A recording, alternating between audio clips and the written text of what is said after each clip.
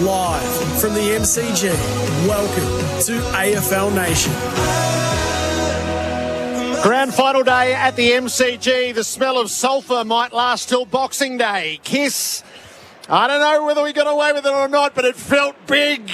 It felt big as a build-up to this most anticipated of grand finals. Collingwood and the Brisbane Lions. You're on AFL Nation for Tyre Power, Australia's biggest independent tyre retailer. Jared Waitley with you. Dwayne Russell is by my side. Hello to you, Dwayne. Jared, that's a hard act to follow. I got a tear in my eye, but you're asking the wrong guy whether it was good. That was fantastic. I'm not sure what they spent on Kiss, but they spent almost as much on the staging and the pyrotechnics and the flames, and there wasn't a spare seat in the house here. It's not like everyone was still in the bars. There wasn't a seat empty watching that. They absolutely loved it.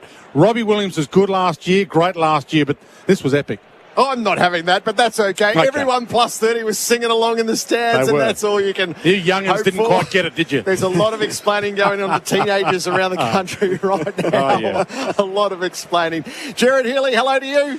Jared, the one thing I did like, they had showed their social conscience and they had the zinc on, which was absolutely fantastic. I mean, what an example to the kids everywhere. It wasn't zinc, I don't think, but I like it. Yeah, no, it wasn't quite. Oh, okay. And speaking of which, you and I have still got our makeup on from the grand final breakfast. So grown men in makeup is exactly what you're sitting next to here, Jared. So there's plenty of men in here with makeup on now.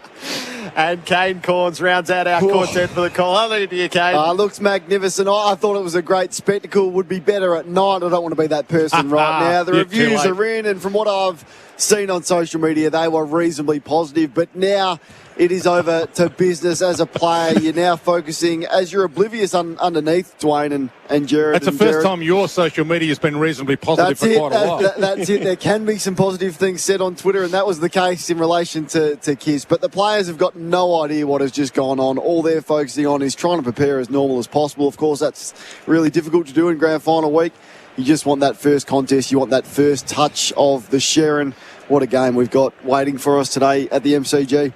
It's the day that we most cherish, and it feels like it's growing in magnitude, like everything else this September.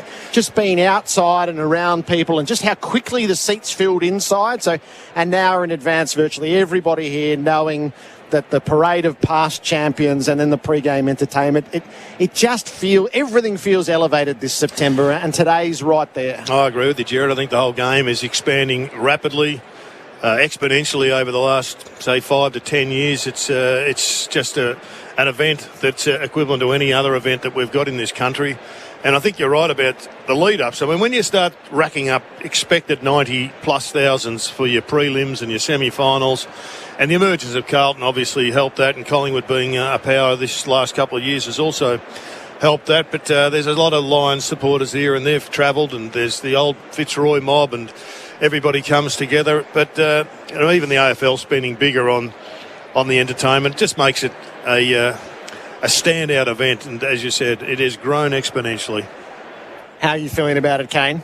Well, I feel like the players are embracing it more as well. I feel like they're really enjoying the moment and playing on that, and they're making it bigger as well. From the grand final parade yesterday, where the Collingwood players and Maynard standing up in the back of the Hilux, he's willing the crowd on. That would have never happened. We were told not to wear sunglasses, don't wear hats. Not that you had to keep a stone cold face, but that's what you thought you were expected to do. You didn't want to be seen to be getting ahead of yourself. From Mason Cox when he kicks a goal, he's up in the face of the opposition. So the players are buying into that as well. And I feel like Collingwood have brought into that all year. They smile as they enter the MCG, as they're coming on the ground. They are really in the moment. That's why I think this Collingwood group is special. I don't know what that equates to when the ball is bounced today, but there's a willingness for them to really embrace a moment. And certainly they've brought their crowd along for the ride this week, and to be fair, all year. Kiss, Mike Brady, a beautiful rendition of Waltzing Matilda, the pre-game entertainment, unmissable moments for Drinkwise. You won't miss a moment if you drink wise. Takes a while to disassemble the stage, and what are we, 23 minutes away from the opening siren of the grand final of 2023. Our call team is dressed thanks to Ringers Western. They've got you covered, ringerswestern.com.au. You've been stirring things up this morning, Dwayne? Well, not intentionally, Gerard, but when you get three of the greatest coaches of all time in one room together, it was like the ultimate dinner party guest list to have Chris Scott, Damien Hardwick and Alistair Clarkson on lounges, Gerard Healy couch style. And it didn't take much to poke the bears, I've got to say. And when it comes to concessions, they're all competitive beasts. They want to win next year. Clarko's doing his best to win next year with North. He wants concessions. Chris Scott's doing his best to reinvent Geelong. He doesn't want too many other clubs getting concessions. And Damien Hardwick's in the middle of it. He's got 3 flags in the bank, plus his 2 as a player. He's heading up North where he wants the Northern States to get a little bit of a kickstart. So it was fun. The interesting part was a lot of things that are serious are said half in jest. And they were said half in jest, but when they're read in print, and I know you've mentioned them and replayed a couple of them today, they're going to hold up in print for a while, I think, those words. Yeah, should any of these teams meet on the way up in these rises, that they'll be quite a reference point to Grand Final Day 2023. It is the unsolvable puzzle, though. How do you balance up father-sons, all of those extra things that are fantastic, but how do you measure them with assistants? I don't think the assistants should be compared to that, but I guess the academies around the country. It'll never be forgotten that Geelong were so lucky with father-sons. Well, Collingwood are doing all right now. I agree with you 100%, Gerard. But those who want to hate on Geelong or have hated on Steve Hocking for changing the game, it's an easy one to go to, and I get it. I mean, if you don't like Geelong, you don't like Geelong. They did have luck with father-sons, but we do have to help the Northern States. You've been part of the growth of Sydney. I mean, that so much help was needed for Sydney, and now we've got North Melbourne who, you know, it's a good argument because I don't know what is the reality. Do they need help or not? They probably do, don't they? Well, the question is the latent period. They've been given significant help, and they're going to get some good kids in again this year. So do they need it, or is it a bit like what they do with the Reserve Bank? They just wait and see what the impact is and then maybe go again. But I've got some feeling that maybe with the addition of a couple of people with serious experience from the football club area may just address this. And we may get, rather than just have this ad hoc assistance, we may have some assistance built into the draft as it is. Our travel partner is Bargain Car Rentals Australia, the best price guarantee, no hidden fees, and Australia owned. That's a bargain. Our team includes Sam Edmund down on the boundary today. I imagine still immersed in all the smoke from the fireworks. Sam, hello to you. Hello, Gerard. Hello, call team. Blessed to be here, to be honest. A real air of anticipation and expectation down here. Just a hum of excitement. Peter Moore and Lethal Lee Matthews chatting in front of us here as well. So, Gerard, I've got it at 28.9 at the moment. Headed for, well, potentially a top of 30 today. 31.3 remains our high watermark from 2015. The wind coming out of the north at around 30 kilometres an hour at the moment. So for those listening right across the ground, just a reminder, no late changes to either side as well. Lipinski the sub for the Pies, given Ginnivan's into the 22, and Jared Lyons for the Lions, who go in unchanged from last week's preliminary final win over Carlton. Signet is powering the call team. Signet's Mag family, power every moment. Australian designed, Australian owned. Kane, we were just seeing shots from inside the rooms. Does your mind go back to when it was you waiting your turn to be called forth onto the MCG? You do, and a couple of times I had a horror experience as well, which you just don't know that was waiting for you out here. You think you've prepared right, you think you've done everything well, and then you get smacked between the eyes early. I don't suspect that is going to happen today with how mature and how good these two sides are and how they are able to withstand momentum with both teams defending as well as they do. But you just think forward and you try not to send your mind too far ahead on how the next 2 hours can change your life. And that's what happens, because not only is it today, it's the bond that you have forever. And this week you run into players that have been lucky enough to experience it, and you run into absolute superstars of the game that through just circumstance and a bit of bad luck weren't able to experience it. So you can't take this for granted. You never ever know if you're going to get back here on this day, and you never know if you're going to be able to experience that again. So you give everything you can. Don't worry about the weather. Don't worry about how you're feeling halfway through the third quarter. You focus on your first contest, getting yourself involved early. Critical contests is what's going to win the game today, and that's what these two teams have been so good at all year. So the umpires first out, Matt Stevick, Hayden Gavin, Simon Meredith and Robert Findlay. Have you seen the stunt Amy have just released? Amy has created a star-studded stunt to rescue the match day ball, avoiding the biggest clanger of all. It's sure to go viral, starring some of the biggest and best AFL personalities journeying across Australia in a hilarious mission to rescue the ball. If you missed it, head to Amy YouTube. It's just been shown on the big screen here. The Lions leave their rooms. They punch a pair of boxing gloves that hang up over the doorway. That has been their tradition at the Gabba. And they are about to walk out onto the MCG. Dane Zorko, who has led so much of the time here in game 250. Harris Andrews and Lockie Neal are their leaders. Dominant at home. Can they bring that to the MCG and claim the first premiership for the Brisbane Lions in 20 years? They have good support around the stadium, both old and new, both those from Queensland who have made the trip and those from the old days of Fitzroy who made the transfer in the merger those years ago.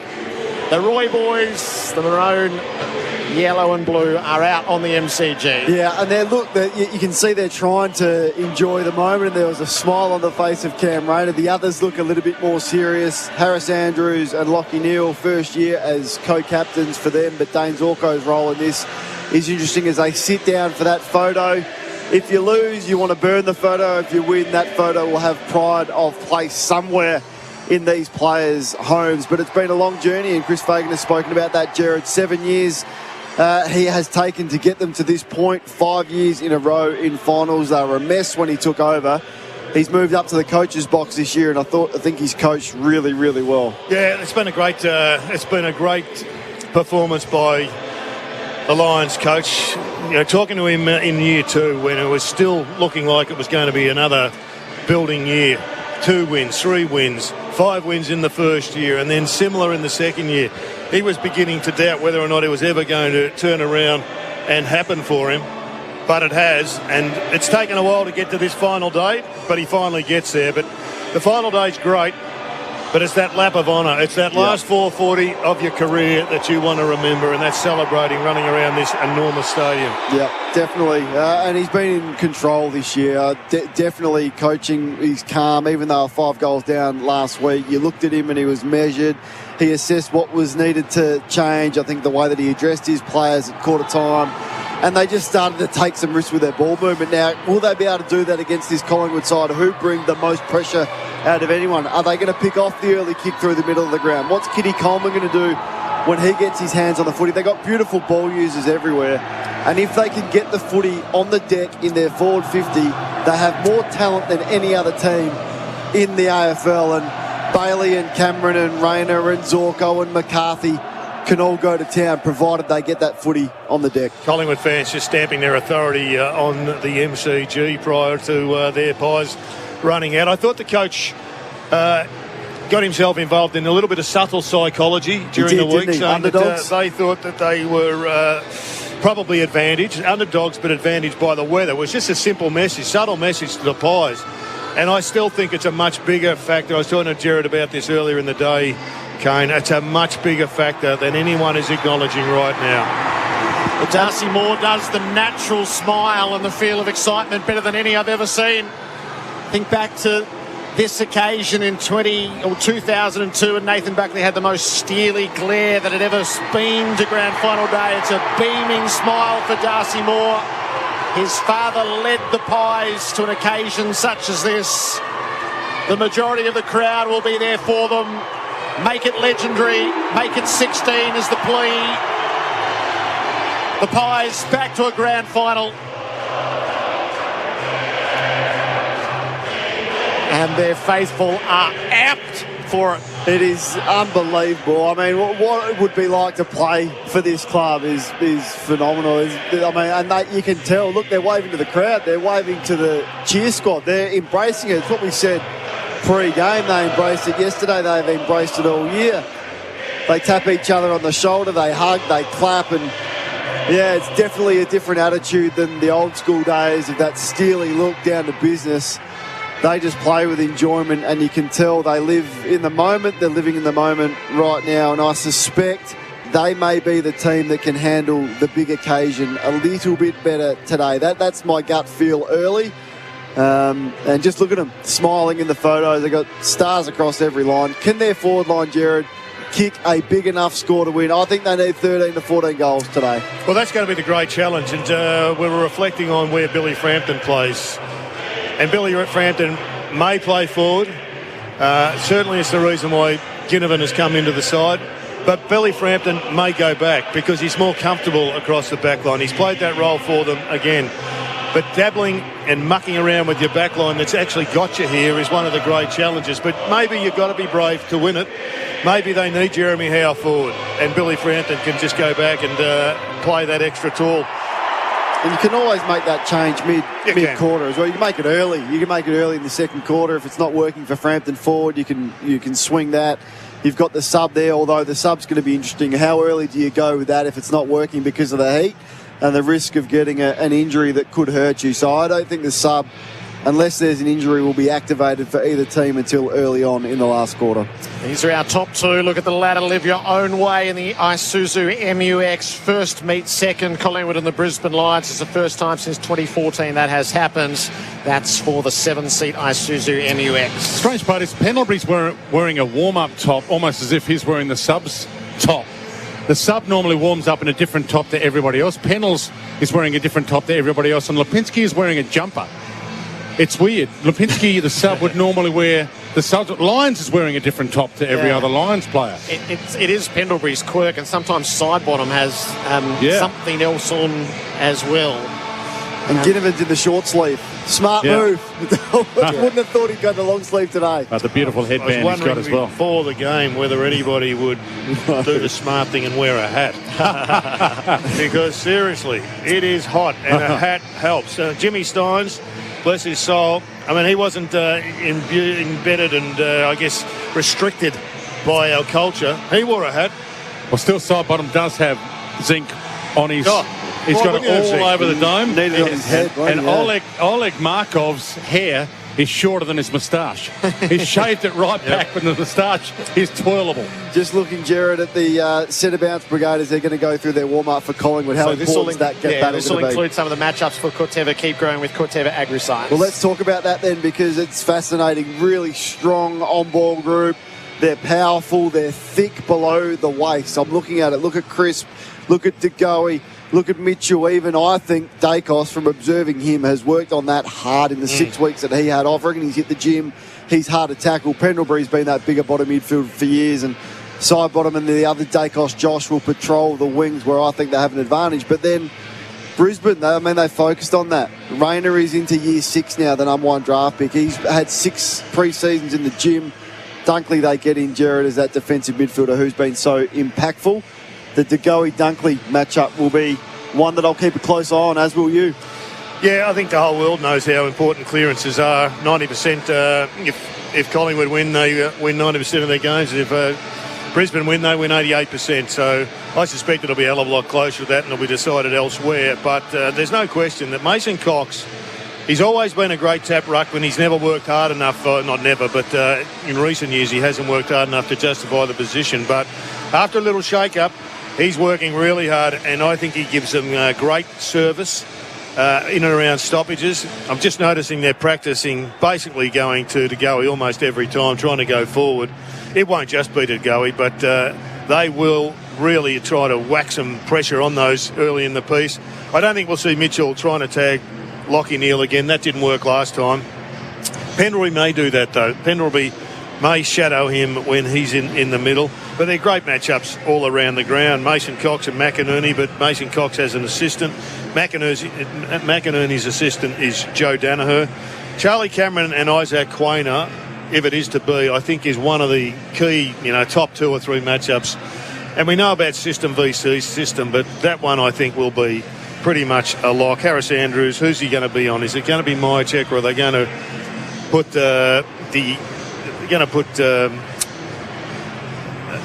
who was it that came into the side? Frampton, thanks, Jared. Frampton forward. It's there's you don't often see funny buggers in grand finals, but I remember when Robert Walls played Reece Jones on Dermot Brereton. It was a win. and it's something that can still come up and win you a game of footy. And then tactically as well, I mean, the Lions will like to have Coleman free behind the ball, but do Collingwood try and test that? Do they say, okay, we'll put Nick Dacos in the forward line, but we'll bring him up as an extra midfielder. Yeah. So we'll have Nick free at stoppage, essentially. Yep, you can have Coleman free behind the ball, but we're going to back in Nick to do damage around the footy and then burst away and give us first use there. And Brisbane go, okay, well, it's pretty scary if we're allowing Nick Dacos to come up free as an extra midfielder if the goalie's been taken care of Dunkley. So, I mean, those in-game coaching moves will be fascinating. And for the Lions, you know, Lepich and Bolton calling those from behind the glass, where it'll be Fagan and his crew upstairs doing the same. Both teams tactically really strong this year. No doubt Brisbane are better defensively this year than they have been in the previous years. Small forwards at both ends are really powerful. I get the feeling Billy Elliott is due, and I don't think he's got a natural matchup for them. Brandon Starcevich, I suspect, will go to him, but if that's the case, I'm not sure who goes to Bobby Hill. That will play itself out. But we know about the power at the other end with their smalls for the Brisbane Lions, but I think Collingwood smalls are relatively underrated as well. McCreary's a gun as well, like it's just the power that he gives, and Bobby Hill, if they get out the back and between you and the goals, look out. Paradigm Aralex active herbicide, reliable wide spectrum weed controller in the cereals. The warm-ups are about to come to a conclusion for the formalities. The warm-ups for Ream, Australia's favourite. That's steady, hot and strong. The ground is in beautiful nick here at the MCG. For Toro, count on it. It's come to hand rather delightfully for the last Saturday in September. Count on Toro to get the job done.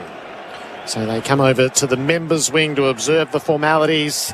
Peter Moore and Lee Matthews are camped with the Premiership Cup ambassador Josh Kennedy to walk the cup to them. One of the extraordinary photos during the week was Peter Moore up against his son, and his son's taller. Yeah. And Peter Moore's a dual Brownlow medalist as a ruckman. Let's join Hamish McLaughlin. Would you please welcome Premiership Cup ambassador and Sydney Swan Premiership player and former captain Josh Kennedy.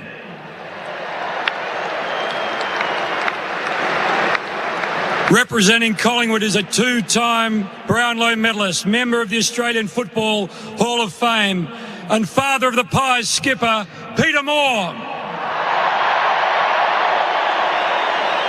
Representing the Lions is Australian Football Hall of Fame legend, member of the team of the century, and the man who took the Lions to back-to-back-to-back premierships, Lee Matthews.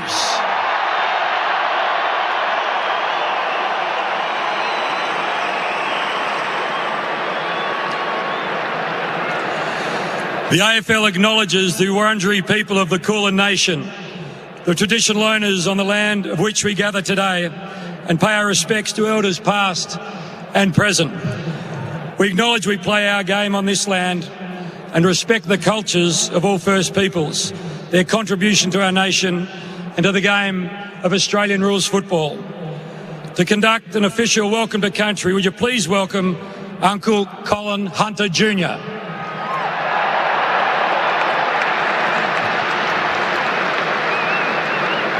I'd like to start by acknowledging that this afternoon we are meeting on the lands of my ancestors, the Wurundjeri people, and I'd like to take this opportunity to pay my respects to my elders, both past, present and emerging, elders from all nations, but I particularly want to pay my respects to everyone gathered this afternoon. But I always like to acknowledge the Aboriginal and Torres Strait Islander people joining us. I'd like to acknowledge them and pay my respects to them. Womenjeka, welcome. Wurundjeri Balik, Yiman Kundi Bik. The Wurundjeri people welcome everyone to land today. Wurundjeri no Bunambor War, Kondi Nagnak Dilban and Bik Bolik Bor Tilikan. The Wurundjeri people want to look after and protect the land as they did long before. Wurundjeri country extends from the inner city of Melbourne. It goes across the mountains of the Great Dividing Range, west to the Werribee River, south to the Mordialloc Creek and east to Mount Borbor. And the Wurundjeri people are part of the Kulin Nation and of the Walrong language group. And while you're on Wurundjeri country, you're most welcome to the traditional lands and the waterways of the Wurundjeri people. So Womenjeka, welcome, enjoy the day. Thank you.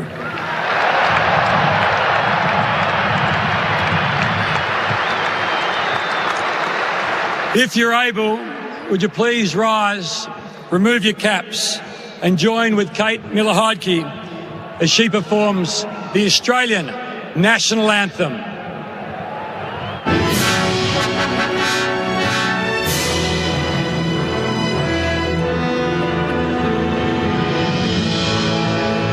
Australians, oh, let us rejoice, for we are one and free. We've golden soil and wealth fertile, our home is girt by sea. Our land abounds in nature's gifts, of beauty rich and rare. In history's page, let every stage advance Australia fair.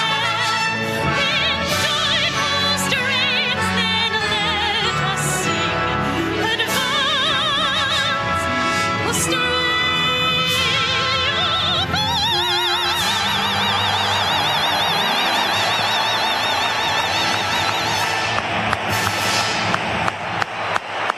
What a celebration of our way of life as we prepare for the Australian game. It's climactic moment of 2023. Beautiful scene setters with the formalities down on the ground.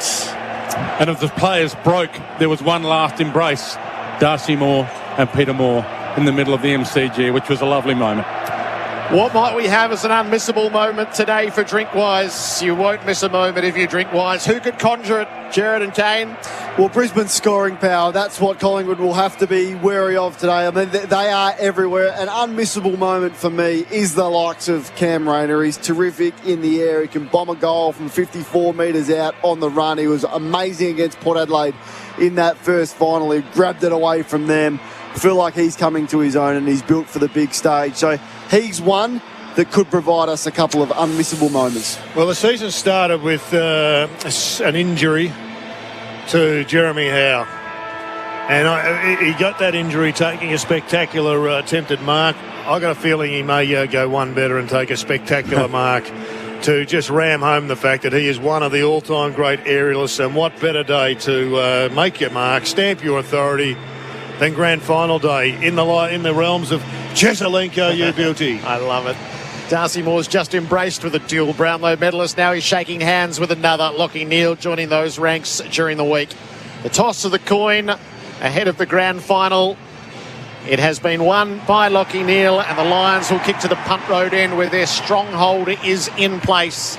There's been a blustery northerly blowing throughout the day. It's very difficult down at ground level to know exactly how that affects things. It's the direction in which the breeze is blowing from the scoreboard above. And Simon Black stands here, our mighty roar. A little incursion from the visiting tribe. I love it. Our major partner is the TAC. Don't use your phone illegally while driving TAC. Give us your final word. Jared Healy, Kane Cords, our experts for Local Expert. Get a job well done with Local Experts. Well, as much as this is a team v team, I think there's a third opponent for both of these clubs, and that is the heat. The side that handles the heat, the side that can run when the lungs are absolutely busting, when the legs are burning up.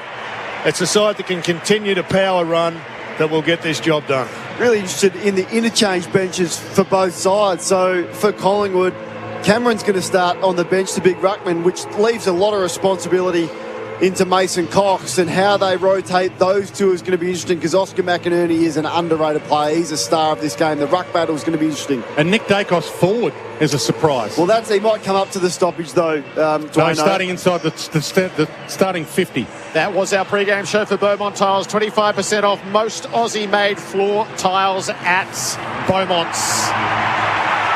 The opening siren sounds. The two best teams of the year for the right to be crowned champion. It's Collingwood and the Brisbane Lions in the grand final on AFL Nation, and you're with Dwayne Russell. And the delivery of the ball to the middle, thanks to Macca's new McCrispy. It's a star on debut, and that was a poor bounce to start it. It's become the greatest show on our earth, and it is underway with a throw-up. And the early clearance will go to Josh Dacos, who sends it inside 50 for Collingwood. Big fist comes, knocks it down. Wilmot crumbed it. He gave it up. Now, was that a place for contact or a prior opportunity? High. It was a high. Yeah. McCreary got him high. It was He saw the contact coming, Leicester. He braced for contact. He did drop a little, and he was lucky in a way to get a free kick. He goes to Zorko short. Wasn't the required. So he goes back to McKenna. Now to Wilmot. They fan it wide, and here is the dual Brownlow medalist, Neil at half-back. Heads to the wing. Cox starting the ruck. He's stalking it. Got one hand on it. Couldn't complete it, though. Danaher's got it. Wobbles it to Hipwood. Throw it out 8 metres. Hipwood. He lands a big tackle on Howe. Drags him down. No one's in long sleeves, but one guy's in long sleeve, and that's Jeremy Howe. No direct match-up on Charlie Cameron. It's just if he's high, it's Maynard. If he goes deep, Murphy's going to take him. Couple of shaky starts from Cox and also Lockie Neal with the fumble. Chris brusts through the stoppage at half-back, off to Markov, then to Maynard, out the far side to Hill. He's eager to get moving, and he will do so with the man on the mark, wandering around. He lays it off short. Markov looped ahead. Frampton, as named, has gone forward. Short for Degoe.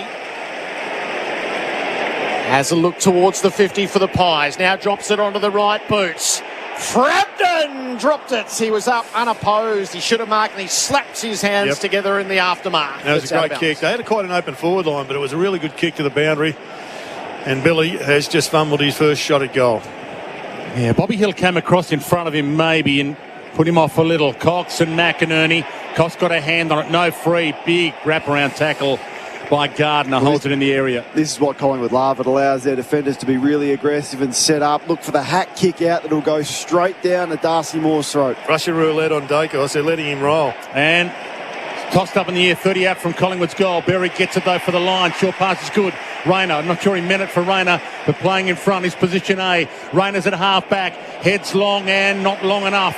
It's cut off by Murphy at half-back for Collingwood. It didn't travel all the way to Danaher, and Murphy's got it half-back. Shane Warne stands side in bright sunshine. Kick comes into the middle of the ground. It's a good one for Crisp. It's a curiosity that the lights are on, given how perfect a day it is at the MCG. Across the middle to Myercheck. McKenna's got Bobby Hill. Myercheck's going to chance his arm to the top of the square. It reaches Frampton. He snatched at it, dropped the mark, lays the tackle on Andrews, drags him to ground, and there it'll be balled up. He's just not a forward, Frampton. He's dropped 2 uncontested marks inside forward 50. Brisbane have got to do a better job of protecting the corridor. That kick for the intercept mark from Murphy to Chris has to be shut down. Collingwood deep forward. Cox taps it down underfoot. They burrow in after it. It doesn't initially come out. Try again. Got to be so careful around these stoppages here. Collingwood they're manning up, but then their Collingwood guys are going through the clearance. McInerney took it out of the ruck, hand passed it. Wilmot had to gather, lost it. Hill tried to spin through, got taken and stopped. Ball it up. The umpire Stevic was a few metres away, didn't call that high. You could throw a blanket over 20 of them right now. 25 out from Collingwood's goal. Cox knocks it down. Dacos, was he caught high? Nick claims he was. Umpire says yes. Well, this is what happened about 3 stoppages ago.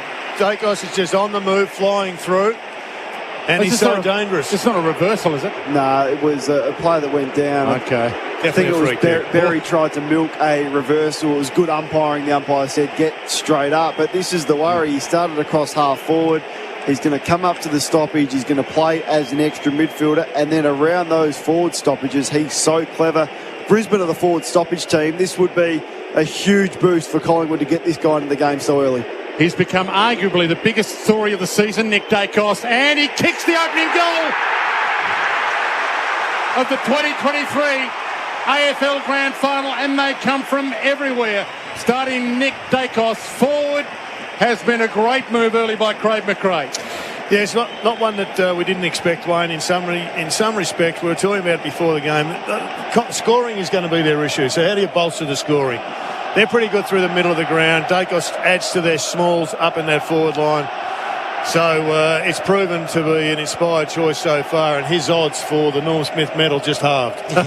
It's an absolute bonus to get a forward stoppage goal that early. Yeah. I mean, you probably hope to get 1, maybe 2 per game, but Brisbane have started shakily. They're launching the ball from too far out. Mason Cox should have taken an intercept. Mark Murphy has already taken one. They need to get some penetration with their ball use so they get their inside 50s deeper. Grand final presenting partner Cobram Estates, the good oil. Cox wins the tap in the middle. First access, Dunkley tackled off it by Mitchell. Off the ground, side bottom. Got it to half forward. Through hands, Elliott knocked it on. McCreary ran into space, double back. Bobby! Well, the pace in this forward line already looks a worry. The ball come out of the middle, so it's puts everybody under enormous pressure, but that ball movement was absolutely superb. And it just started with a hack kick forward from Steele Sidebottom. And then a nice tap on from Billy Elliott. McCreery got involved, didn't panic, got it over the top. And this will be number 2. There's a lot going on off the ball. There's a fight. Players have been toppled left and right. It settles, and all eyes to Bobby Hill. It's a simple enough set shots, and he strikes it pure. Collingwood have the first 2. They have flown the gates. Victoria Police scoreboard made for more. 2 straight to nothing after 6. Well, Brisbane can fight as much as they want, but when they get their hands on the footy at centre bounce, you can't fumble it. Josh Dunkley had his hands on the footy from centre bounce. They won it. Lachie Neale, the first centre bounce of the game, he won it. He fumbled it. So Brisbane are rattled. They haven't been able to cope so far, and that's the midfield group with the pressure that Collingwood have brought. Now Zorko's going to go in there, so that's all you can do. You've got to change the magnets. If this midfield group doesn't get it done, you've got to change it up. And all Collingwood did was force the ball forward, as Jared said, with a hack kick off the ground. McCreery was really composed. He found Hill to get out the back, and once Hill and McCreery get goal side of you, you are in trouble. Brisbane have got to stand up around the footy, and that starts at the centre bounce. The score for Victoria Police made for more. Collingwood 2 straight. Brisbane yet to score from the ball up in the middle. Fletcher's just on. Couldn't quite grab it off the side of the square. They come in from all sides of the compass, and we'll get another ball up. Jack Crisp is shadowing Lachie Neale at the stoppage, and I like that because if they get free, Jack will be on his bike. Oscar McInerney tried the big knock, but Maynard knocked it all the way back to centre half forward, and the race is on. Toe off the deck by Elliott. Inside 50, getting back though. Big collision. Put his body on the line, did Lester.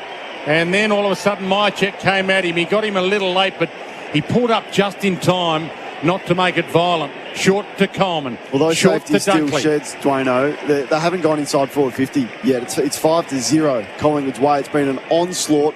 Brisbane just haven't been able to penetrate from this area. Once again, they're going to go long down the line. Kick came to Berry. He steers it forward. Danaher stayed out the back and took it. He had Charlie Cameron short. He's gone longer.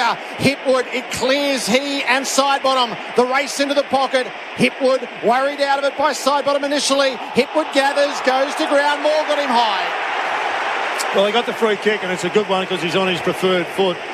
But it wasn't the right option. Joe Danaher had 2 guys short that he just should have chip kicked to, but he does love winding up on that long left foot. And they're having a look at this again. He has milked that. I thought the arm was across the back shoulder and not high. He certainly made the umpire aware of it, and there's some sensitivities with the ones that weren't paid last week. This is a 4 out of 10 for Hipwood, but feels like this has to go through for the Lions for them to settle. Eric Hipwood with a set shot from the boundary. Left foot drop putt is out across the face of goal all the way out on the full. They've definitely started shakily. No doubt about it. Collingwood have settled quicker. Their ball handling has been much surer, and they've got their game going the way that they would like. Brisbane, no doubt, they're rattled. AFL Nation for Tyre Power, your tyre experts. 2-0 Collingwood's way. And the Makita XGT power that limits clock. 9 minutes gone, opening term, long to half back. Cox gets up and ducks the second grab. Well, life's too easy when you can just get a long kick out and you forward, your ruckman marks it and gets all the pressure away. One of the stories of the modern day game, Mason Cox, the one-time American, is coming off for a rest now after taking that mark and going short to Mitchell, who started on the bench. Yeah, Pendlebury on, Cameron on. So Mitchell long towards half forward. Gardner's there from 3 deep, got a fist on it, but guess who? It's Nick Dacos. He wheels his way through traffic. He mesmerised 4 of them. He got a kick away inside 50. They need a jumper. Up flies Elliott, can't mark it. Harris Andrews missed his target with the handball. Kitty Coleman mops it up, gave to Berry. Back to Kitty. Half back flank, little roller. McCarthy comes hard, took his eye off it. Howe went and got it. They had him. And umpire says toss it in as it goes to the boundary. It was a smart kick, the one from Kitty Coleman, because I don't think he meant to kick it along the ground, but he didn't give it height. And what Collingwood's defenders want is height. Howe's there, Moore's there, Murphy. Look at the way that they're set up. Don't allow them to intercept the ball. You'd much rather a stoppage than Collingwood mark it. Right half forward, the Pies in attack. Free kick in the ruck goes McInerney's way. Just had a replay of Eric Hipwood. He nearly put down a 2-shot penalty. He nearly missed that. McInerney feeds the hand pass to Zorko. Kicks the lines to half forward. Danaher was well set. Moore flew. Dropped the mark. Hipwood did the roving. Hand passed it off to Joe. He ran straight into the tackle of Howe. Able to release it, but not to advantage. Bailey had to get in there. So too Josh Dacos ball it up. Well, unfortunately for Joe, he's almost committed to the long bomb, and he missed the 2-metre handball, which would have released them. Left half forward for the Lions. McInerney pushes it out the side. Lovely tap. Down to Bailey. He kicks on the right. He's given it a great look. Shaped that in magnificently with a wonderful feat of skill. Zach Bailey gives the Lions something to grip onto. 2-1 in Collingwood's favour. Victoria Police scoreboard. You made for more. Search police careers. 11 minutes gone. Just absolute brilliance, and that's where the advantage lies with Oscar McInerney up against Cameron and Cox. On that occasion, it was Cameron, and he's able to clear the area, so you don't get the likes of Mitchell and DeGoey and Pendlebury working in the phone box. So for him to do that, now it wasn't a forward 50 stoppage goal, but it was a forward stoppage goal. Look at that, the strength, the double-handed palm out to Bailey, who just was running the wrong side to kick it on his right foot. He just settled and straightened his hips at the last moment. He got some help with the wind. He can do that. He is as dangerous as anyone inside forward 50. They're on the board, and boy, did they need that. 2-1 goal.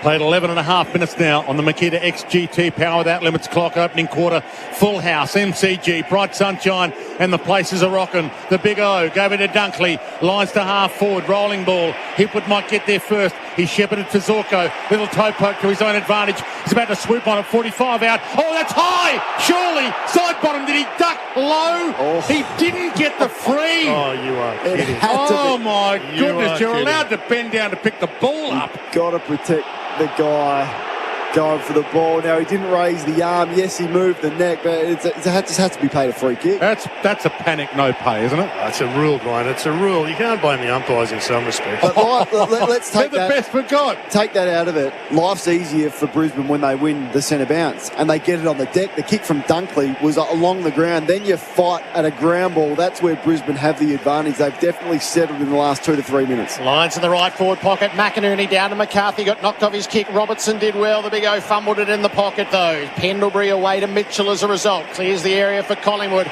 And doing really well was Elliott to fly in. Important touch for Elliott. He's got the Starcevich matchup. He slips the hand pass away to side bottom, who plays the worn wing to Myercheck. Thought about the sweeping hand pass, balked it.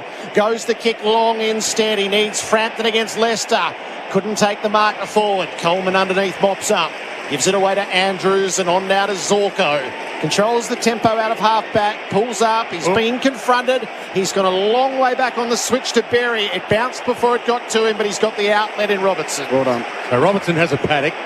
He doesn't want to run, he shoots to Dunkley. They want the corridor here. It's coming back. There's a free kick downfield, but the kick didn't go downfield. So it's a strange move to now force them back because they had an unset defence in front of them. Yep. And now they have to bring it all the way back to Dane Zorko, who maybe got a make-up free kick. At least he's still got his head on his shoulders, but he's got a free kick at half-back when he should have got one in the forward pocket. Chip kick inside is to Dunkley. Dangerous, but fortune favours the brave. To Gideon Coleman, who's been hitting targets but doesn't hit one here. Markov cuts it off. One of the fairy tale stories of the game. Hester McCreary, he's got it 55 out, too far out to score. He's got a long target or a short target. He goes goal square. Myercheck's down there. Bobby's down there. Big fist of Andrews kills it to the boundary. It was so much in that, just that piece of play. So much in the mindset. Zorko, for all money, was going to go long down the line. His teammate said, no, we're not doing that. We're coming through the middle. And the kick was inch perfect to Dunkley, who gave it to Coleman. He's missed his first kick in 2 weeks, Coleman, and then Collingwood would usually score off the turnover. Harris Andrews saves the day. Pies by a goal, deep forward at the throw-in. Tap down to the front. Mitchell dispossessed in the tackle. Side bottom gives plenty of ground and gave it straight up. Joe Danaher's got it. He turned. He dumped it down the line. He's not picking well, Joe, for the moment. He put it right out in front of Murphy, who's the opposition defender. He plays it well to Howe at half-back. Steers a pass through the middle. Ginnivan went to ground, still trapped the ball, did ever so well. Hand pass to Pendlebury, took it around the laces. Kicks the pies for McCreary. He set himself and he dropped the mark. He charges through, opened it up and kicked a behind. Oh, did everything right. He slid it low. and it just burnt at the near post. 2-1 to one straight. Victoria Police scoreboard made for more. Well, it's had everything so far, the game. Had absolutely everything. Collingwood would feel like they'd left a few out there, and that no would be doubt. one of those. 9 entries to 3 safety still sheds. Long kick from the behind. Hipwood stays down. Cameron got one hand on it. Hipwood crumbed it, gave it to Dunkley. He's kicked those straight to Murphy of Collingwood. They've set up the wall behind. Murphy's at half-back. He wants the switch. He goes to Markov. He's a centre-half-back. Switch is on. Moore's now got it, and he runs the corridor. Does he want a long bomb or wide? He pulled his kick late. Maybe took the wrong option. It's out in front of Bobby Hill, 80 from goal. Feeds it back to side bottom, 90 from goal. Chip kick is perfect. Finds Elliott, 52 from goal. And that might almost be within range as Hipwood looks to be hobbling to the bench. Well, that'd be a real blow because they absolutely need him. And it's a pretty open game, this one. I mean, you can see that the fatigue is already impacting on chasing blokes down, and the ball is moving really freely. Smart from Hill just to take some time. Sorry, Elliott, just to take his full 30 to give his teammates a rest. He's a big moment man, and moments don't come much bigger than this. From outside 50, he pulls the kick, and it's only a behind. As we head downstairs to Sammy Eben. Yeah, Dwayne, all eyes on Eric Hipwood at the moment. Looked like he got the stuffing knocked out of him there. Just taking a seat in the front row. It's nothing too drastic. And like a lot of players coming to the bench early, he's got the cold face washer on the back of the neck. McCluggage has got one, downstairs. Rayner's got one, Bailey's got one, Lester's got one, Lockie, the Brownlow medalist, has got one. Updates downstairs for Spitwater high pressure cleaners. Lester goes to 2 as he pumps the ball long down the line. Howe had a fly at it, couldn't take the mark. They fight underneath. Hard and fierce ball to be won. Oscar Elliott committed himself to tie it up and it'll be balled up. Oscar McInerney wants to come off. He's cooked. He's saying, get me off. And he wants Joe Danaher to come in the ruck. So what's happened is he couldn't get off, so he's going to go forward. They don't want him forward. They need him on the bench having a rest. Danaher down to Bailey, poked it wide. It lands just inside the field of play and skips across. Has been paid as insufficient intent. We said that skill errors don't. Just kick off the axis. You just see though, Joe, he was struggling to go with the heat as well about 3 minutes ago. Now he's in the ruck. Josh Dacos kicked it forward, but Joe was planted right there. Now he hasn't made a good choice yet with footy in hand, Joe Danaher. He's had no trouble getting it. Yeah, just kicking it at 30%, Jared.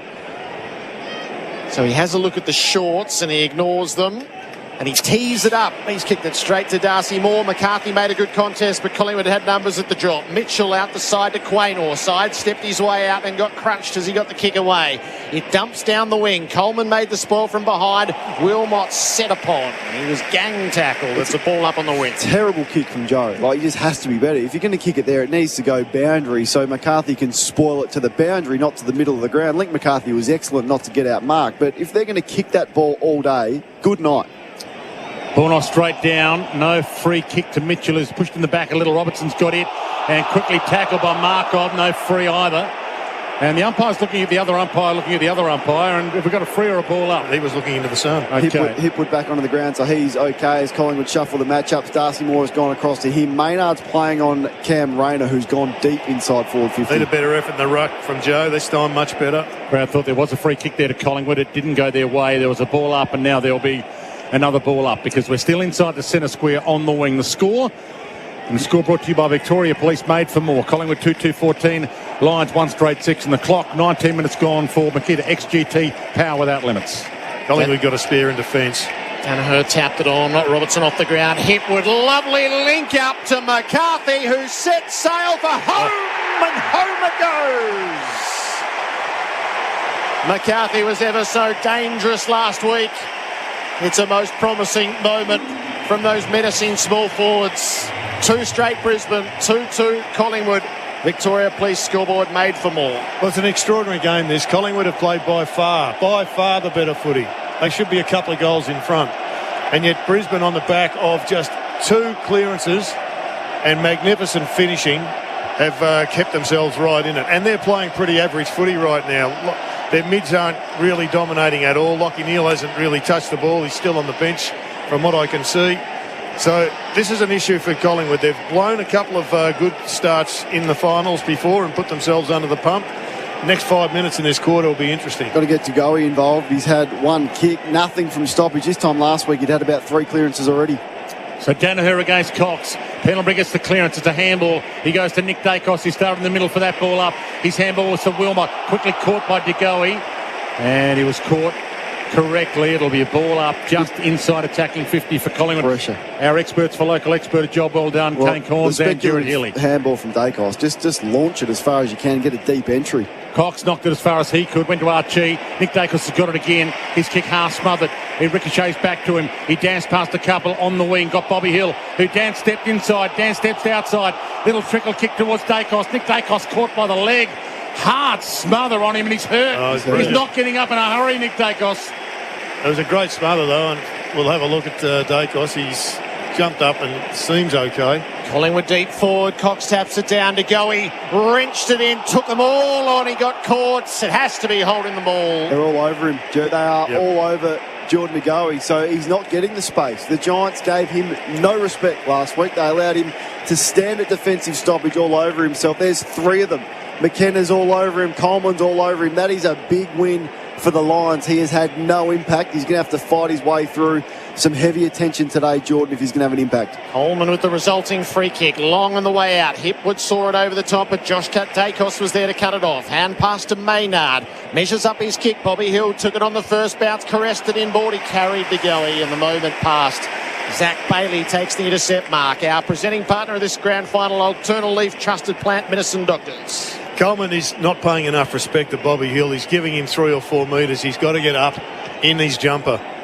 McKenna, one of the recruits of the year, short to Robertson. Great kick, that. Great kick. Everyone thought he was going wrong. He pulled the kick. Another good one. And Robertson to Kitty Coleman, the best kick. He's got it in the middle of the ground. He shorts it again. Neil, he looks around, middle of the ground and looks wide. Hands it off to Wilmot and he blasts it. He's got it long. He's got a Cameron direction. He's got 2 to beat. And he can't beat them both. He's stumped away, but a ball in might be okay. Good ball use though, wasn't it? Absolutely, and they're just starting to motor now the Lions. The score, 2-2 to 2 straight, Collingwood lead, and that's for Victoria Police. So you made for more, search Police Careers. Danaher and Cox in the ruck contest. Cox won the footy, got tackled. Did he drop it? No, the umpire said they circle, it'll be balled up. Running hot for Ream, Australia's favourite. That's steady, hot and strong Kitty Coleman. Maybe not paying respect to Hill, but he's had 8 touches. That was dead set holding the ball. Danaher got dragged down without it. Should have been a free kick. Mitchell off to Darcy Moore, out the back to Sidebottom and off to Murphy. Collingwood clear the area. It's a good-looking kick too. Ginnivan takes the mark. So hard for that uncontested mark, Ginnivan. The kick was spot on. He signals his intentions for Elliott. He puts it over his head. Now Lester and Elliott go back. Lester did well. Won the one-on-one. Shared it with Gardner. Worked it on to Robertson. Back to Lester, who created the play. And he will give some ground to Coleman.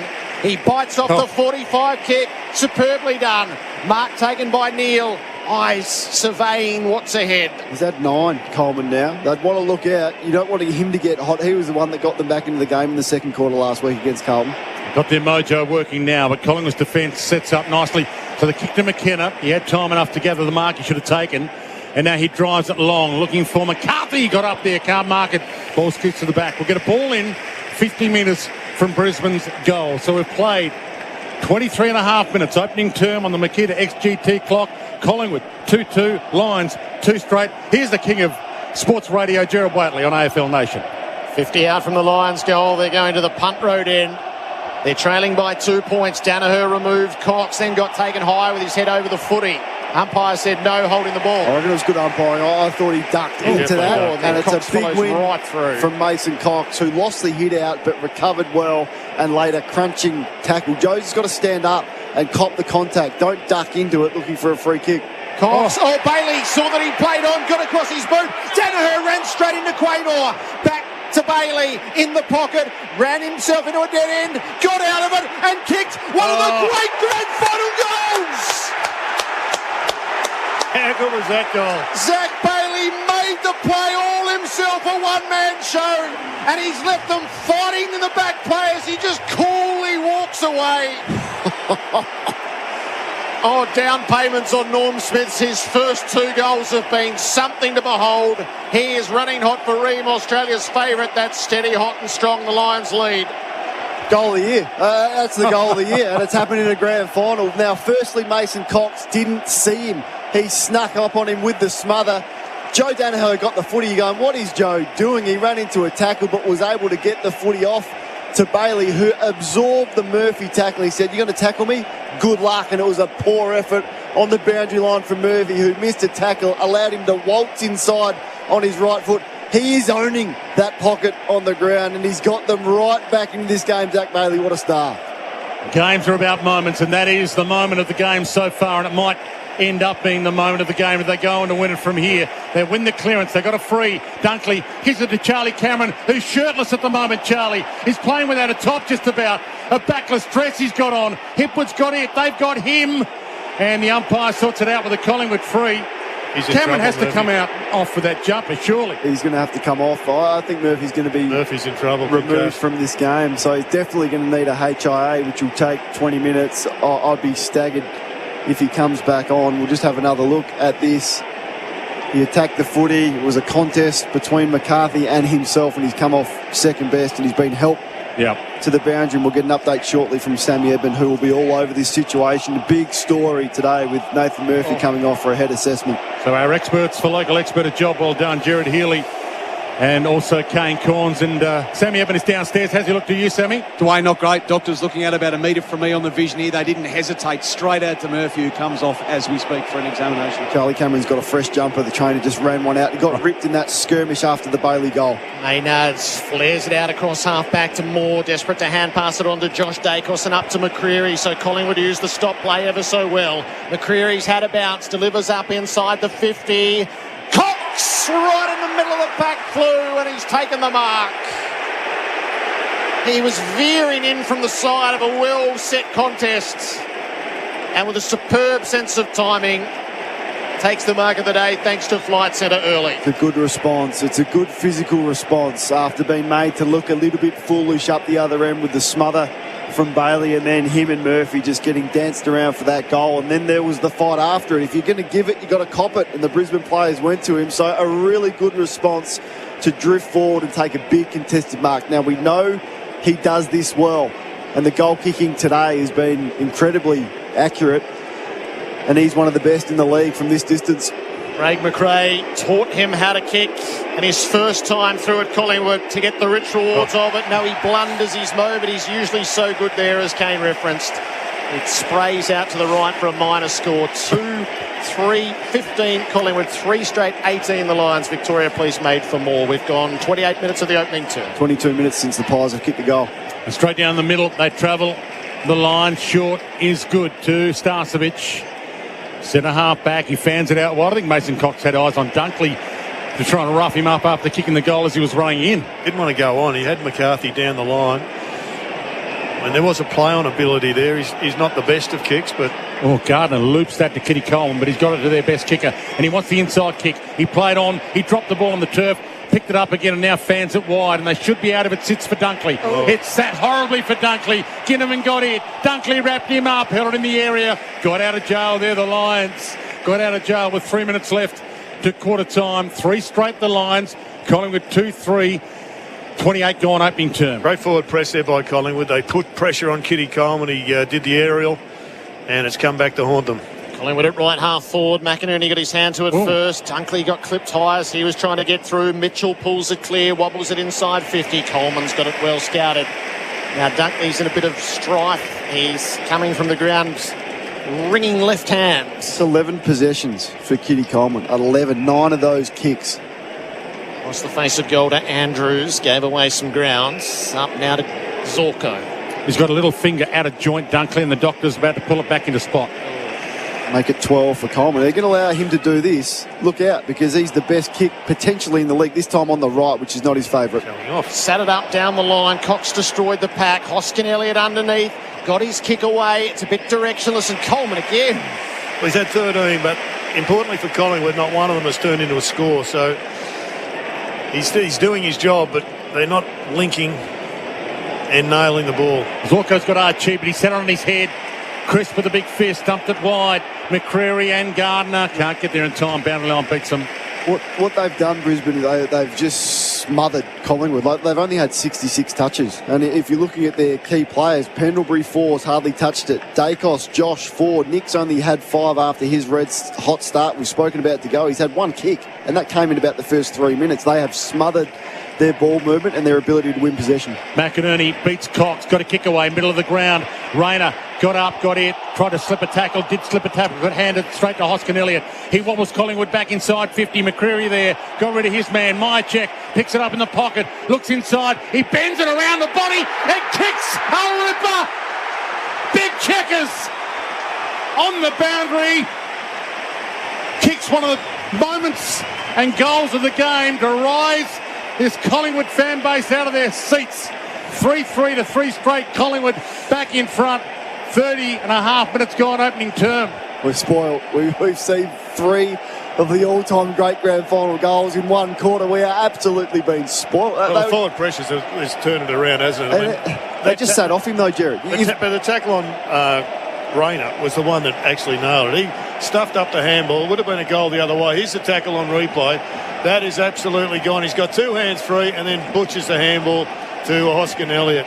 Watch them sit off Myercheck. They just gave him half a metre, which is all he needed. To curl it round from 35 metres out on a big angle. But this is on. They're the 2 best teams for a reason. Both sides have had momentum in the first quarter, and it's who maximises that and who can do it for longer. Collingwood by 3 points. Bounce back in the middle. McInerney wins the tap out to the side, then hacked a boot at it. It wobbles up to half forward. Danaher's going to let it bounce, and he got an awkward one. Moore got through underneath. Bailey, though, there again, runs into side bottom this time. Tackled to ground, ball it up. Just wonder with Murphy, and I don't suspect he'll come back. I've seen a replay of that. It looks nasty. Whether Frampton goes back and Collingwood just go a little bit smaller in their forward line. Forward stoppage for the Lions. Cameron got it underfoot. Hand pass to Crisp out the side to Nick Dacos. Takes the territory out in front of Frampton. It bounced before it reached him. Harris Andrews in close attendance. Sees it out over the boundary.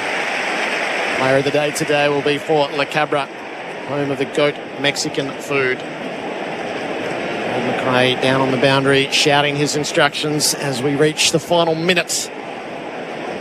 A terrific opening term. Cameron volleyed it out of mid-air in the ruck as it landed short. Pendlebury onto the bouncing ball, up to McCreary, on to Crisp, gets to the 50, sets it on a path. He missed to the right.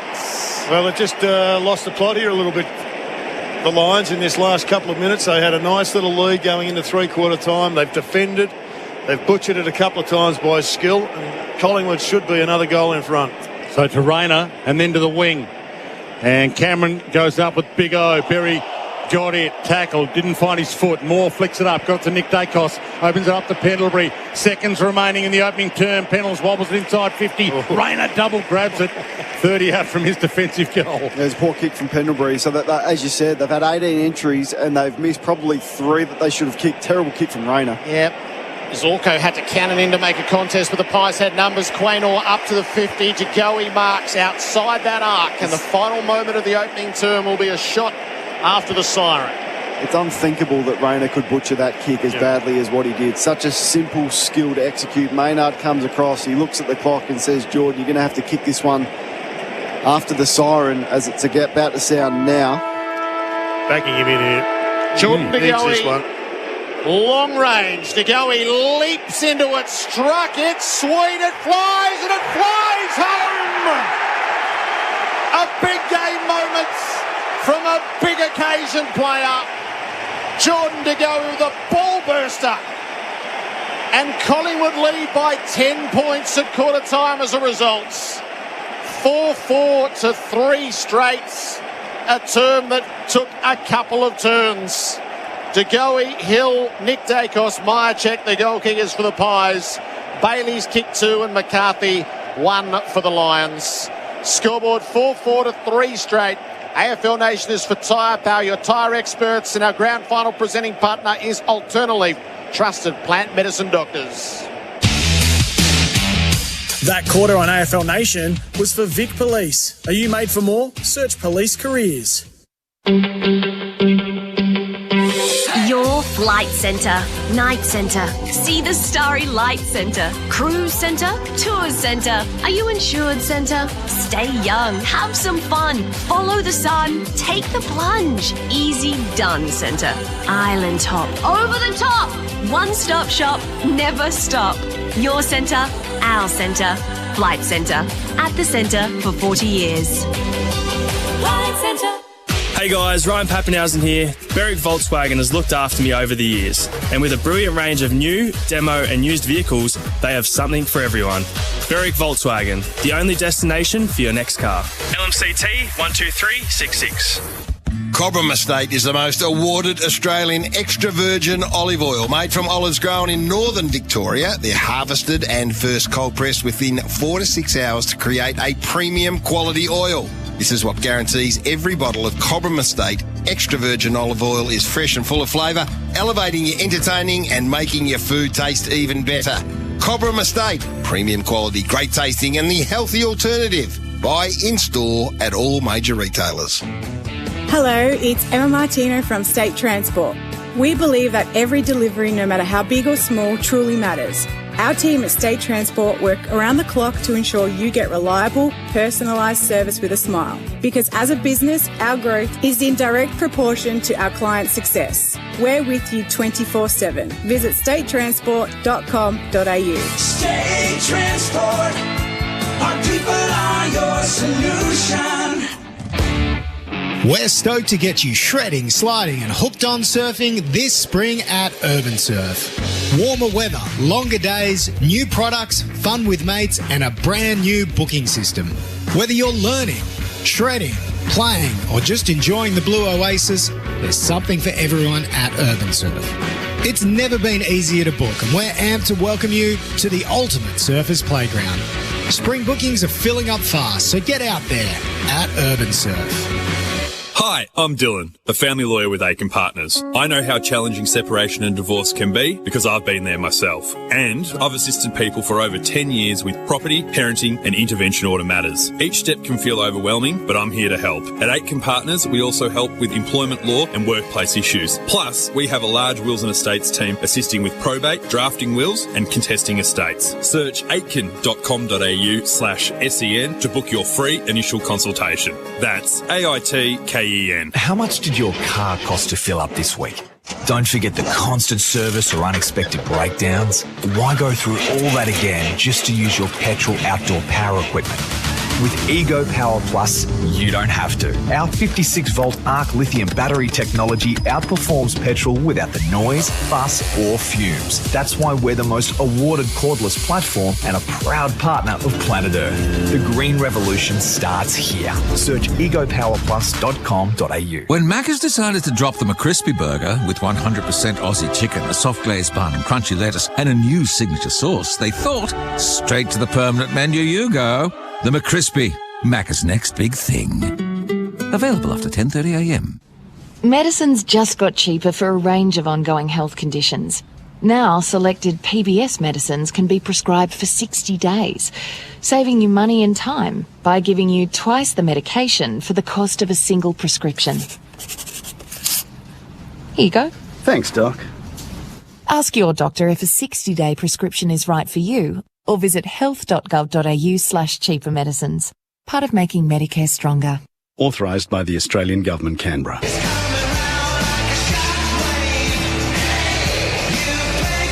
You're listening to the 2023 Toyota AFL Grand Final on AFL Nation. For Tyre Power, Australia's biggest independent tyre retailer. Macca's, I'm loving it moments. The Monopoly game at Macca's is back.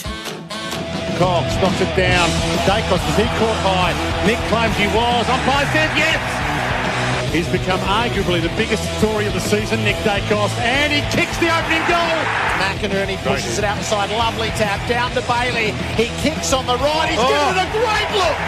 Oh, Bailey saw that he played on, got across his boot, in the pocket, ran himself into a dead end, got out of it and kicked one of the great grand final goals. He was Collingwood back inside 50. McCreary there. Mycheck picks it up in the pocket, looks inside, he bends it around the body and kicks a ripper. Big checkers. Collingwood Collingwood by 10 points. Sam Edmund on the boundary for Spitwater. High pressure cleaners, tools not toys, tough and ready. Jared, Nathan Murphy looks like he's passed that concussion test, rejoined the group in that quarter-time huddle. High five from Jack Crispo. All things looking okay there. Just in conversation with the doctors at the moment. Josh Dunkley's left pinky finger, that was looking at right angles at one particular point before it got yanked back into position. And they're the Chuck Super Wipes down here, Jared, the ones your mum used to use to clean the pots and pans that are keeping the players cool in their breaks. So the DJ's playing Country Road, and all that does is point out that Charlie Cameron hasn't touched it. He hasn't touched the footy, nor has Billy Frampton, so they're struggling. But Collingwood feel comfortable. They've kept Brisbane to 7 entries only, and if it wasn't for Zach Bailey brilliance, they'd be well in control of this game. The delivery of the ball from Maccas. Maccas knew McCrispy. It's a star on debut. Second term underway. Cox wins the tap. Dunkley tackled without it by De Goey. Had to be a free kick. De Goey was ever so eager, but he had Dunkley standing between him and the ball.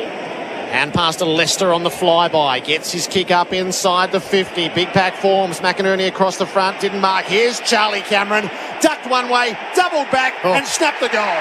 What a goal. What a way to put yourself into the fray.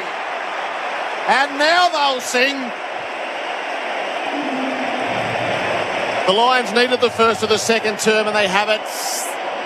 They trail by 4 to 4 straight. Athena home loan scoreboard. Well, it's why centre bounce is so important. They won the free kick. They were allowed Leicester to get the handball received from Dunkley, and he just launched it forward. Big Oscar McInerney went from the ruck, and he provided a target forward.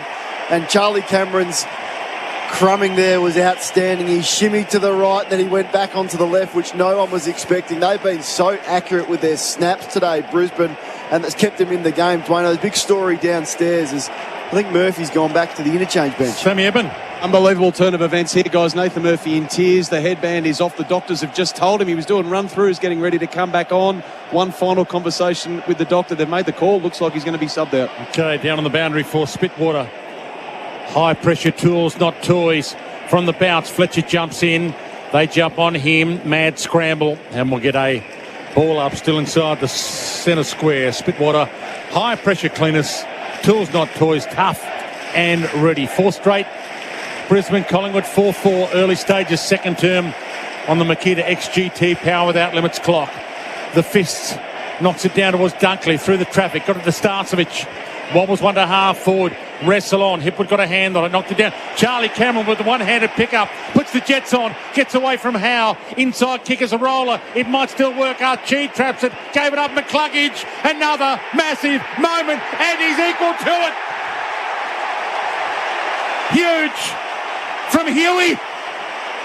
Lions back in front, 5 straight 30. Collingwood 4-4, 28. Here's Gerard Healy and Kane Corns. Well, right now we are witnessing one of the great epics, and that was a great call by you too, Dwayne. But one of the epic grand finals. This has had everything.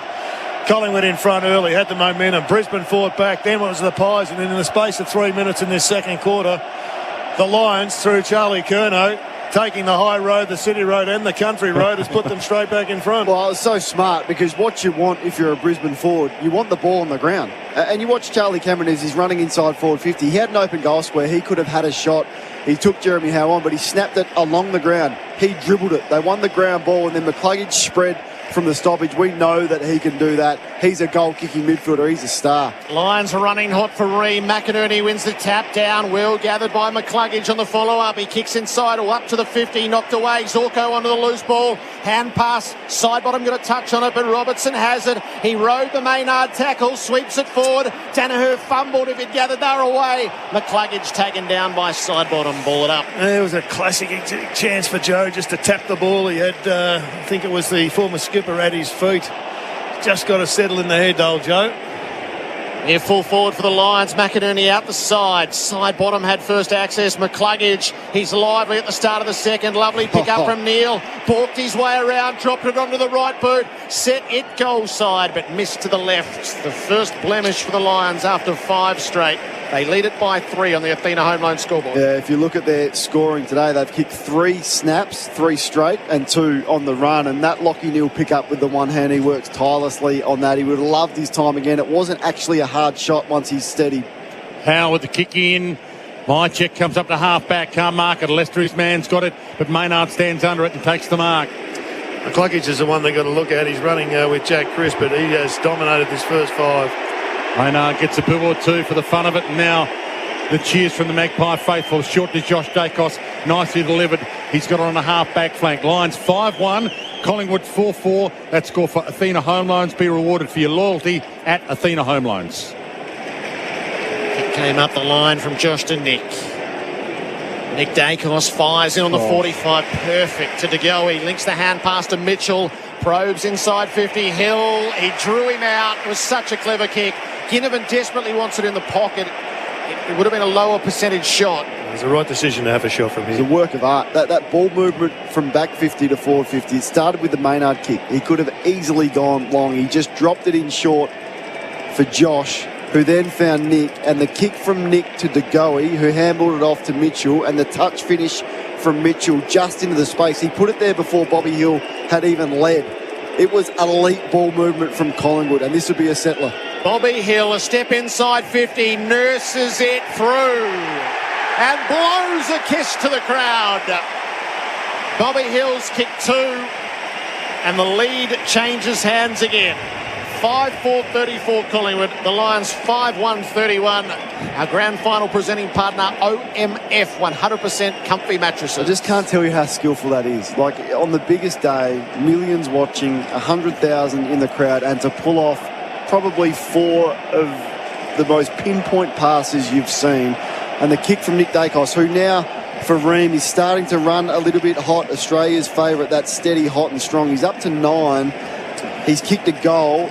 He's had 3 score involvements, which is all important. So if they're going to allow him, he's now on ball.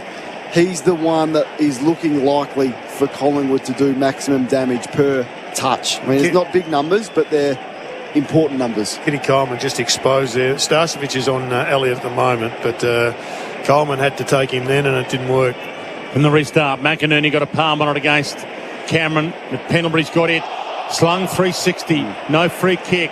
Josh Dacos flicked the handball up to Robertson. He gets the lines toward half forward and get in there. How? He's met hard and he held it long enough. Had to be a free kick. And Josh got away with one there. That's Josh Dacos. Panic handball in the middle of the ground. Had to absorb the contact. Straight down the spine he travels to Nick Dacos. He's got it. And he caught a plastic bag and the Sharon at the same time. A plastic bag floating in the breeze as he caught the Sharon. That's how good he is. Marcos got it. Gave it out the side bottom. Half forward flank. Looks around. 80 from goal. Wobbles one central. Lipinski's on. Can't mark it. Ginnivan jumps in. 30 from Collingwood's goal. They're all stalking it. Umpire runs in and says, I'll have it.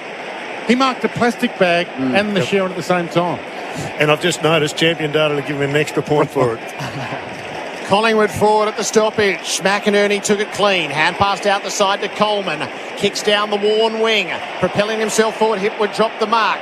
Quaynor didn't quite get it to Howe, but Howe still ended up with it. Hill shot it out the side. Side bottom has to hunt the footy. Rayner hunted him. Hand pass goes backward from side bottom to Markov. He can work the kick forward. No, across his boot came Rayner. Great smother. Archie, as a result, got hold of it. Hacked it forward and it worked. Cameron shows them the footy. Gives it off to McCarthy. Back in front of Charlie. Got a bounce. Clean set of heels in the goal. Charlie Cameron kicks his second as he fans out to the crowd. He was off out the back. Lions back in front. 6-1-37 to Collingwood 5-4-34. And a bit of John Denver ripples around the MCG for the second time this term. Well, little things count in grand finals. Little things get big outcomes, and whilst Charlie gets all the fanfare, Rayner across half-back did the smother. That was the thing that turned the ball over. There was a couple of double efforts. Here's the smother on from Rayner on as that ball's going inside forward 50, and then Charlie was just off the races. Very clever from Lincoln McCarthy. Yeah. Clearly has no right hand on that handball. Not sure what he was doing there, but doesn't matter. It got the result. Hadn't touched it in the first quarter. Charlie Cameron's had 2 goals and 3 score involvements in 5 minutes. Game's living up to expectations at the moment. De Goey gets the clearance to Josh Dacos. Spear forward. Lipinski's got it.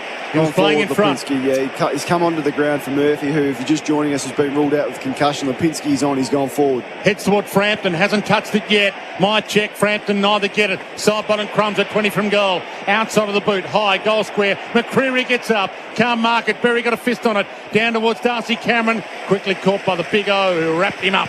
And we'll get a ball up top of the square. Wonder if Frampton goes back, or is that second ruck option? You put Mason Cox as a target. Frampton looks out of his depth forward.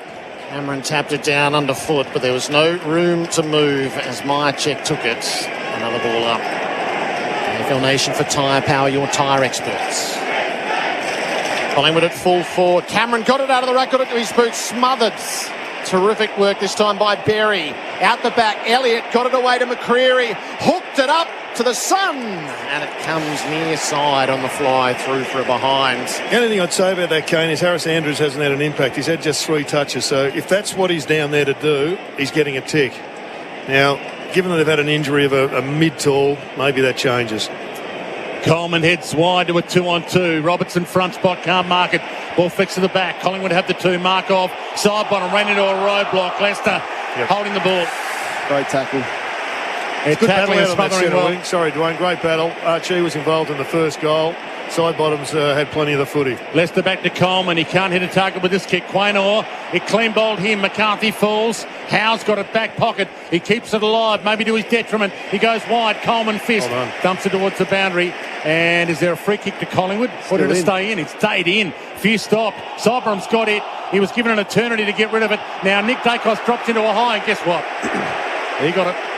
Half-back flank, Nick Dacos' ball. They've only taken 3 intercept marks, Collingwood. They averaged 17. They took 23 last week and 7 in the last quarter. There is no doubt there's a strategy for Brisbane to get the ball on the ground inside forward 50. Nick Dacos up to half forward. Starcevic came out. Coleman slips the hand pass away to Bailey. Lions getting it up toward the 50. Almost on the reach. Robertson kept it out in front of himself once and twice. McCarthy ended up with it under ferocious pressure. Howe tidies up. He's been terrific, the veteran. Out to Crisp and off to Josh Dacos. Collingwood out of half-back. Josh changed his mind a couple of times. Touched it down. Had plenty of time. Kicks for Myercheck, one-on-one with Gardner. Gardner made the spoil. Myercheck absorbed the tackle, kept it in the field of play, and the umpire will see it as a throw-in eventually after they wrapped around. It's the Lions by 2 points. And the score for Athena Home Loans, 5-5 to 6-1. Lions lead. And the Makita XGT Power Without Limits clock, 12 gone second term. I love Robertson's work rate in that forward line for the Brisbane Lions.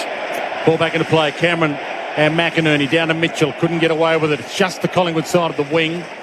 And we'll get a ball up. MCC members grandstand side. There's no spares for either side. So even numbers at the stoppage, even numbers behind the ball. It's a one-on-one battle. Cameron, McInerney, Pendlebury's got it. Umpire's found a free, and it's going to Cameron for Collingwood on the wing. He's about to send them into attack.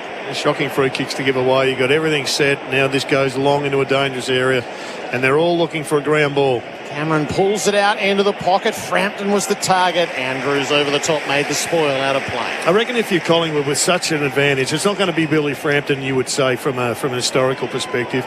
Kick it to a more dangerous spot than on that boundary line. Get it out in front of the goal, unless they're trying to just win one off a throw-in.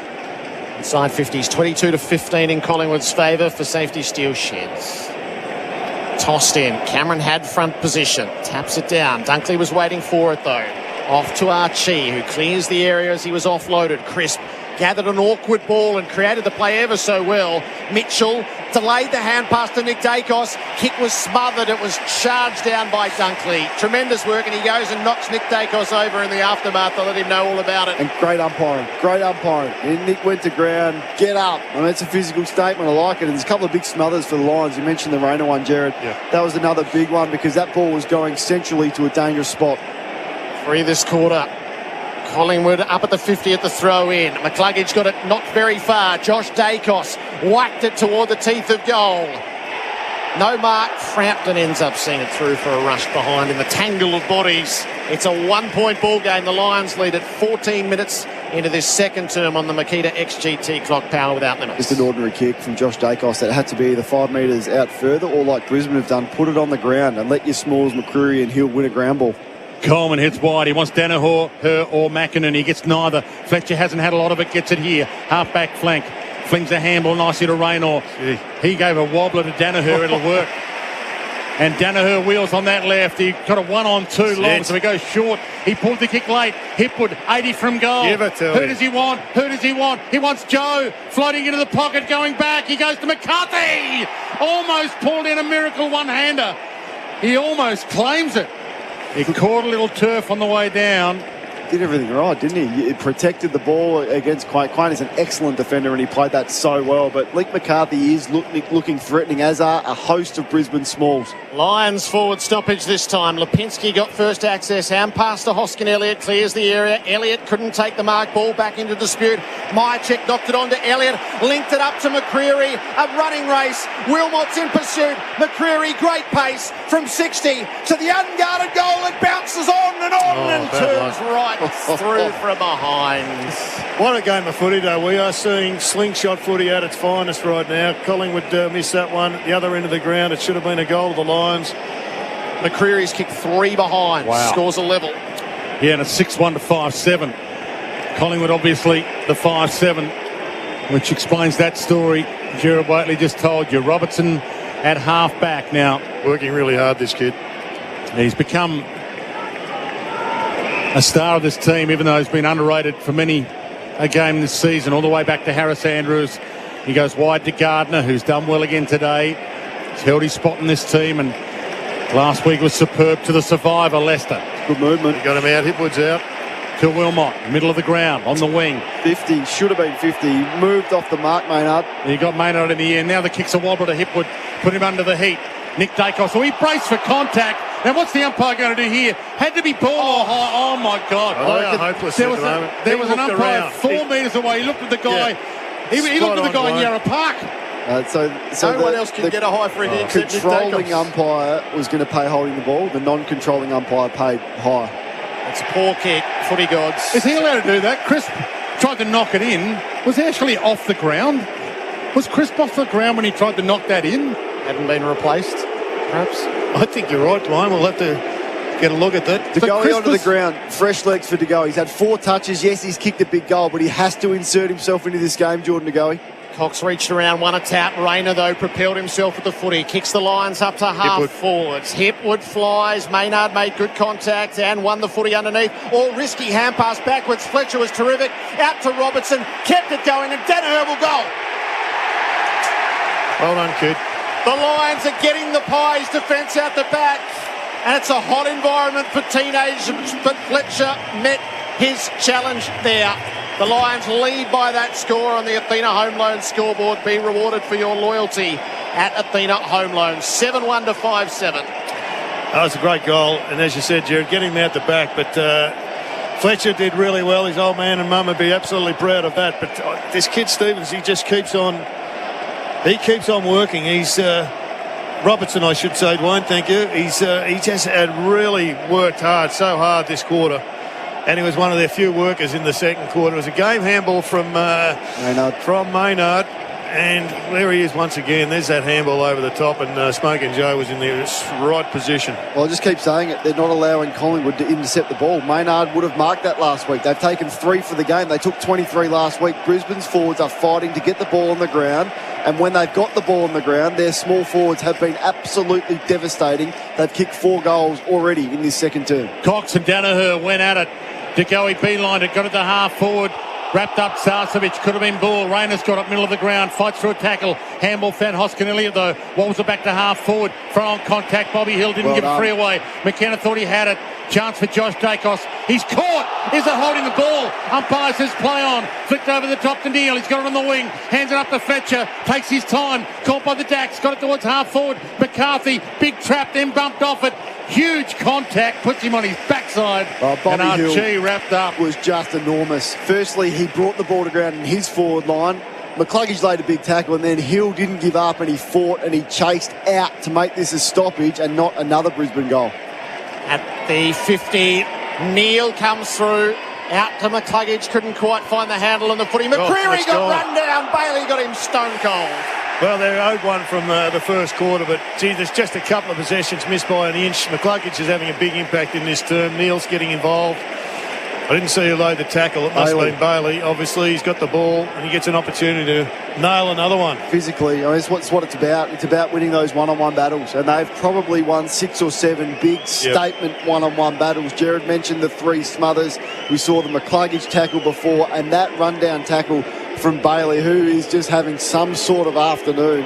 Zach Bailey has been electrifying on the snaps. Now the set shot from directly in front. 52 out. Made poor contact. Dragged it out to the left. He would have been feeling the wind in his face there, and he tried to overkick it. They're in trouble, though. There's no doubt about it. They've conceded 53 and 57 in their first 2 finals, Collingwood. Already 44 today. Andrews, good mark. So Harris Andrews goes inside to Kitty Coleman, middle of the ground. 19 he's had. He spears it towards Hipwood. Can he get up? Maynard killed it with the fist, knocked it down to McCluggage though. Hands it off to McCarthy from the pocket for the miracle shot. Oh my goodness! The great McCarthy from the pocket. Phenomenal goal. As we edge into time on second term, 5-7 plays 8-2. The Lions skip away. It is unbelievable. They've kicked 8 goals for the afternoon. 5 of them have been on the run. 3 of them have been from snaps. Now, I'm not sure whether they class that as a snap or on the run. It could have been either, probably, but there's just been some sort of goal-kicking display. They haven't had or kicked, sorry, they've had the Bailey opportunity from a set shot. They have not kicked a set shot goal today. It's all been the damage that they've done at ground level, and that was a threat. They've got the most talented small forward group that we've seen for a long time in the game, and they've all come to play. They're all having their moments. Bailey, Cameron in this quarter. Link McCarthy's a star, and he's looked threatening all afternoon. There's spot fires everywhere for the Pies right now. Mason Cox into the ruck. 13-point margin. Team player of the day for Anthem Workwear. Get inspired. Cox wins a tap. Pendlebury couldn't gather. Spiked on by De Goey. Up to Elliott. Shuttle hand pass around to Mitchell. Up to McCreery. Out the back again. Mitchell caresses the kick for Chris. Will mark a step inside 50. They'll pay the front-on contact against Berry. Well, they wouldn't have paid the mark. But not nice ball use, nice movement. I thought De Goey probably should have possessed the ball out of the centre bounce rather than tap it on. But Elliott was in front. They worked through handball their way out to the outer side. Chris was some hard running, and Tom Mitchell with some good ball use. Not his preferred side for a left footer, but it's been that afternoon where these have just been going through.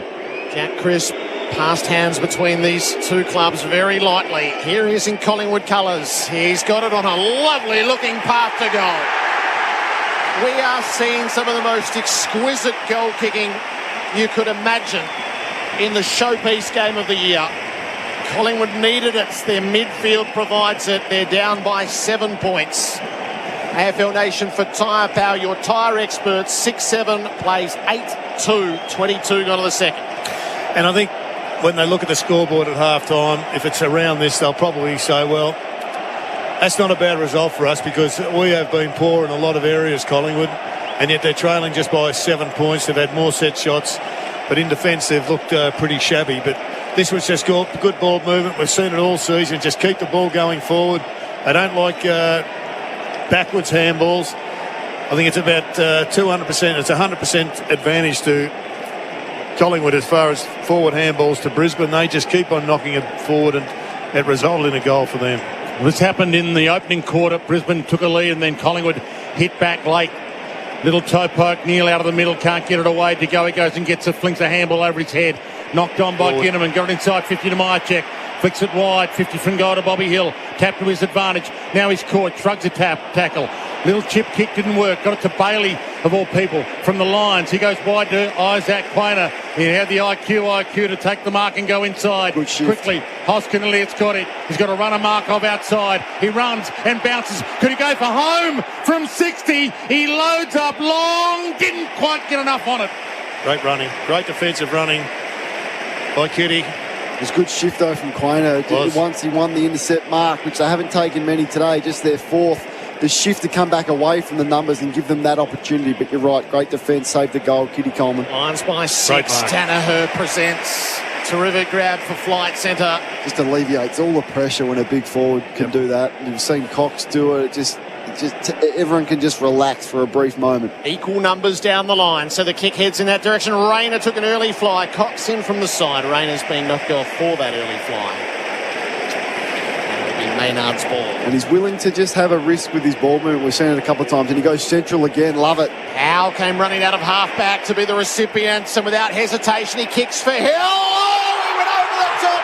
He went up the mountain and came down a hill. Sat it up into the sun. Starcevic wore it in the back of the neck.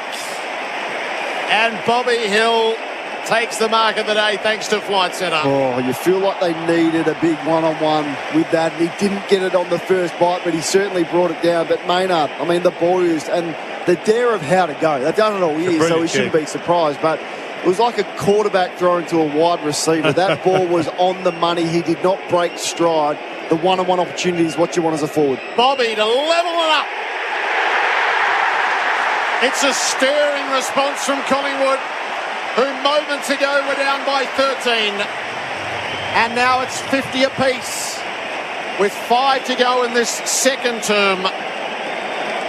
What's a stirring grand final? Well, this is an absolute cracker of a game, but that's why Jeremy Howe, I suspect, was never going to be moved, because he's their great distributor. He's the one who creates goals. He creates as many as anybody else across the half-back line.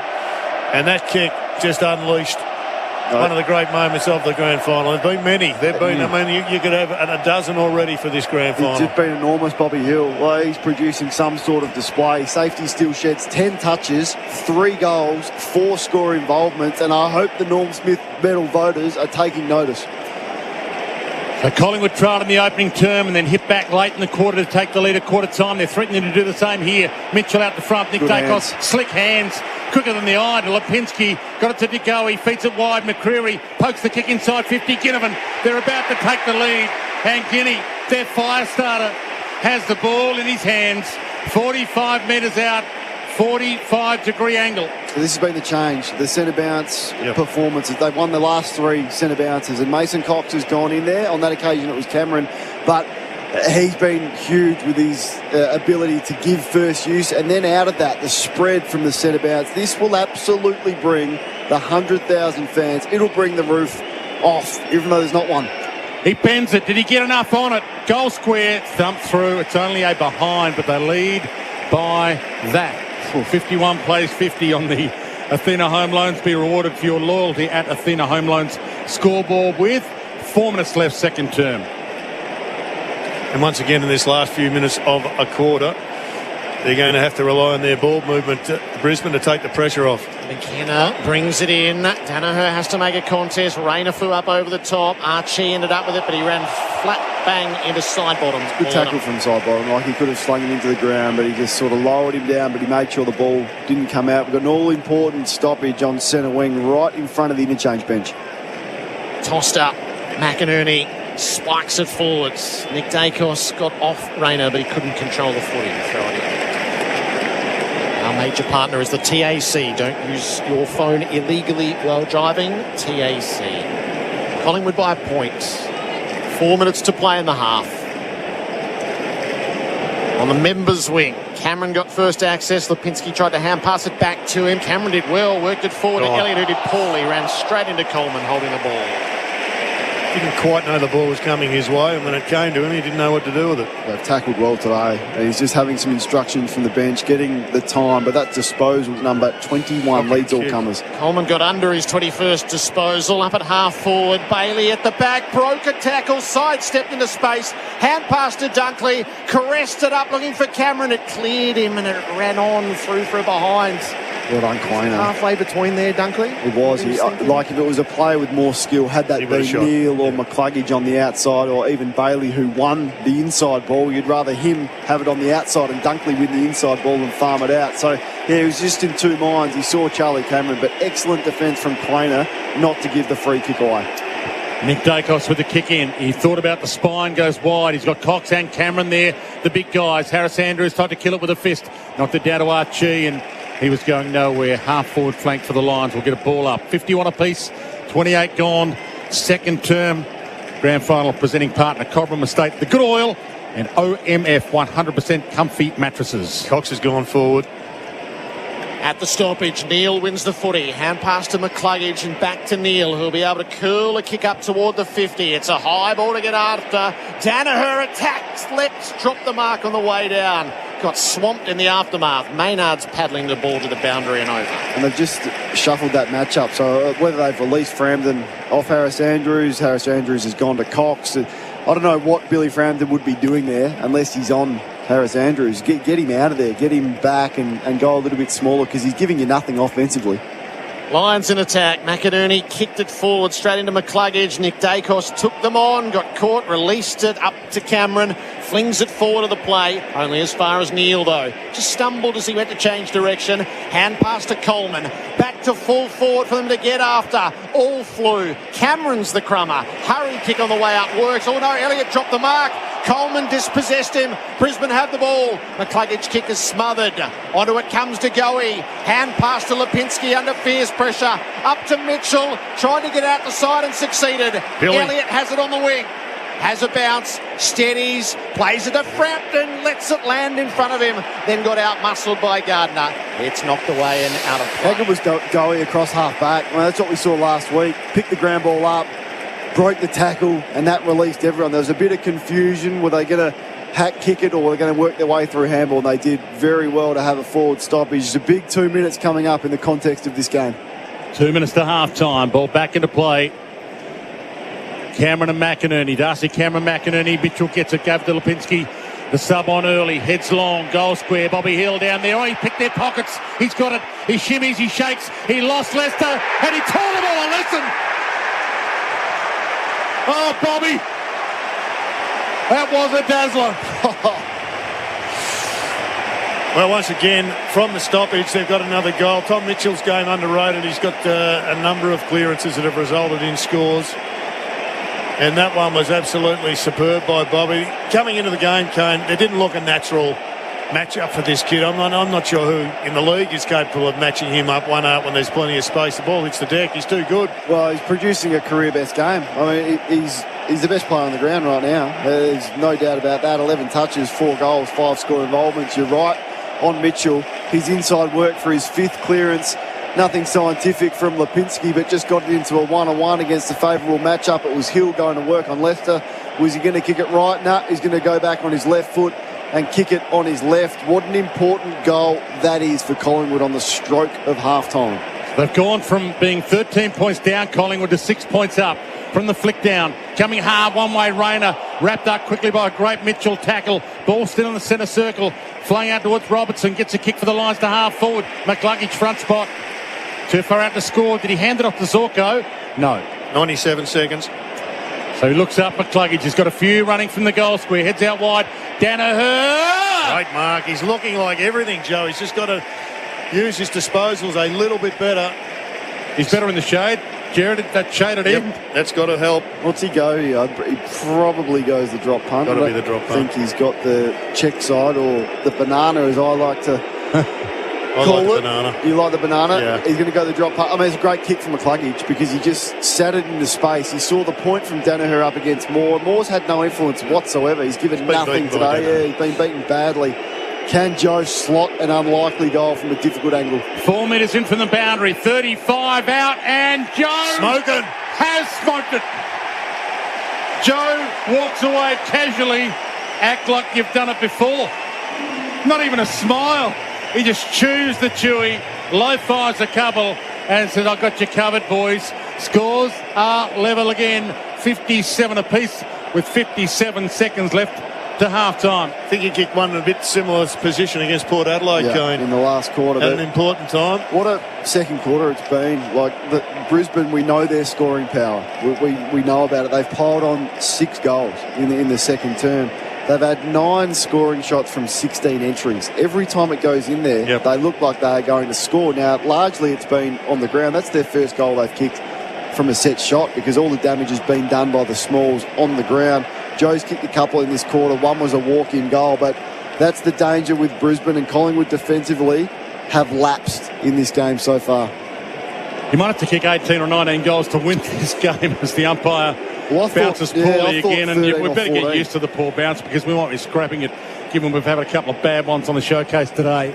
Might be at 18. It's going to open up. They can't keep going at this pace defensively. It is going to continue to be an open game. Thrown in the air, the two rucks go up, and the clearance to Neil. Clean-handed again, wheels around. The Lions could take the lead. Hipwood got up there, didn't bring the mark down, hits the deck. Howe, boundary line, half back. He's got side bottom, running shotgun, shot to Ginnivan, who takes the mark, still at half back. Half chance there to Eric, and it hit the deck. Other than if he takes it, they're having a shot at goal. Ginnivan knows there's 30 seconds left, and he pops it wide down the line to the wing to Frampton and Cox. Up flies Andrews, and he'll have no skin on the knuckles at the end of the game, the way he's stumping them to boundaries. And they drop another one back here, Kane, because Bobby Hill is one out again. I would have thought so, yeah, with 24 seconds to go. It looks like Rain has gone back. Yep. 24 seconds left on the Makita XGT power without limits clock on the wing. Clearance here is huge. And side bottom to Dacos. That'll do. Dacos ducks around Neil. Flings a handball to Goey. The 1-2. This is the kick though. Dacos winds his way inside. He finds the target. The seconds are ticking. Hoskin Elliott needs to get it on. He gets it on. And he finds Chris with some crisp delivery inside 50. Well, that's brilliant ball movement by Collingwood, but really poor out in the ground by Brisbane. They just had to get blokes back. No point running there when the damage is done. Getting desperate when the situation gets desperate. That had to be all put in place before that stoppage. They were one short at stoppage, and yet they had 4 or 5 forwards in their 50. Nothing more dangerous than a Nick Dacos 1-2. And he got the 1-2 and they gave him the corridor. Opened everything up. So Collingwood kicked a goal after the quarter-time siren. Chris now, after the half-time siren, from the 50, launches straight. And the Collingwood faithful go up. Players come from everywhere. Collingwood take the lead back. And this one is evolving into a classic. 9-9 to 9-3 at half-time.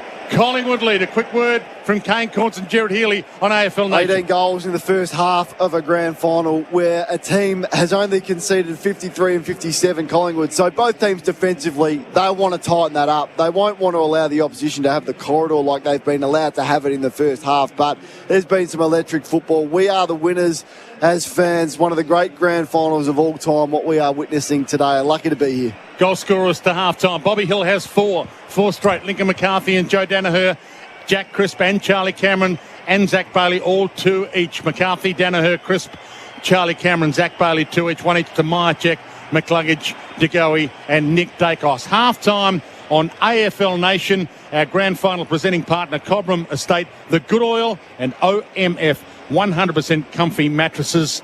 Half-time on the Athena Home Loans scoreboard. Be rewarded for your loyalty at Athena Home Loans. Collingwood lead 9-9-63 to the Lions, 9-3-57. Another contender for goal of the game for Host Plus. Host Plus has been named Super Rating Super Fund of the Year for 2023.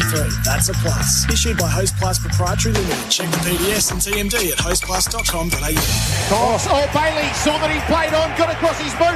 Danaher ran straight into Quaynor. Back to Bailey in the pocket, ran himself into a dead end, got out of it and kicked one of the great grand final goals. How good was that goal? Zach Bailey made the play all himself, a one-man show, and he's left them fighting in the back players. He just coolly walks away. That quarter on AFL Nation was for Athena Home Loans. Tackle your home loan at athena.com.au. Hey guys, Ryan Pappenhausen here. When competing at the elite level, you need people you can depend on. That's why I choose Berwick Volkswagen. With a brilliant range of new, demo and used vehicles, they have something for everyone. Berwick Volkswagen, the only destination for your next car. LMCT 12366. Whenever you need to build, repair or create, there is a Loctite product for all your project needs. Whether you're doing small or big projects, Loctite provides DIYers, tradies and engineers with reliable adhesive and sealant solutions. So what are you waiting for? Lock it down tight. All it takes is a few drops of Loctite. Get the job done right. Search Loctite. This final season, it's okay to switch home loan teams and refinance to NAB, the experts in fast home loan approvals. Search NAB Home Loans. T's and C's, fees, charges, eligibility and lending criteria apply. With Keno Go, you have the chance to win up to $20 million every 3 minutes in the palm of your hand. It's simple. You pick up to 10 numbers, Keno Go picks 20, and the more numbers you match, the more you win. $20 million is up for grabs every 3 minutes, right from your phone. Keno Go. Download the app today. You win some, you lose more.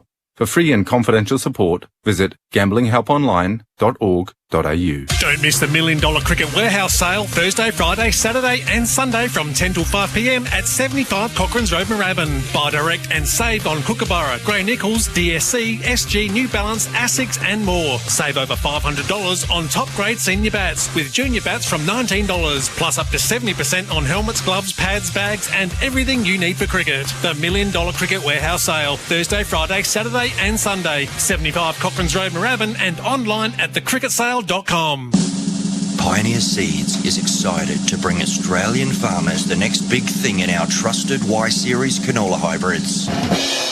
Optimum Gly is a new third-generation glyphosate tolerance canola trait technology with improved crop safety, superior weed control and greater herbicide application versatility. Contact your local Pioneer rep to choose the right Y-Series Optimum Gly hybrid canola seed for your program.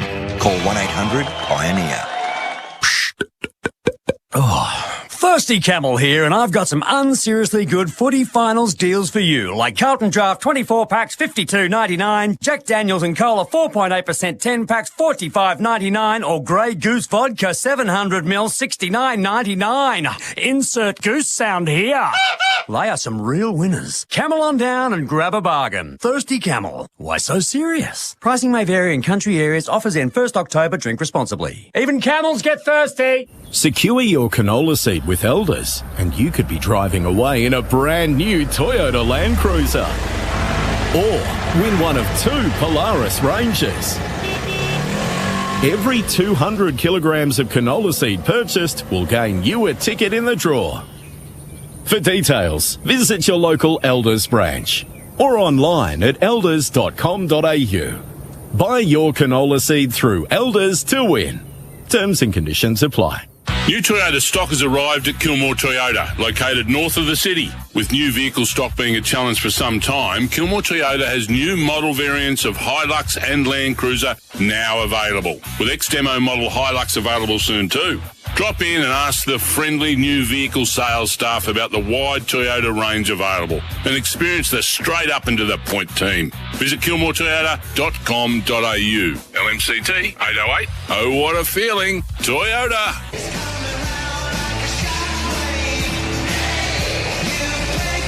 You're listening to the 2023 Toyota AFL Grand Final on AFL Nation. For Tyre Power, Australia's biggest independent tyre retailer.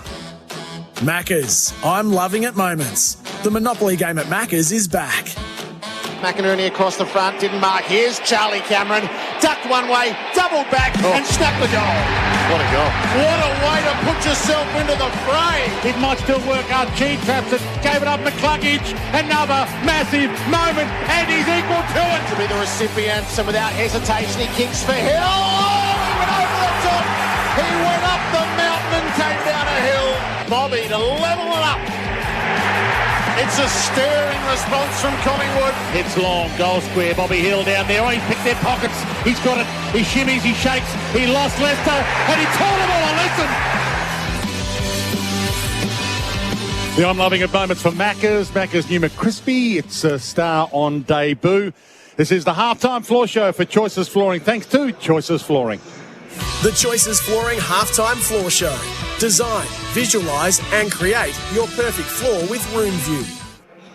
Halftime score, Brisbane v Collingwood, and it's evolving into an epic, this one. It's Collingwood by goal at halftime. Great to have your company wherever you're listening to AFL Nation.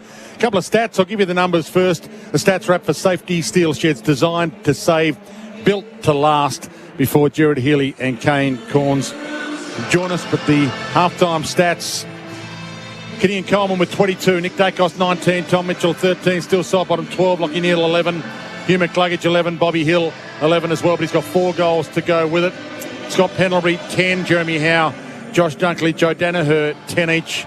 And then Devon Robertson, Cam Rayner, Oscar McInerney and Bo McCreary, all 9 each. They are the possession winners to half-time. But the goals, I suppose, is the big factor as well for Bobby Hill. He's got 4, Lincoln McCarthy, Joe Danaher, Jack Crisp, Charlie Cameron and Zach Bailey, all 2 each. Brody Myercheck, Hugh McCluggage, Jordan De Goey, Nick Dacos, all with 1 each. They are the stats for Safety Steel Sheds, designed to save, built to last. The mark of the day for Flight Centre, your real deal centre. You heard Gerard Waitley call it. It's Bobby Hill. That was a nice climb. The MEGT Rookie of the Day. Let MEGT help you find the best workforce talent. Only 2 players eligible, Jasper Fletcher and Darcy Wilmot. So they've both had small influences on the game so far. MEGT need apprentices. Talk to MEGT. Mark Seymour's in the middle, entertaining us as we go to Jared Healy and Kane Corns for the player of the day so far for La Cabra, modern Mexican. Well, it's a toss-up between the guy that's kicked 4 goals and done enormous damage in Bobby Hill. Nick Dacos has been good without being exceptional, and you say that knowing he's had 19 possessions. Tom Mitchell's been a star around stoppage with 6 and 4 score involvements with those. And on the other end, you've got Kitty Coleman, who's dominated across the half-back line with 22. 2 score involvements now, so he's starting to get some value for money. Hugh McCluggage was one of the best on the ground in that term. Absolutely starred, and Lockie Neal lifted his work rate, and he needed to. Joe Danaher's been fairly consistent, made some blues in the first quarter, but that term certainly much better. But for me, the player of the day right now, Kane, is Bobby Hill, and I'm not sure who's going to stop him in the second half. Yeah, no, they'll have to look at that and how they're allowing him to get as many one-on-one contests. So whether they can have a spare that comes across to try and just play a little bit more defensively, a bit more closer to goal so he doesn't get those one-on-one opportunities. But it's been all about the small forwards today. Both sides have had one of the great performances really from some small forwards across the board. Bailey and Cameron for Brisbane, and up the other end Bobby Hill, who's putting together a career best performance on the biggest day of all. Our biggest tacklers so far, Toro tacklers of the day for Toro, count on it. Still side bottom 6, Tom Mitchell has had 6, Oscar McInerney and Zach Bailey 4 each. Your unmissable moment so far for Drinkwise, guys. Choose to Drinkwise. Take your pick. Yeah, there's been a number. Absolutely take your pick. That's the best goal I've seen this year, Zach Bailey. Yep. From the smother to the handoff to the breaking of the tackle on the boundary line to the finish. And the first goal he kicked was just a ripper as well from the stoppage. So that's unmissable. That's what you're hoping you will see if you come here today. We've seen 4 or 5 highlights like that. I mean, Charlie Cameron's put on a show. Bobby Hill with the specky inside forward 50. But that Bailey goal, that's going to live in grand final folklore for a long time. It was absolutely magnificent. It's been one of the great grand finals so far. Let's hope it continues on. And if it's a last kick, we might even have extra time, Kane. That would make it absolutely magnificent. I love Jeremy Howes kicking off the half-back line. There's been some fumbles, but there have been some super clean plays. Lockie Neal's rating really did lift in that term. And I think Jack Crisp, he always gets overlooked, Jack Crisp, but he nailed 2 goals when they absolutely needed them. Clutch goals.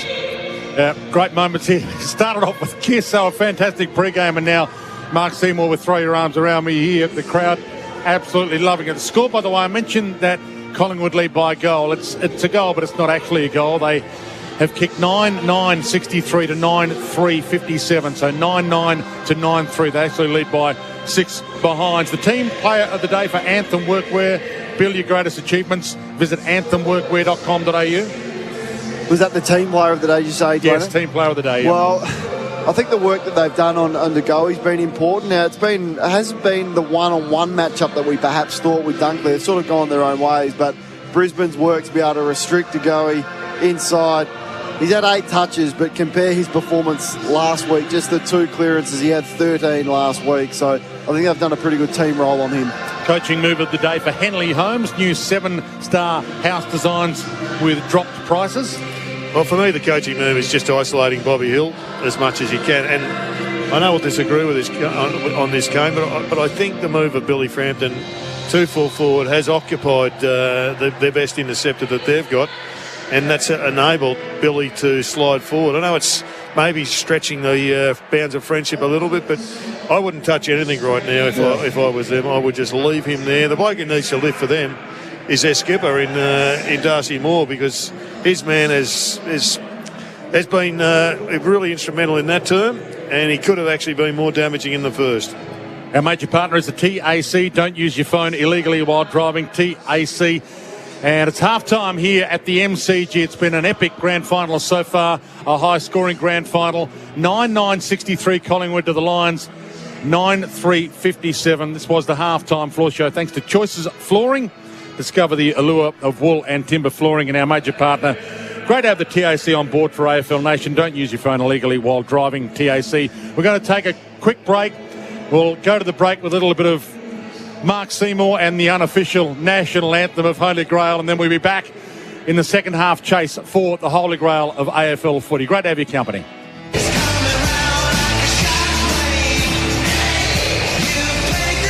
You're listening to the 2023 Toyota AFL Grand Final on AFL Nation. For Tyre Power, Australia's biggest independent tyre retailer.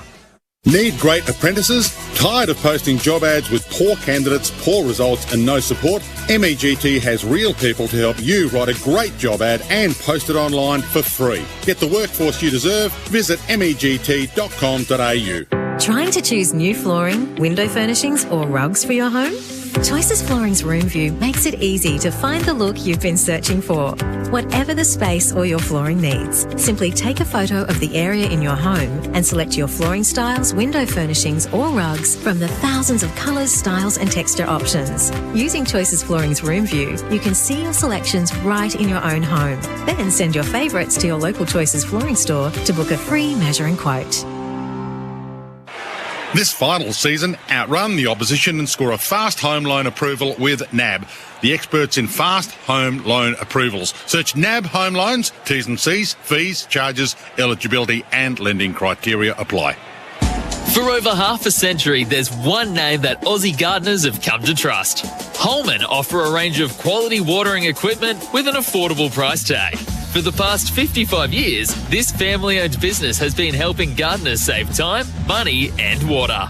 And now, with Holman Smart Watering products, you can water from anywhere, anytime, all from your smartphone. So, protect your garden from the heat this summer with the name you trust. Holman, for the smart gardener. Hey Dad, I thought we couldn't afford a home this big. It's part of Henley's new collection. They've dropped their prices with completely new home designs, all the luxuries, and now 7-star energy efficiency. Our bank is going to love it. Henley Homes, backed by our $7 billion parent. Are you finals fit? If you need to get back to 100%, plant medicine could be right for you. Alternaleaf is Australia's leading plant medicine clinic, trusted by more than 100,000 Aussies.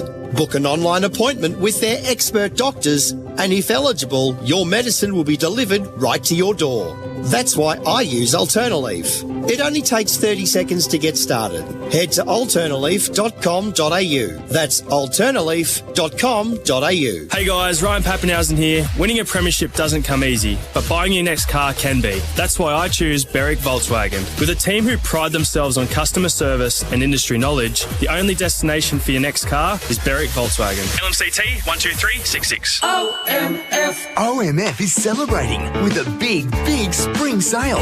Get up to 60% off selected modern family and signature mattresses, like our comfy Supportex mattress, 5-zone pocket springs with latex for under $800. Or our cool urban mattress, 7-zone pocket springs with charcoal Coolux for under $1,500. Or the Bathurst Queen bed, now under $700 for a limited time only at the award-winning Discover a new world of whiskey with Starward. Made in Melbourne using locally sourced ingredients, Starward's award-winning whiskies are delicious, juicy and approachable with every sip. Available now in all leading liquor stores. Starward, to new horizons. Drink responsibly. I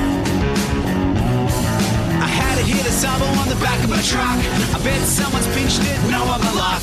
Up until now I've been pretty laid back, but all I want is my Makita back. You better can sand, you better can cut. I love my Makita, it's the bloody touch guts. I've been pretty patient but I'm getting pretty jacked. All I want is my Makita back. I want my Makita back. I want my Makita back. I want my Makita back. Need great apprentices? Tired of posting job ads with poor candidates, poor results and no support? MEGT has real people to help you write a great job ad and post it online for free. Get the workforce you deserve. Visit MEGT.com.au.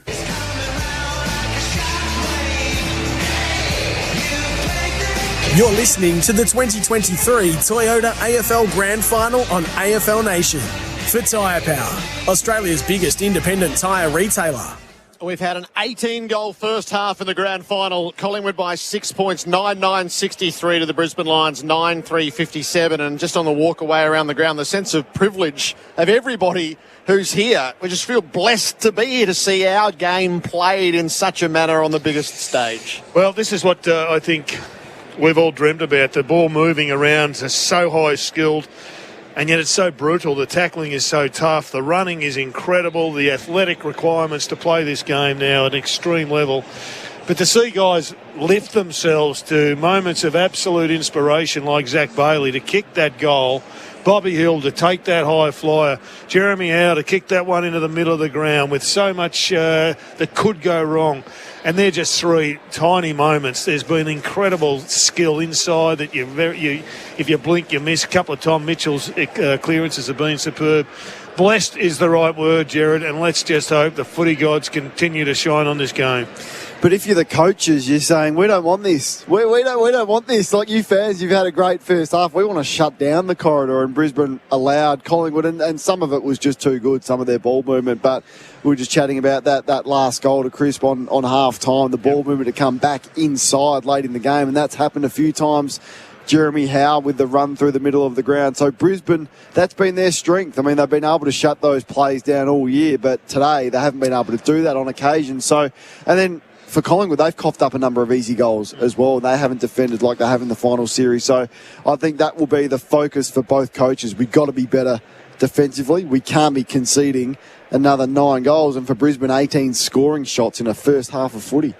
When we analyse this, if it's a close Collingwood win, the last 3 minutes of the first quarter and the last 3 minutes of the second quarter will haunt them all for a long, long time, because it was structural and discipline. I mean, the coaches spent 12 months, 2 years organising that. It's up to the players to implement that and to, allow one player to drop back, which was fine in Rainaman, but to not come up the ground and block everybody else and just let people run off onto the outside of the fat side of the ground was really poor concentration. That may cost them a flag.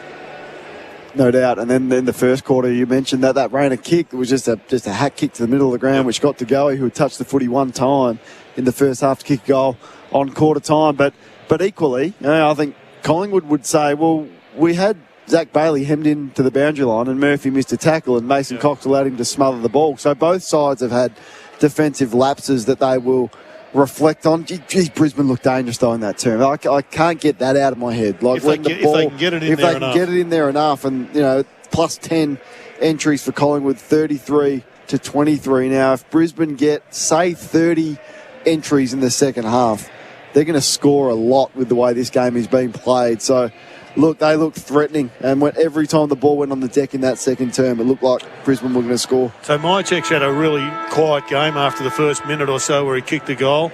Quainer has only had 4 possessions. Darcy Moore's had just 5, and his man is threatening to be a real match winner. Lipinski's not getting anywhere near it. Jamie Elliott, he's done okay. He's kicked just the one behind at this stage. But he's had 7 possessions, but looks dangerous. Crisp has been dangerous. Degoe's the one who could blow it apart, though. They've kept him really as an ineffective player in many respects. Except for that one he kicked on the boundary, on the siren, was absolutely superb. Pendlebury's had 10. Howe's had 10 across the half-back line. Bobby Hill and Sidebottom are starting to, have had pretty good first halves, as we've already discussed. When I look at the other side, I don't see too many ball winners that really need to, lift. Fletcher's had a really quiet game and Berry's had a really quiet game. So they're the two. Well, and they've got Lyons. The other element is they've got Lyons fresh. Yeah. So we know that Murphy was subbed out pretty much at the start of that second term. Look at Peter Dacos. He's there high-fiving the Collingwood players as they return onto the field. Look at him, Dakes. He's like a motivator on the side. I've never seen a father of a player on the sidelines trying to motivate their players, but of course he's in a different category to the average father of footballers. And they're into the ground again. Collingwood is the first side and the crowd factor of this. But I was just going to say about the sub, like how important will Lyons be? So if Berry continues to not touch the footy. Halfway through the third quarter, you might, all right, let's get fresh legs on. Let's get another midfielder. And in these conditions, that could be vital as well, considering that Collingwood had to activate theirs pretty early in this game. Yeah, speed's the issue, though, for me. And Collingwood speed is the big advantage. Line doesn't help. That is part of the transition, but he is a little bit that one pace, so it will be interesting. They just need to get a lift out of both Berry and Fletcher because they can't concede both wings. It feels like forward craft goal kicking in particular has deteriorated this year, and we've lamented it in the final series. We've finally got this is what we expect from our elite players, to hit shots from everywhere, no matter the degree of difficulty, and to convert the simple under maximum pressure. It's been extraordinary, hasn't it, Jared? When you look at it, so Collingwood have kicked 7-2 from set shots, Brisbane 1-1. From snaps, Collingwood have kicked 2-2. Brisbane have just been on a tear. 3 straight from snaps and 5-2 on the run. They've only kicked 1 goal from a set shot, and that was that's amazing in its own right, isn't it? That was that Danaher one from the angle. So the clutch ability of Chris, which we spoke about, just to nail his 2. I would say the first one was probably a 4 out of 10, just bang. The second one was probably a 5 or 6 out of 10, bang, straight. Didn't even look like missing. And yeah, to see that on the biggest day with all of the pressure. Mason Cox was the only one, and McCreary's radar's been off. But other than that, it's been an exhibition. Both sides have got to lift around the stoppage. They're getting a lot of goals from stoppage. There's been 5 goals, 5, so that's 10 scoring shots for Collingwood, and 5 goals, 3, 8 scoring shots for Brisbane in and around stoppage. And I mean, that's rare where you're getting more goals from stoppage than you are from turnover, which is 4 goals apiece. And Collingwood lifted from centre bounce when they were challenged at the start of that second term. That's where I thought the lift came from. They went to work and got really got their knees dirty, as Mark Williams would say, at centre bounce, and they were able to chain the ball out from centre bounce and gave their forwards a good look. And that's what one of those crisp goals came from. So the centre bounce battle is fascinating. Both ruckmen, or let's say the 3 ruckmen, 2 for Collingwood and Oscar McInerney, haven't yet had a big say, I don't think, in the context of this game. Just having a wrestle off. Yeah, that's it. I'm not sure why there's not a free kick paid, but there's a wrestle off. Imagine if this finishes 18 goals to 17. Every chance. It's just not... I can't see it closing up because fatigue is going to come through. Yeah. I mean, they may go slow, but slow, I think, invites the pressure. And Brisbane conceded 2 goals in the last few minutes of the first quarter because they went slow. It'll long be forgotten, but the first bounce being a false start, that might seal the fate of the bounce. That's it. I think we're okay with that, though. That's done. Even though I'd like the tradition to stay as a first bounce, but if you can't first bounce a bounce, then you might as well bounce the bounce. But the beauty and the paradox of the bounces I've mentioned, Jared, is that the aim of the bounce is to try and bounce it as straight as possible, but you can actually do that by throwing it up if you like. Yeah. So it is a weird thing we've got. A Mick delivery of the ball into the middle for this second half of Macca's. Macca's new McCrispy. It's a star on debut. We've all reset. We've taken in the musical entertainment. Now to lock back in. Pointer back onto Charlie. And all the big guns starting on ball. So the A-grade group from both teams, 3 and 3, they're their best you've got at centre bounce, both starting there to start this second half. First half is as good as footy's been played this year and in a grand final for quite a while. We're underway in the second half. Collingwood by goal. Cox, McInerney, McGluggage dropped it as he was tackled. Could have been ball. Collingwood fans thought it should have been. Rayner reaches, couldn't get it. Josh Dacos gets it. Neil gets him. Threads a handball through the eye of the needle. Didn't quite work it. Pendlebury knocks it on, gets it to DeGoey, gets it and scrambles it to half forward, bouncing ball. Bobby Hill's got 4, hands it to Lipinski, a little too hot for Lipinski, goes back in, Bobby goes back in, gets it, gave it to Pendlebury. Hot start to this third quarter. And the umpire calls for a ball up at centre half missed forward opportunity for the Magpies. Yeah, they haven't got a match up for Bobby Hill. Starcevic is way too slow for him. Cox flew early, spiked it on. Elliott was waiting for it, up to full forward. Frampton playing behind. Andrews brought it to ground. They're grappling as they go after it. Oh, Billy accidentally kicked it. It nearly squirted through. It misses on the near side. First score of the half is a behind. Collingwood by 7 on the Robot Building Supplies scoreboard. Just forcing it forward, Collingwood from stoppage. Doesn't have to be pretty, but we've seen DeGoey just get it on the boot and win a contest, get in front of your man. They know the forwards, the ball's just going to come out quickly and squirt out from stoppage. Wilmot with the kick in. He ran the full measure. Charlie Cameron weighted down, nearly crumbed it. Dunklin nearly crumbed it as well. De Goey half had him. Jarrett thought he fully had him. Fletcher's got it. Looks up. Didn't have a lot of options. Lipinski picked their pocket. Gave it to Josh Dacos. Looked outside. Wheeled inside. Short pass offline. Put it straight into the waiting arms of Starcevic. His short pass to Coleman, their best user. Great smother. Isaac Quainer gets it. And now they jam tackle him. And it's a ball up. I thought he got one high there. He was enormous, Quainer. Just Josh Dacos' ball use hasn't been an absolute best today. What was Kenny Coleman doing? He's got a very high ball drop. Good smother. He just thought he had half an hour. McInerney with a tap over on the members' wing. Cox hacked it out of the air, but only as far as Zorko, who takes the sliding mark. Just disposal number 8 for Dane. Zorko hasn't had a big say on proceedings so far. Uses it short to McCluggage. Has a look, a quick glance into centre field. Collingwood have stacked the corridor. McCluggage wandered off in that direction anyway, and now he's going to have to switch all the way across halfback. Starcevic is set for it. Berry leads up. He takes the mark at halfway. They wave him on, but he didn't go. Just sagging off, I reckon, Collingwood. He's just allowing that. Yep. So that McCluggage was pinned in, and Hill just sagged off. Starcevic gave him the outlet, but now they've done a good job of shutting this ball movement down. It's a retreat to Starcevic. He kicks up to half forward. Hipwood has front position. They're all hanging off him. Moore makes the spoil over the top. Well, that's exactly what they want. They've been beaten on the deck, out the back, most of the time. So they're going to give that away, get all their blokes back and bring, hopefully, Darcy Moore into the game. Score in the third quarter for Robot Building Supplies, and it stays 9-10 to 9-3. Collingwood lead, 3 minutes gone. Third term, Cox, McInerney. Cox a big swat at it, got it towards the wing. Wilmot got it, but they got him in a hurry. Berry missed it, picked up by Lipinski. He's had an impact since coming on. Gave it to Crisp. He loops it over the top. It's Bobby Hill's turn. He goes hard. Coleman the other way, just as hard. Not the Starcevic. His handball into traffic, though. Hoskinley at the flick on. Crisp a secondary flick on. McCreary against the grain. Shrugs a tackle. Crowd roar. Floats it wide. He gets it to Josh Dacos. He took a half look, half step. Now he plays on. Who does he want? He's got Elliott or Frampton. He pulls the kick to Elliott. Their pace is just a massive problem for them at the moment. Collingwood are just exposing Brisbane. Has he got this kick in him? I wouldn't have thought he can get the distance. On a day like today, I'd never back against it. It doesn't look that confident.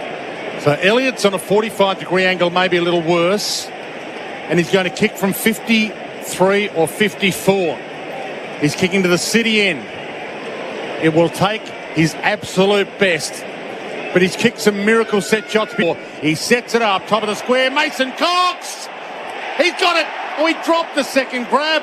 It was there for him, and now straight back to Elliott with a scramble kick away, and he'll line up from 40 this time, same angle. Now he's got the distance in him, no worry, but Mason Cox, Mychek spoiled it out of his hands on the second grab. The kick from Elliott was good to Mason Cox. He had a leading lane there, and that's a set play for them. They usually do it so well. Mason, I thought, just ran under the ball and didn't get his timing right.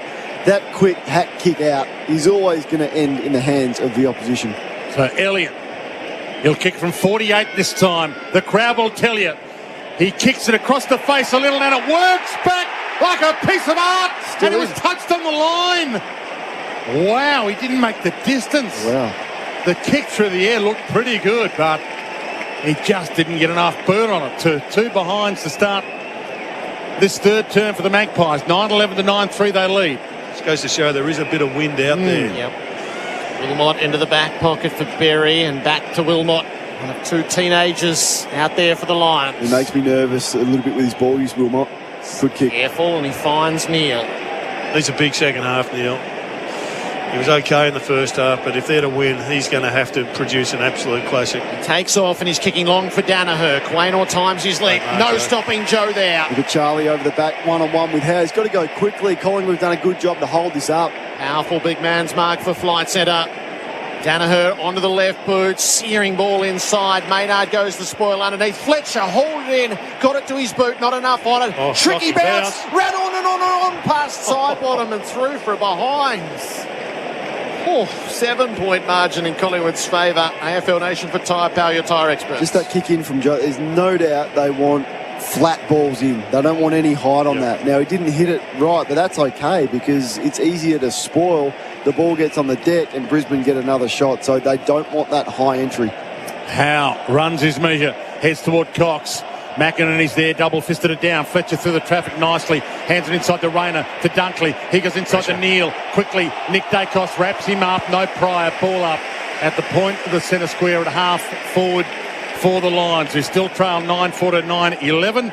And that score brought to us by Robot Building Supplies. Robot's got it in this third term. McInerney got it down to his feet. Dunkley burrowed through, but he was taken in the tackle. Hard work getting clearance right now. Yeah, they just want to surge it forward here, Collingwood. So Brisbane, Fletcher off the back of this stoppage, got to be aware of that. Cox is able to get it on the palm, belts it past Leicester. Myercheck up to meet it, shovels it off to Ginnivan, kicks to Frampton, he makes space, it pitched back over his head. Bobby Hill's underneath, he got caught by Starcevic as he tried the evasive manoeuvre, and that's holding the ball. He did well. Yeah, well, that's the surge. Mason Cox just going, well, don't worry about it, we'll just get it forward. And that's where they've looked their most dangerous from stoppage today. They got away with one there for the first time. Hill has actually been done in a one-on-one duel. They're defending well, Collingwood. They're really struggling to move the ball, Brisbane. So to Gardner to Fletcher. He's on defensive 50s, he marks it.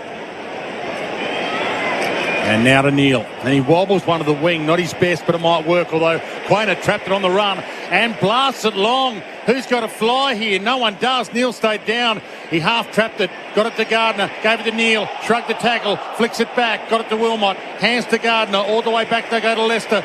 He evades a couple of players coming at him, goes down the line to Darcy Cameron. Dunkley crumbs it, gave it to McCluggage. Inside kick delightful to Big E. Eric's got it. Who's he want? Danaher missed him. Put it straight into the waiting arms of Crisp, that half back for Collingwood. He did so well side bottom. He gets the ball now, Jared, but he got back and it was the only one inside defensive 50 for Collingwood. Saved the day. Side bottom out the far side. He measures it off to Nick Dacos, who wears some heavy contact from Berry. It's late. It's 50. Side bottom and Myercheck want a piece of Berry, but Nick Dacos is getting marched down the field. Now they had an opportunity up the middle there, and they didn't take it. Now Collingwood rebound. Nick quickly to Pendlebury. Forward of centre. And every player on the ground ahead of him. Up to Crisp. Sharp ball movements. Crisp is going to give them a look up at full forward. Trapped and dropped the mark cold again. Gardner, beset upon. Ginnivan suffers the same fate. Ball it up. Just 15 out confidence from in goal. shot, really. It's a third uncontested mark. He's dropped inside forward 50 and he just didn't judge the ball. That's one of those ones that we'll reflect on depending on which way the result goes at the end of this game. I do feel like he's going to grab one though.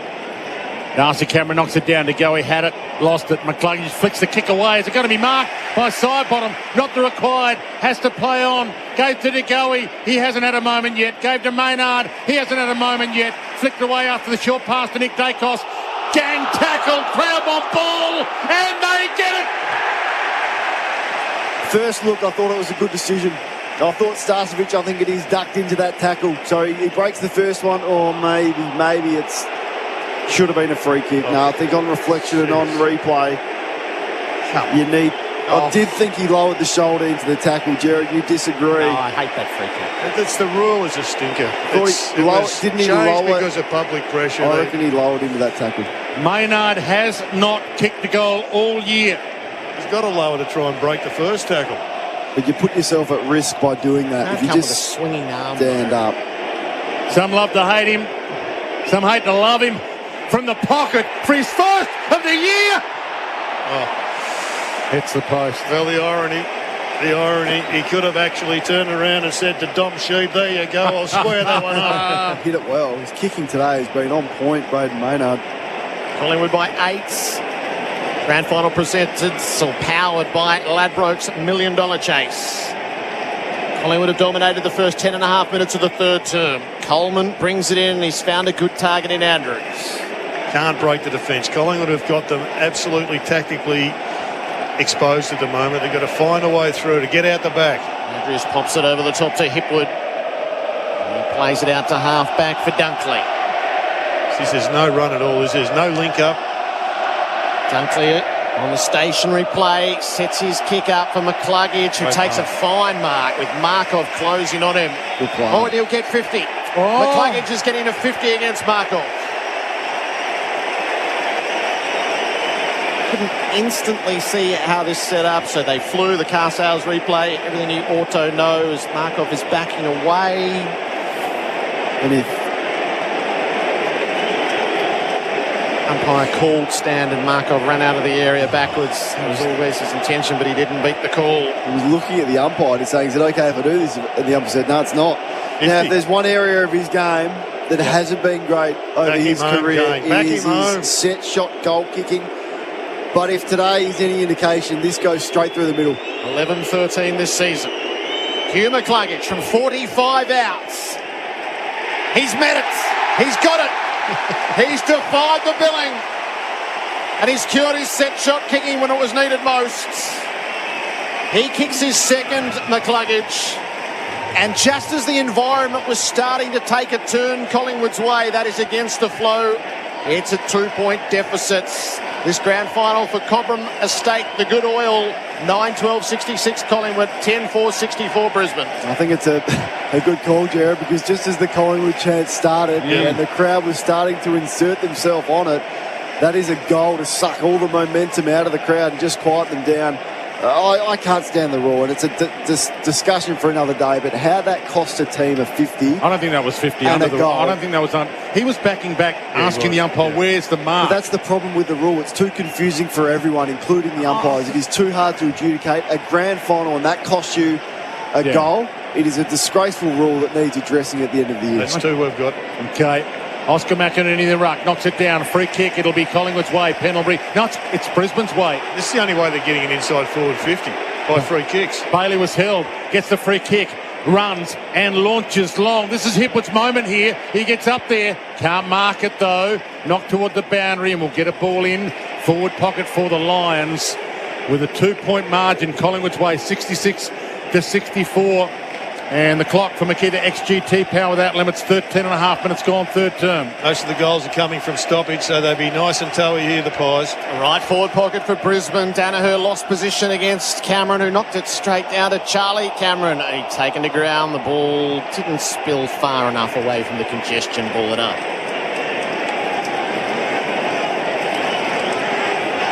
Looking behind the ball. Darcy Cameron takes out of the ruck. Oh, he kicked it sideways, out on the full. You would barely believe that. Who wants it? We want Eric to have it or Charlie. Kick. Yeah, there was confusion, Jared. The other umpire, Matt Stevic, was calling for something. I'm not sure what he was. Maybe he was telling players to get up again. Suggesting. Haven't gone for the players who've been pushed over. So Dane Zorko has ball in hand. Couldn't, could he? Or could he? Well, I reckon he's better off having a ping than trying to execute something at the top of the square. He may as well. The day we've had, this one probably goes through too. So this is Dom Sheed territory for the visual. Yep. Dane Zorko trots in. He's going to centre it up. What's he gone for? Nobody in particular. That is nonsense. It is. If you're going to do it, your teammates have to be on the same page that you're going to do it. Take the moment. So Mitchell to Howe to De Goey, half back flank towards the wing. Mychek comes up, makes a good attempt at the mark. I thought he was paid a chop, so play on's allowed, so it wasn't a mark. Josh Dacos really wide and probably too wide. And hit the chalk. A part of the ball caught part of the line. The majority of the ball was outside the boundary, but that's the Wayne Harms pocket too. It is, so we've had the Wayne Harms pocket a couple of times, the Bobby Hill pocket, and we've also had the Dom Sheed pocket, but it's been an epic grand final so far. You know there's going to be a massive moment to come or two. McCluggage squirts it away from the stoppage, and it works as Zorko takes the mark, and he cribs away. He did well to open the play up. McCarthy's his target. Maynard folded back on top of him, and it runs over and out. Did well, Maynard, not to give a free kick away there. Didn't have any eyes for the ball, but just used his body. Wasn't a great kick to bring the ball to ground. Nick Dacos, just the one touch in this third term after having 19 in the first half. He's just gone the half back from last observations to try and get himself just off the back of this stoppage. Alexander's off the ground, sorry. Collingwood by 2, Brisbane at half forward. Neil runs onto it, hand passes out in front of Fletcher, just worried out of it by Moore. Ball's in the pocket. McCarthy almost created something, but not quite.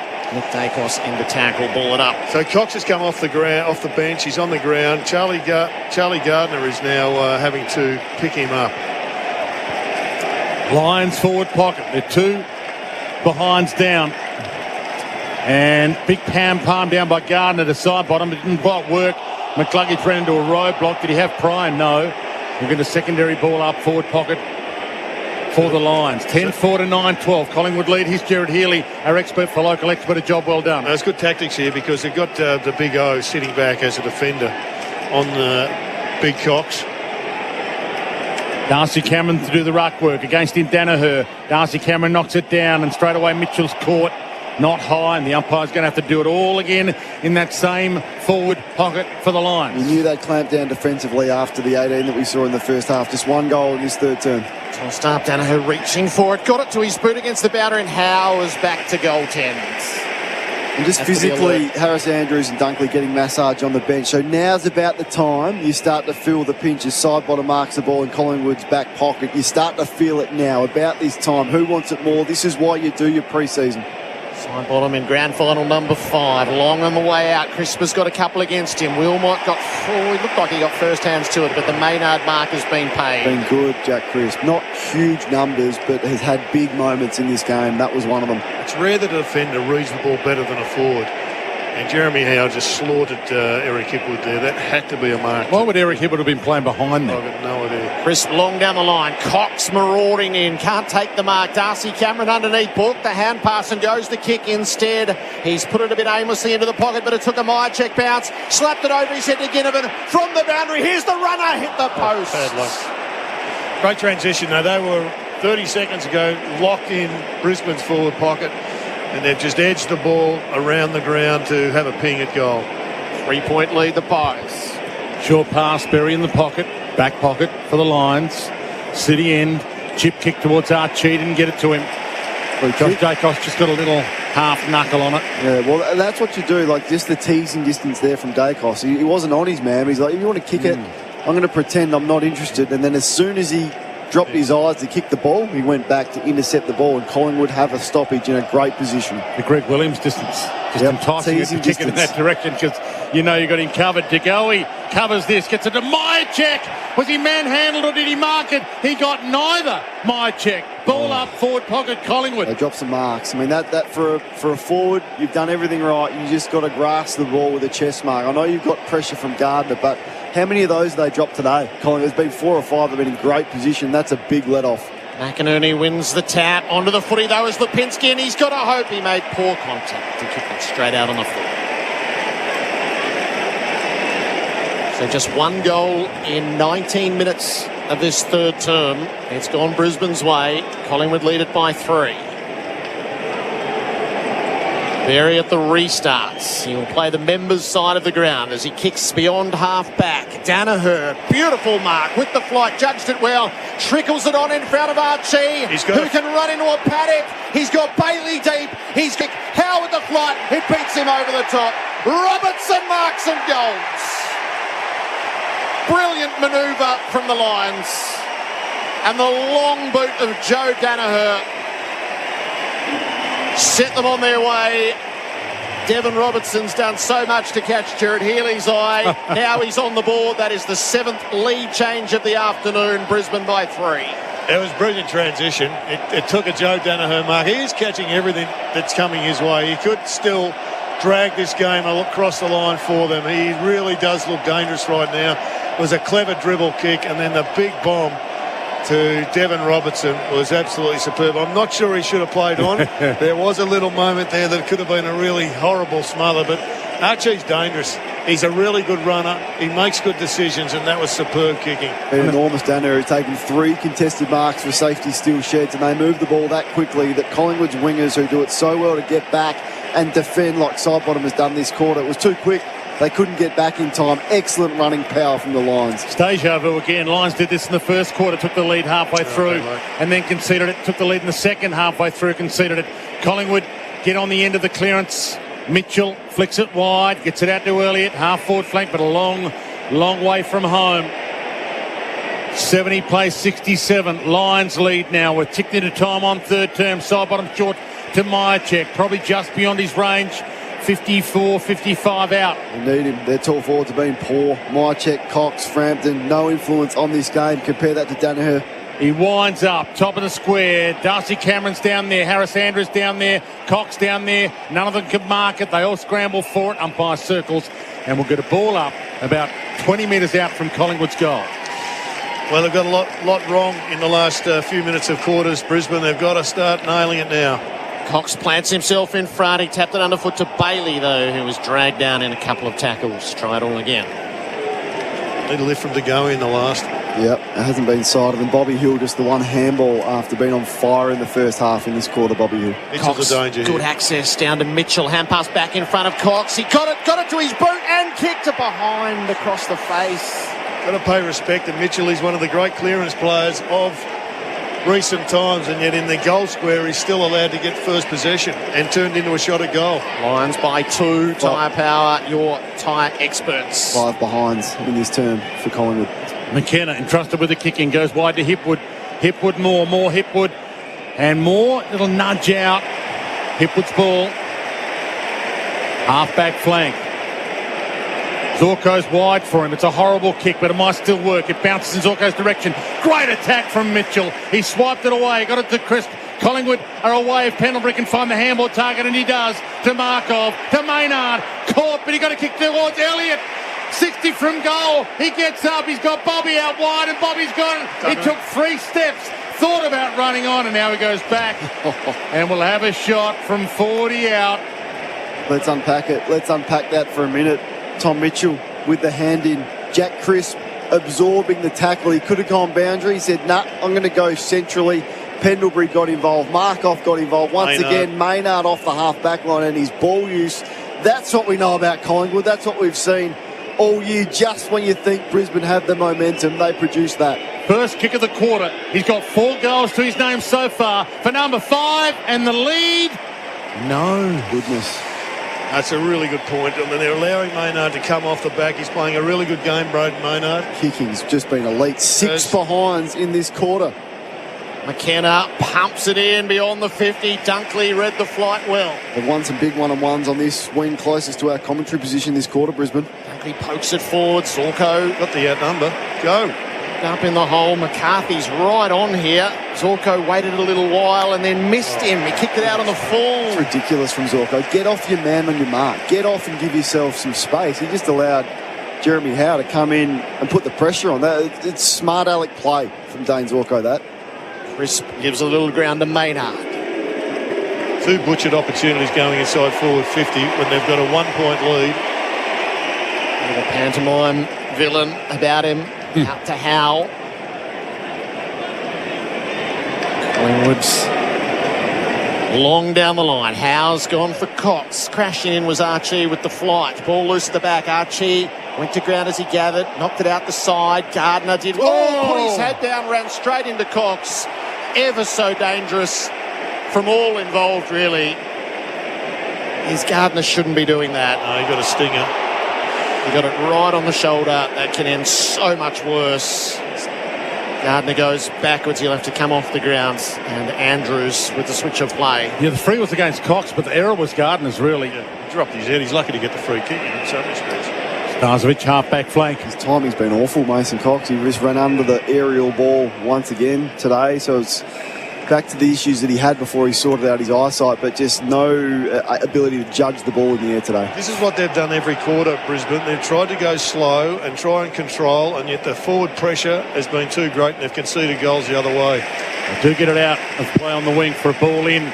So 69 plays 70, 1-point game, 25 gone. Third term on the Makita XGT clock. Power without limits. Grand final presenting partner on AFL Nation. Cobham Estate, the good oil, and powered by the Ladbrokes $1 million chase as well. Cox in front, but McInerney was able to conjure the footy. Gets under his kick going forward. Maynard with one way, and Hoskin Elliott judged things well. Yeah, they had the 2-on-1 there, and they did it well, Collingwood. Zorko had no chance. Hoskin Elliott with ball in hand. 3 minutes and change remaining in this third term. Brisbane have kicked the only 2 goals of it. Really dangerous out the back, got no man. Hoskin Elliott long down the line. Andrews and McInerney both flew. Ball has to be one underneath. Lipinski does. Feeds it out to Mitchell, loops it up for Nick Dacos, knocked it on, and then kicked it forward once and twice. Took great territory, and Marchek full-chested launches to mark. He's gone for Bobby Hill. Every time. So good from Hill. Hill just kept going with momentum. Like, he was involved in that check moment, and he ran back with the flight of the ball with extraordinary courage, and he thought, like, I'm just going to keep going, and he was able to get in behind.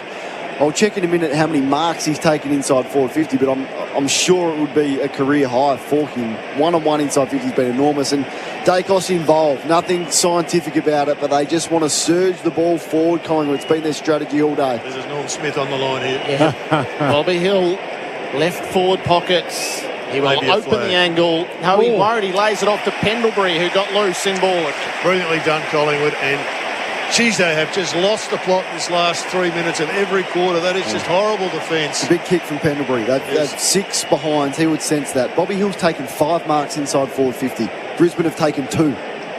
That is if you had said to me before the game, nearing three-quarter time, Hill would have 5 marks inside forward 50 and Brisbane as a team would have 2. You would have absolutely laughed at me. But let's focus on this kick. What a legacy this man has built.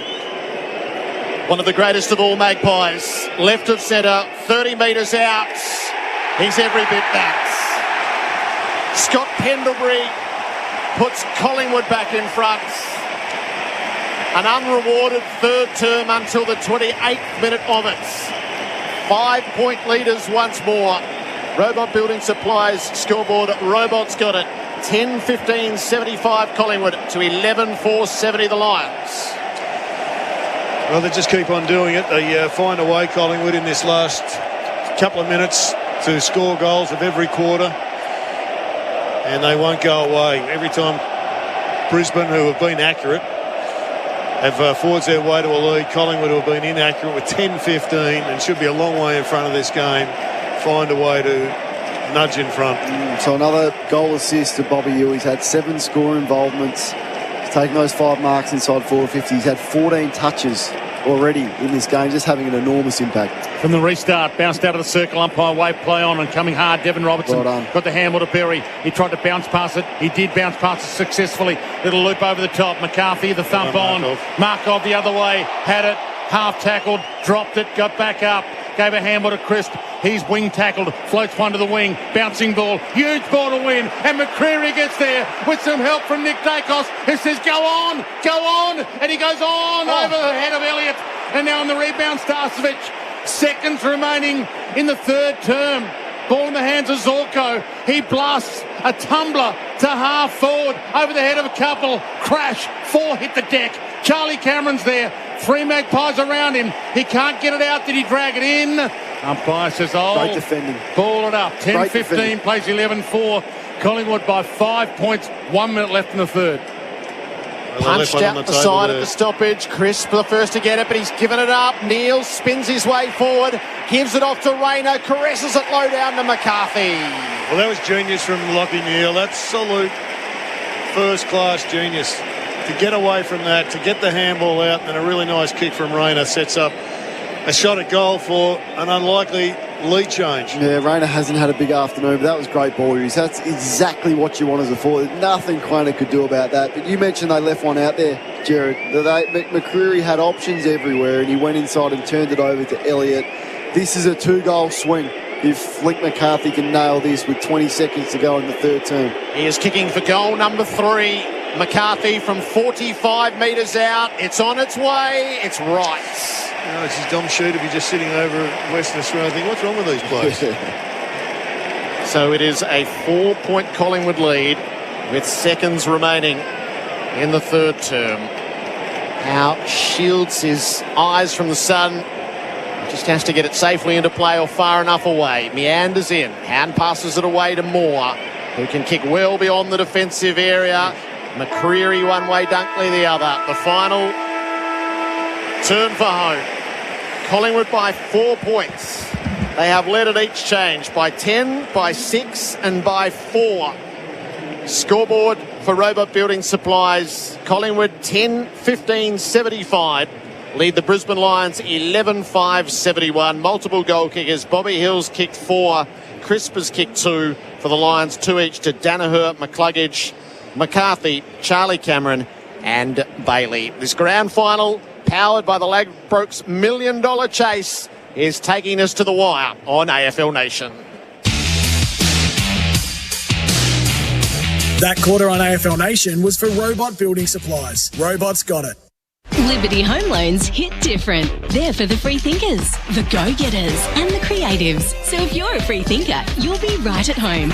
Liberty, loans for free thinkers. Visit liberty.com.au. That's how we want. Approved applicants only. Lending criteria apply. What's tougher than tough? NHP's ISO range of plugs, sockets and switches. With over 400 options covering 10 to 50 amps in 3, 4 and 5 pin configurations, NHP's industrial strength options range of plugs, sockets and switches is diverse and excellent value. IP66 and UV stabilised as standard with chemical resistant versions available, you won't find a tougher range for your industrial, commercial and domestic applications. Hot or cold, indoor or outdoor, NHP's ISO range is tough. ISO Tough. Available at your local electrical wholesaler.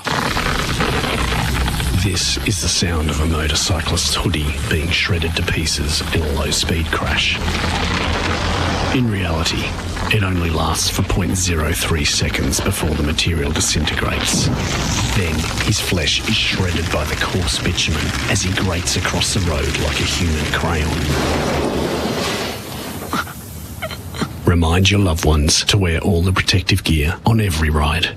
A message from the TAC. Here's another powerful reason to choose Tyre Power. It doesn't matter what car you drive, where you drive, how you drive, or even what you might be towing behind you. You can trust Tyre Power to have the tyre to suit you. And as Australia's biggest independent, we have the buying power to make sure the price suits your budget as well. Get the power at Tyre Power.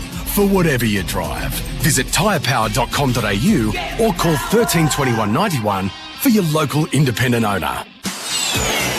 Heading away over the school holidays? At Melbourne Airport, upgrade your value car park with Value Express. The team will park your car and have it ready when you're back. For just a one-time $24 upgrade fee, simply drive up, hand in the keys, and the Melbourne Airport team will take care of the rest. When you return, your car will be waiting for you. Conditions apply. Book online at melbourneairport.com.au. Park with ease at Melbourne Airport. See why bigger is better at Peninsula Skoda, boasting a brand new modern showroom and over 150 new and pre-owned vehicles on display. Melbourne's largest Skoda dealership has something to suit every lifestyle. For the ultimate test drive location, head to Peninsula Skoda. LMCT 12366. Discover a new world of whiskey with Starward. Made in Melbourne using locally sourced ingredients, Starward's award-winning whiskies are delicious, juicy and approachable with every sip. Available now in all leading liquor stores. Starward, to new horizons. Drink responsibly. Hey Dad, I thought we couldn't afford a home this big. It's part of Henley's new collection.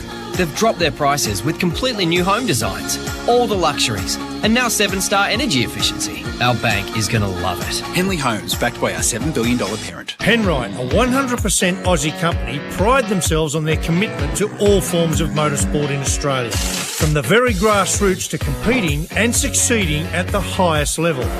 It's always been a big part of their DNA. And this real-world testbed for their products ensures the lubricants and fluids you buy for your vehicle have benefited from the development of being punished in a way that only competition can. Penrite, it competes, you win. Hi, I'm with Dan Isaac from Caveat Loans Australia. Dan, what is a private caveat loan? A private caveat loan is basically an alternative type of finance, which is much more flexible in comparison to a traditional bank, who have much more rigid credit criteria. How hard is it to get an approval and who can apply? Well, the good news is that almost any property or real estate owner can apply. We do not require any bank statements, no tax returns, no financials or proof of income. Best of all, your credit rating is irrelevant. Visit caveatloans.finance. Terms, fees, conditions apply.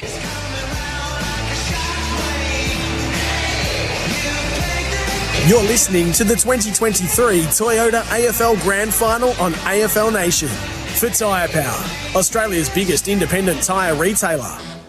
Macca's, I'm loving it moments. The Monopoly game at Macca's is back. Sets his kick up for McCluggage, who takes a fine mark.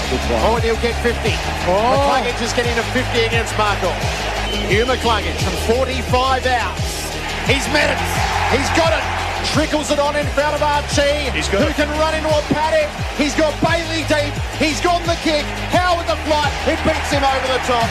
Robertson marks and goal. Bobby Hill will open the angle. Harry worried. He lays it off to Pendlebury, who got loose in ball. One of the greatest of all Magpies. 30 metres out. He's every bit back. Scott Pendlebury puts Collingwood back in front. It's the Pies by 4 points. Entering the last quarter, Sam Edmund on the boundary for Spitwater, tough and ready. Jared Craig McRae spent a lot of time over the whiteboard in that three-quarter time break. 2 key messages on the whiteboard as it was carried past me. Knock-ons in big, bold, capital letters, and play the angles. We know how much their speed's troubled Brisbane today. They want to keep it going for another half an hour. You can definitely sense that. They've definitely, with the strategy to knock the ball on, and we'll see if they continue to do that. Well, clearly they will, because that's a message from the coach. What you want in a grand final is your biggest performance. Bobby Hill is producing that. Career high 4 goals. His previous best was 3. His career high for disposals is 18. He's had 14 already at three-quarter time and 7 score involvements. If Brisbane are going to win this, they have to dominate clearance, beginning with centre bounces. This most thrilling of seasons goes the distance. Collingwood by 4 points, entering the final term of the grand final. The McDelivery of the ball for Maccas. Maccas new McCrispy. It's a star on debut. Free kick from the initial ruck contest. He's putting his knee up. It's going McInerney's way. A poor day, Mason. A really poor day. Hasn't learned his lesson, he's been told. He's been nearly reported. The big O is going to hoof it forward for Brisbane. Cox has filled the hole and he's going to win it right back. He makes amends. Hand passes to Howe. He flows out to the wing where the mark is taken by Hill. Too predictable, that kick. Really poor. Straight to Mason Cox. I mean, he's your ruck opposition. Hill takes his time. Kicks for half forwards. Frampton was behind Andrews and he took hold of him and gave away the free kick. Well, I just reckon Andrews can just ignore Frampton. Like, he's given him too much respect. He can now just drop off him. Even the Collingwood players are reluctant to go to Billy. They've lost all confidence in him, and he'd have to look at what you can do. But with the sub being activated, there's no way Collingwood can hide him. Yeah, what about the line sub? Yeah, well, I'm surprised they haven't gone with it already. Lyons is sitting there ready to go. Neil back to Lester. He goes long to Danaher. He got up there and Moore got just as high. And he got more on it. He got a big fist to put it out of play. The Pies need some to-go-y magic. And the Lions need Zach Bailey to come back to his first half form. He only had 1 touch in the third. Forward pocket for the Lions. Early stages last quarter of the 2023 grand final. The big O with the fist down. Cox against him. Ball hits the deck. The scramble. Josh Dacos picks it up. Feeds a handball out. It bounced unkindly for Dunkley. Nicely for Crisp, who got it on the end of the handball from Lipinski. And now a free kick against Frampton again. Go to Harris Andrews on the wing. Lions about to go forward again, trailing by 4 points. It's Andrews' turn to impose himself. He kicks forward. Danaher, big rise. Moore made the spoils. Zach Bailey's underneath. He'll curl it near the teeth of goal. Quaynor overcommitted. Side bottom saves him. Hand passes to Howe in the back pocket. Kicks long on the way out. Maynard's overwhelmed by the numbers. It's a downfield free kick though. Howe got cleaned up by Charlie Cameron. He's hurt. He got winded as Collingwood go here. So kick comes quickly forward to Myercheck. He's going to loop the hand pass over the top to Nick Dacos, running it half forward. Dabs the kick to Pendlebury, let it bounce. The former skipper pulls up, wheels around, has a look, doubles back, nurses it into the pocket. Nick Dacos, the 15 from the boundary. Got it right to the line where Harris Andrews tipped it through for a behind. Collingwood by 5. Well, his running power, Dacos, so he's one of the hardest runners in the league. We saw that. Multiple possessions in that chain and just kept going and got himself a position. There was a centimetre in that. They wanted it down the middle. They're set up for down the middle, and he's kicked it to Big Joe. Big Joe gets there late, though. Spores away from Moore. Dunkley gave it back to Big Joe. Pulled the kick late. Quaynor picked his pocket. Gave it to DeGoey. Floats it over the top, and he gets Bobby Hill. Guess who? 6th mark inside 50. Bobby Hill. Lining up for goal number 5. Disposal number 17. It is a career day. And if he slots this, Jared, almost regardless of the result. Just had a panic attack, Joe, trying to swing it onto his boot. It had to be a handball in congestion. I mean, that's just not good enough. Good kick from DeGoey, getting himself involved. Darcy Moore dropped the easy intercept mark as well. A few Collingwood players have had poor days today. So Bobby Hill lines up directly out. He's going to kick from right on the paint of 50. To extend Collingwood's lead, you'll hear a massive roar, but he can't squeeze it home. He's kicked 4-2, Bobby. His neighbour Norm playing. And it's 10-17 to 11-5. It's one of those strange games where the team who kicks less goals might end up winning it. McKenna leaves the defensive goal square, kicks it long. Now Danaher's the target again. Cox up over the top. That's a telling tall man's grab. The flight centre. He's hobbling as he rises. Crisp goes around to receive.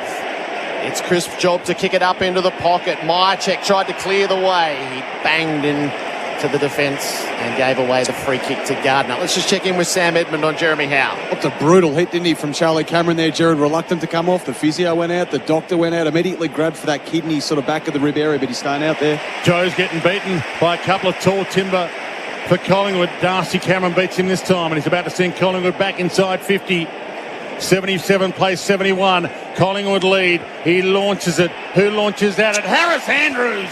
Big climb. I thought he held it long enough, and the umpire agrees. So Harris Andrews, he's been captain fantastic again today, and it's still 10-17 Collingwood, 11-5 Lions. Across the face of Gordon McKenna out the far side. Starcevic, he blinked. He got caught by Hill holding the ball. Oh, what a moment for Bobby. How good. And that will haunt Starcevic for his career. Sideways, the kick comes to Lipinski. Yeah, you won't want this to go through for a goal. Lipinski is going to sag the kick for De Goey, who marks a step outside the 50. You know he can kick a distance from the Dom Sheed. Let's quickly check in on the sub for Brisbane, Sam. Jared Lyons taking off the warm-up tyres, getting ready to go, swallow down a gel. It looks as though it's Jasper Fletcher who's going to make way. We'll wait confirmation, but Jared Lyons just waiting to come on. The set shot is with Jordan De Goey. It would take one hell of a kick from 54. He sends it on its way. It's going to land in the square. Andrews brought it to ground. Robertson got the hand pass away, enough to concede a score. One of those awkward margins of 7 points now on the Signet scoreboard. Signet Mag family. Power every moment. Yeah, if they get the next goal, Collingwood, psychologically, they could just steamroll Lions. One of those handy points, but it's still early in the last quarter. Got to keep going. Got to keep taking the game on with your ball movement. Got to keep taking risks because Collingwood are so good defensively. If you go into your shell, they'll bottle it up. So to Zorko, now to Charlie Cameron, who gets there late. Flies late with Maynard, gets the crumb, they get him, he shakes them off, he's up against the boundary, loops the handle back to Zorko, made him work for it. Zorko up against the boundary, keeps it alive outside of the boot. No, he doesn't keep it alive. Yeah, their pressure's lifted. Like, honestly, to hem them in there, they had numbers inside forward 50. If they'd won that ball, they had options everywhere going inside, but Collingwood have raised their intensity and their defensive pressure in Brisbane right now. We've seen on a couple of occasions, Zorko there, Starcevic struggling to cope with it. Al will be playing with sore ribs. He kicks long down the line. Darcy Cameron brought it to ground. Frampton to Josh Dacos, slipped it around the boundary to Mitchell, threw it onto his boot. A roller up to half forward. Out comes Starcevic. Hill runs at him. Starcevic got the hand pass away this time. Lester, McCluggage, Andrews, Pressure. Bailey, on to Zorko, up toward the 50. McCarthy set himself up over the top. So some dare for the Lions, sets them up now at half forward. McCarthy's gone for Joe. Danaher in the leading lane takes the mark. Huge. Mitchell on the outer side had Nick Dacos running with no one near him. Mitchell opted the squirt kick forward instead of the handball to Nick Dacos, the turnover. And Link McCarthy, some of his one-on-one work this year and through the final series, enormous. Then they had the mismatch with Danaher versus Hoskin Elliott, and that's just exactly where you want it. And he's been reliable in this final series, Joe. This is a big kick, completely against the run of play. Career long, these have been look-away moments, but Joe Danaher has missed to the left, so he retreats to his previous ways. Could be a handy point though, Jared. Yeah, 6-point margin. He's kicked 2 goals, 1. Signet scoreboard, Signet Mag family, power every move. So the kick into Quaynor, it's Archie who's been subbed out, I think, for the Lions. We'll check in with Sammy Edmund. Jared Lyons definitely on the field, Dwayne, just waiting confirmation, but Archie definitely came off for him. Okay, to the back row, to the wing. Kitty and Coleman can't quite get away with it. They get him. Bobby Hill on his own. It's amazing. Rotations running now, so De Goey comes for his rest. They've got to time this so that De Goey and your best players are on the ground in the final 8 to 9 minutes of this game. Darcy Cameron, the big O, climb. Neither can get it to advantage, and the umpire comes in and says, I'll ball it up again. So he probably has 4 minutes here to go, 13 minutes to go in the game, and then he plays the rest of it. 6-point lead to Collingwood. The Collingwood chant rings around the MCG. Lipinski to Mitchell, to Lipinski, to Pendlebury. Ugly bounce. Gideon Coleman got there. Pendlebury tackled him. Was that high on Mitchell from McCluggage? Umpire said no. Gone out of it, Coleman. He 21 at half-time, 23 for the game. Has hardly been sighted since half-time. Tossed up on the members' wing. McInerney once and twice. Darcy Cameron ended up with it. Trickled it forward. Coleman has first access. Took a while. My check went straight at him. Wrapped him up. Tucks the ball in underneath. So that's it. That's the physicality of the game. The brutal conditions. Some players cope with it. We're seeing Nick Dacos, the way he's covering the ground despite 6 weeks off.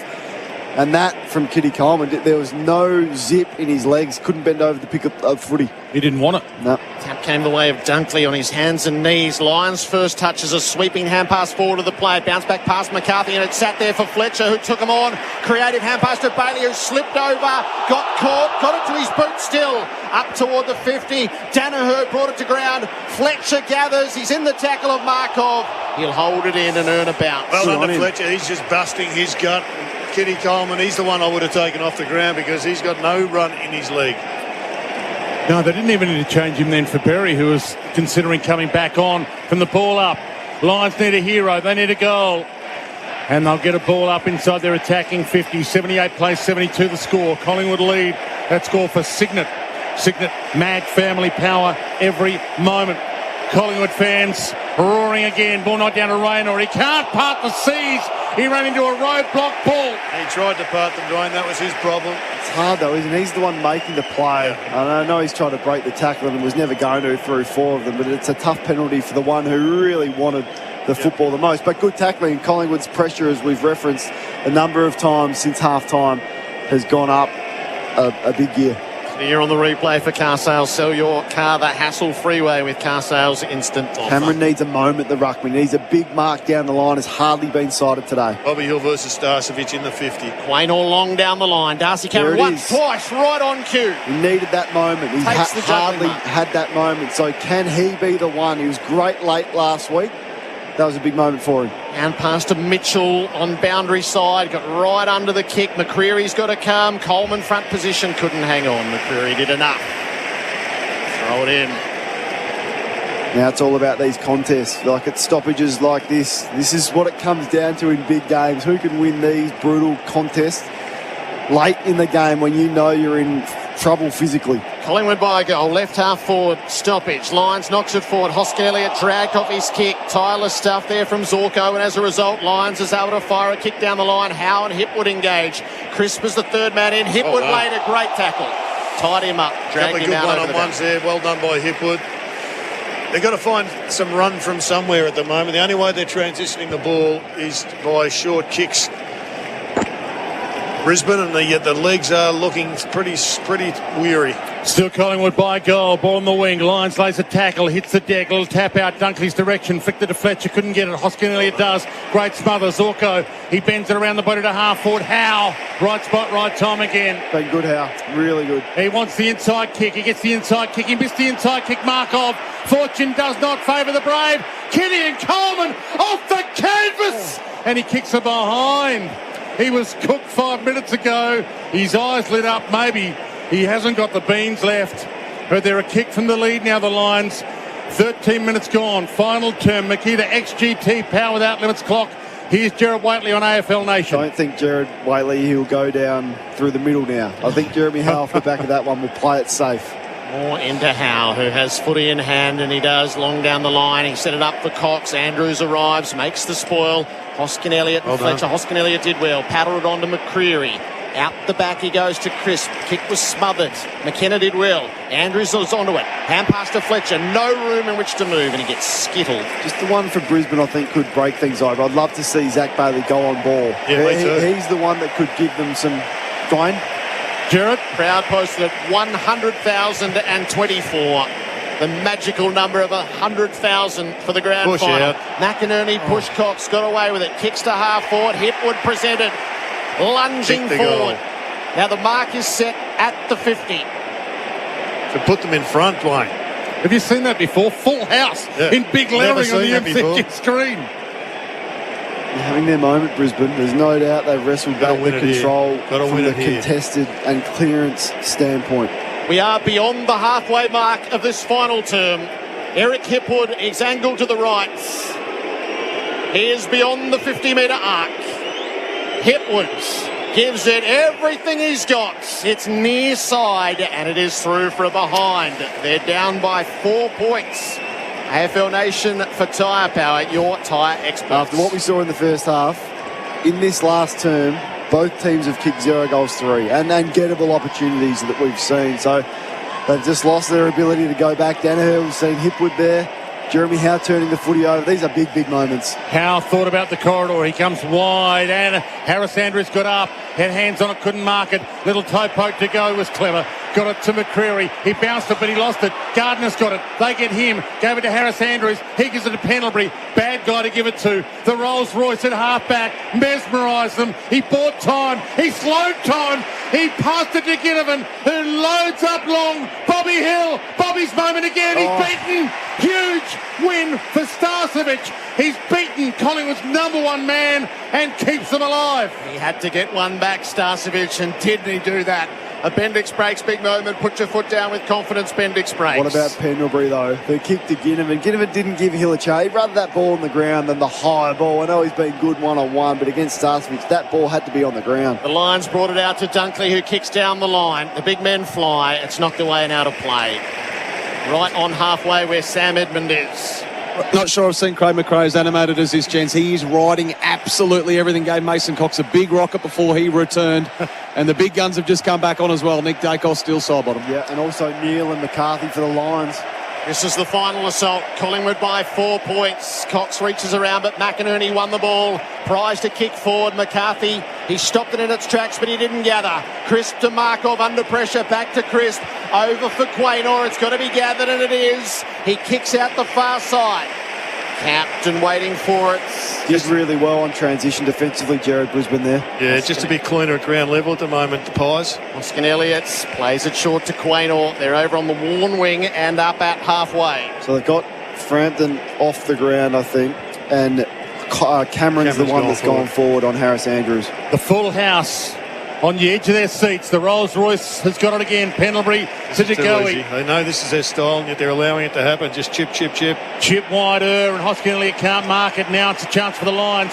Gideon Coleman fights on. He gets it at half back, launches to half forward. Maynard, Cameron, Charlie, too clever Charlie. He flicked it to Maynard, who gives to Pendlebury. Short pass is delightful.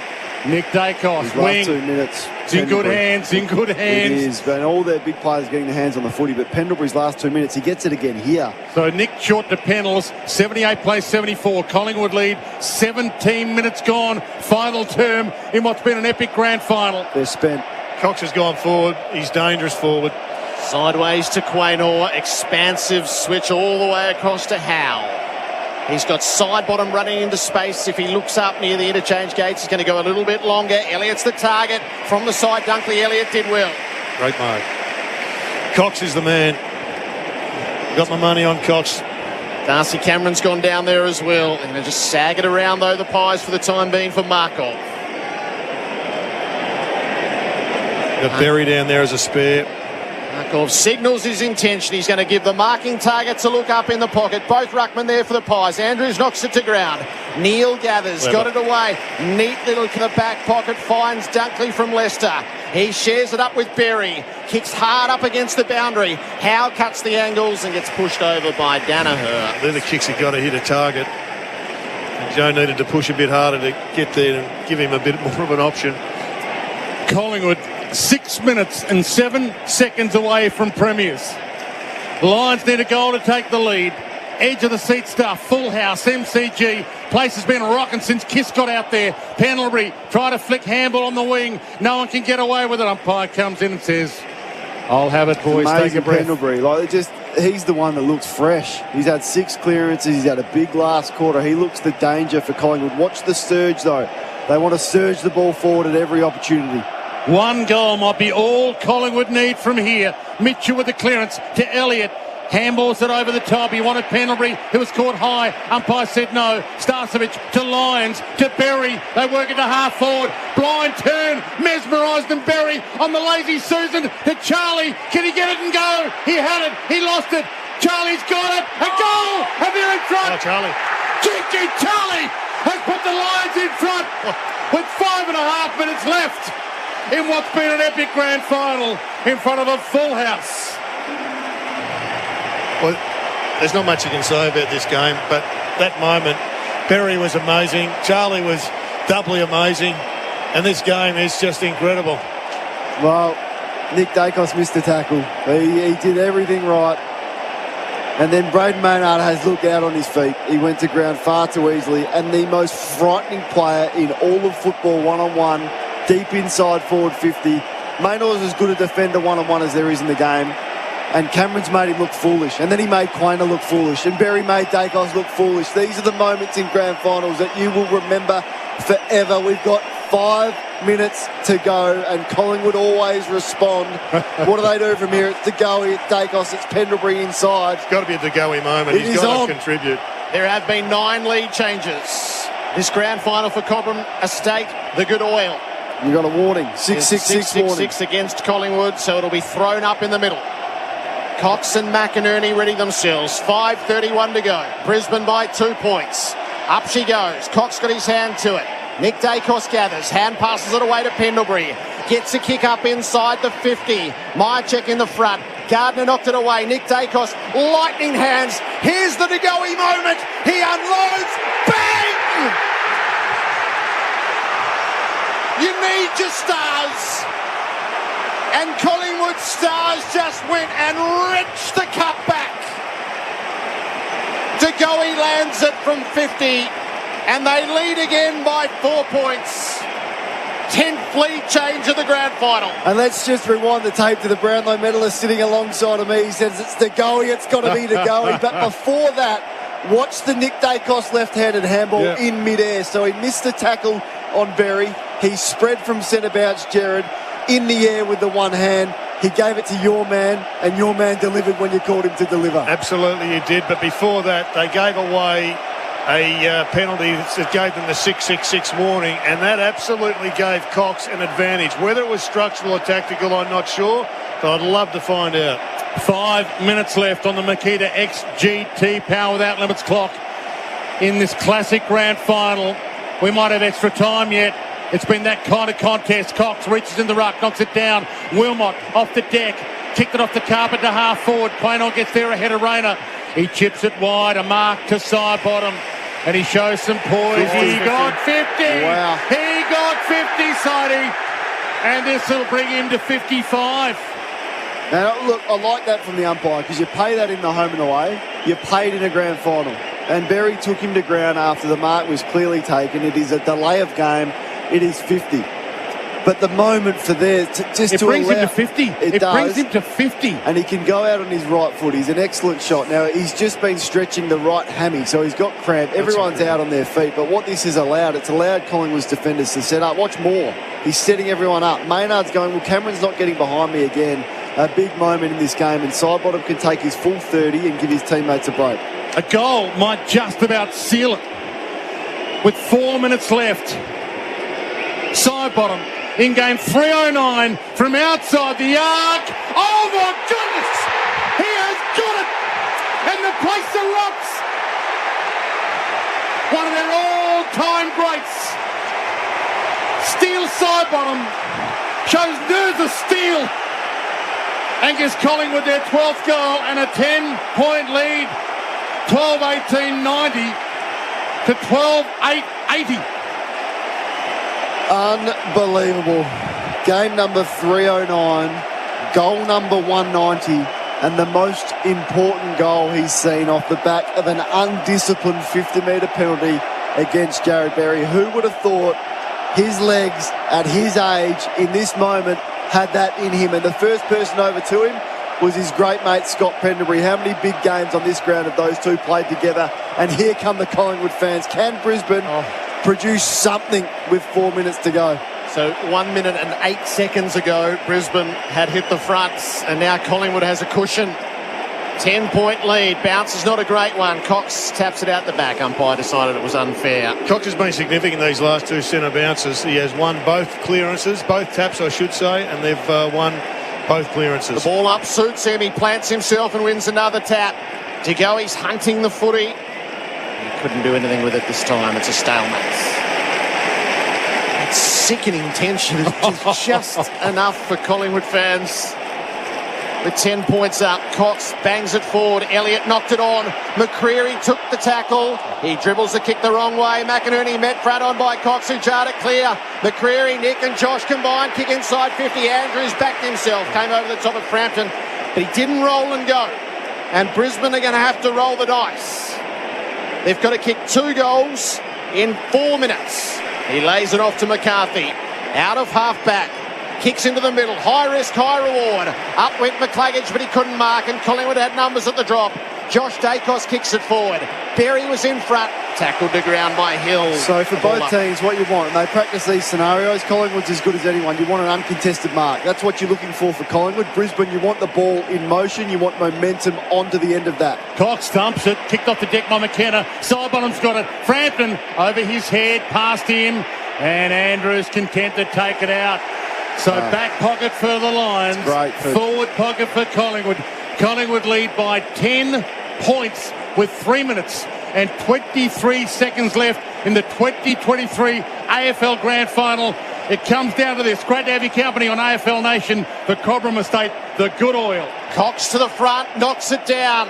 Lipinski's trying to get hold of it, he did. Gardner got a telling hand in there. McKenna threw it onto the boot. Risky ball, and Chris cuts it off. And they're saying, slow it down, all of them. How, Maynard? They got Pendlebury behind the ball. So watch Pendlebury here. There's no one he can just duck out and milk this clock. But Jeremy Howe will just duck out to the side, and they'll try and milk a minute off the clock, and then it'll be game over. They've got 2-on-1 here. Side bottom went up with another shot. Out the side to Howe, who plays it wider still to side bottom. Collingwood have practiced these moments for 2 years. They can protect the lead and protect the ball. Side bottom gives them a look inside 50. Myercheck had a fly at the pack. Underneath, Coleman got taken high. Umpire did pay it. Just for a moment, I didn't think he was going to pay it. No, the umpire closest didn't pay it. Well, they weren't paying them early, so why are you paying them late? Gideon Coleman down the spine. Time is of the essence now. Up flies Joe. Can't mark it. Hits the deck. Mad scramble. Collingwood, the masters of keeping it in tight. Keep the clock rolling. Keep it in tight. Will the Big O thump it here? Will the Big O thump it? He gets to the contest late. The Big O. Oh, Mason Cox thumped it clear, and now it's a chance for Neale. Hands it up to McCluggage. Caught. Got a handball away. Through Mason Cox. Falls to Zorko. They're still alive, the Lions, if they can get it away from the middle. And they've got a free kick. They need 2 goals in 2 minutes, the Lions. They are the sort of team who can do it, but they have to go. Neale senses the moment. He launches it in long. They fly. Huge pack. McCarthy brought it to ground. Hipwood out the side. Who can get there first? McKenna ran onto it and over it. McCluggage tapped it to the boundary. Lions gave it back to him. Huey kept it in. Danced the line. Kicks to full forward. Joe! Around the corner. Through for a goal! We are going to the final minutes. Joe Danaher's kicked his 3rd. There were all sorts of moments of intuition to make that so. It's a 4-point ball game with 93 seconds left. Jared Lyon was absolutely magnificent. The hook kick was superb. Joe was superb. Now can they win a hit out, because Mason Cox has dominated this last 5 clearances. And it gets your opportunity. So McCluggage kept that ball in, and Joe just didn't waste any time. Straight on the boot. You get the opportunity to get your preferred mix on now, because there's a goal. So Zach Bailey was on the interchange bench. He comes onto the ground. He goes forward now. Should go into the middle. They need something out the front. And you can't go defensive. So what Collingwood are after here is a repeat stoppage, so then they can orchestrate a spare behind the ball. But right now, it's up to those in the middle. We get another warning. So they're going to throw it up again, which you would think favours Mason Cox, Jared. Absolutely. It's been the most magnificent of grand finals in our most magnificent game, and it comes down to this. A clearance for the Lions.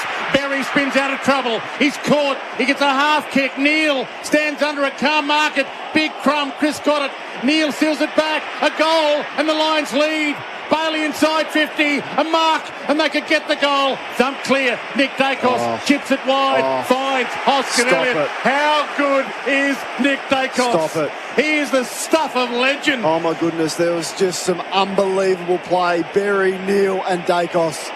Crisp from half-back, heads down the wing. It's been marked by Harris Andrews. The Lions will get a roll of the dice. He plays on and kicks to half forward, up over the pack. They spilled each other the pies. Mychek got dispossessed. They're all over the top of it. Rayner lays a tackle. It's a ball up. 45 seconds. They do this so well. They did it last week against the Giants. They just want to keep the ball in the area. They don't want this ball out. Collingwood by 4. McInerney's trying to get it out. Mitchell wore the high contact. Has to be. Paid. Collingwood free kick at half-back. The clock is ticking. Shouldn't lose from here. 30 seconds remain when time on is called. You want numbers. You want... Oh, they go backwards. Yep, so backwards to Pendlebury. He stepped off his line. He's been called to play on. He's still got Mitchell. Just long down the line from here with 20 seconds to go. Back out the side to Mychek. Each kick is worth so much. Mychek is able to take as long as he is allowed. Thumps it long down the line. 5. Cox and McInerney. Cox brought it to ground. Hoskin Elliott's kick is smothered. Coleman head over the ball. And so ends one of history's great grand finals. Collingwood take the final step on the stairway to premiership heaven. Flies, pies win the close one. Collingwood are premiers in 2023. See the barricades are shouting as all barricades should. Oh, the premiership's a cakewalk for the good old Collingwood. For the tragic history that the Magpies fans have endured in grand finals, they're owed a close one. Breathless to the end. 10 points at quarter time, 6 at half time, 4 at the final change and 4 at the close. Craig McRae's quiet revolution at Collingwood sees them crowned premiers at the end of his second year. Good old Collingwood forever. They know how to play the game. Side by side they stick together to uphold the Magpies' name. See the barricades are shouting as all barricades should. Oh, the premiership's a cakewalk for the good old Collingwood.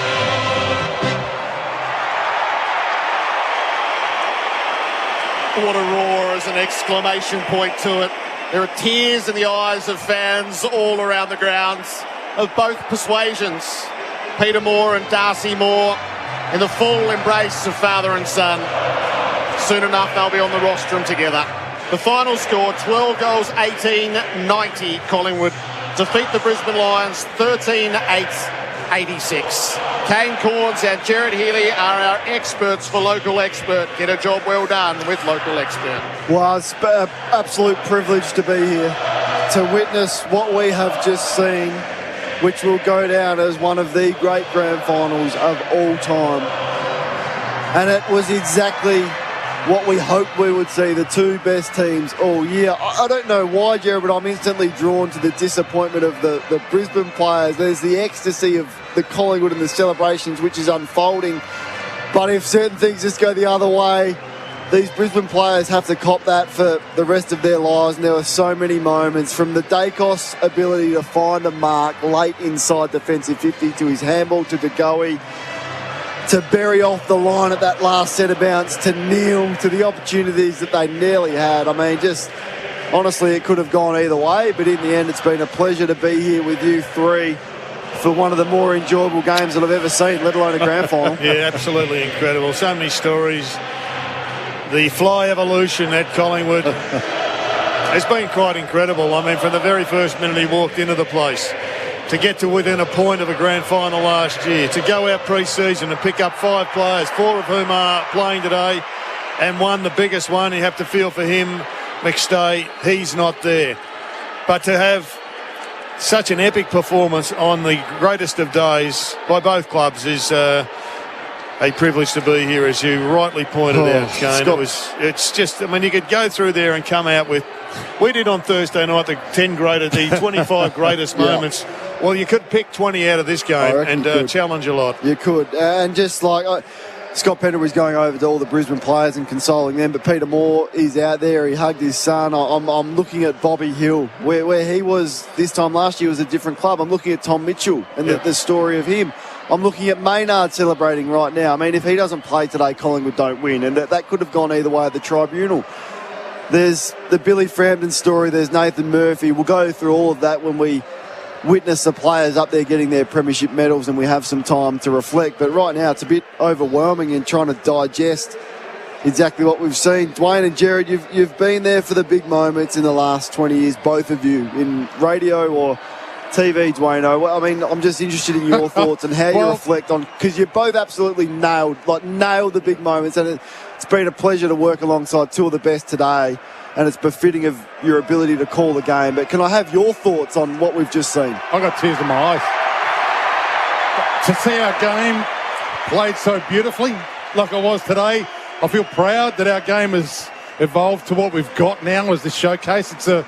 It's a beautiful game, and to see Collingwood play it like this as well. Jared called it the fly evolution, but they're a sight to behold, Collingwood. Their unity, their chemistry. We always talk about a team of champions and a champion team. There's just a magic to Collingwood, and I'm enjoying soaking it in. There's a magic to their fan base.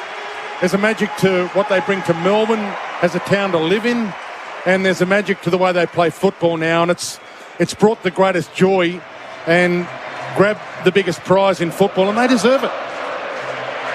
And watching their fans celebrate, so I must admit I felt sick with the tension of it in the last quarter, and I've got no stake whatsoever, but just the small moments that each player has to face, and either you live or die in those moments, and one goes against you and then you have to go and win it back. So Starcevic has that, and Hugh McCluggage keeps the ball in the Wayne Harm's pocket. It's just to give them a sliver of a chance. But I'm glad it was moments that won it as opposed to moments that lost it. I'm glad we're talking about the side-bottom goal. I'm glad we're talking about the great things that won the game as opposed to the drop mark or the missed goal that could have won it, because I think that's the way you want our game won. All the spoils will go to the victors, and rightly so. But I want to pay tribute to Brisbane's capacity to hang in there, because I don't think they were anywhere near the best side on the ground. I think the scoreboard tells you that, the inaccuracy of Collingwood with 18 behinds. I mean, 20-18 to 13-8 tells you that Brisbane hung in there on a bit of guts and a fair bit of accuracy, but they did guts it out, and they came within 4 points of winning. So they should be proud of their effort. They'll be absolutely gutted and disappointed, but it is an agony ecstasy moment. The Dacos family together. That's an agony, an ecstasy moment. The agony from the Brisbane Lions players to about 8 metres of the Dacos 3. And Peter might end up being the third best Dacos by the end of their careers, the way Josh and Nick are going. There's people everywhere. I mean, all of the Collingwood squad are out there, as we see now, which is such a nice moment that teams do so well. I feel like that's probably only come into the game in the last 10 or so years. You reflect on that and, the moments that they've had. It has been a full squad for Collingwood to win this premiership. They were tested through injury, as most sides are throughout any campaign, but they've had the best depth, I think, of any team and anyone, like a Markov that comes in, can play. Phil for Noble, who would have been really handy today, I thought, with his run, and he misses out despite being so influential in the last couple of years. But it's just so many of those. I think I need to watch it again. Jack Crisp down on one knee, kissing his pregnant wife and his kids in a hug and embrace. It's a beautiful thing. How good's footy? It is, and Maynard and Mitchell have gone down to the social club to celebrate with those Magpie fans who fill the city end every week. Yes, it's the moments that are being shared between fan and player and family members out on the ground is just beautiful to behold. Jack Crisp with his two daughters in Collingwood tutus, in their fairy outfit, if you like, with big 25s on the back. It's It's just a joy. Yeah. Lee Taylor Adams giving Dakes a hug, and Dakes giving him a hug. That's Dakes Senior, Peter. He's been a fantastic player, great warrior for this club, and unfortunately he just did a pinged a hamstring at the wrong time. And then you look at Sidebottom and Pendlebury. I mean, how good were they both? Pendlebury's second half and his last quarter, he ended up with 24 and 6 clearances and a goal, 7 scores. It doesn't tell the story of how influential Pendlebury was when everything was chaos, as always, as we've seen for 17 years. He was calm. At his age, in a hot day, he looked like he had more beans left than any player at the end. It's remarkable. And then Sidebottom to go back and nail it, as you said, from 53 on an angle at his age. What a kick. He'd got the 50 and he was stretching with cramp. Go back and watch that. I'm like, hang on, that's his right foot. He's got cramp and he's still got... So some things are just meant to be. He couldn't have kicked that any sweeter. I mean, they were challenged and they lost their lead. They went back to the centre bounce and Jared said, I feel like it's De Goey's moment. And not only was it De Goey's moment, it was Dacos's moment of brilliance. And the work that he's done in his handball to jump in the air, still in midair with his left hand, hit De Goey in stride, and he goes bang. Hardly been seen De Goey, but he kicked 2 big goals, and that's sometimes all you need. Well, their DNA came out, shone through in the finish, didn't it? And that's going forward. Knock on, knock on, knock on. The stat that I read that resonated with me most when I was looking at them all last night from Hoyne was Brisbane average forward handball is 150 metres. Collingwood's was 320. I mean, over double.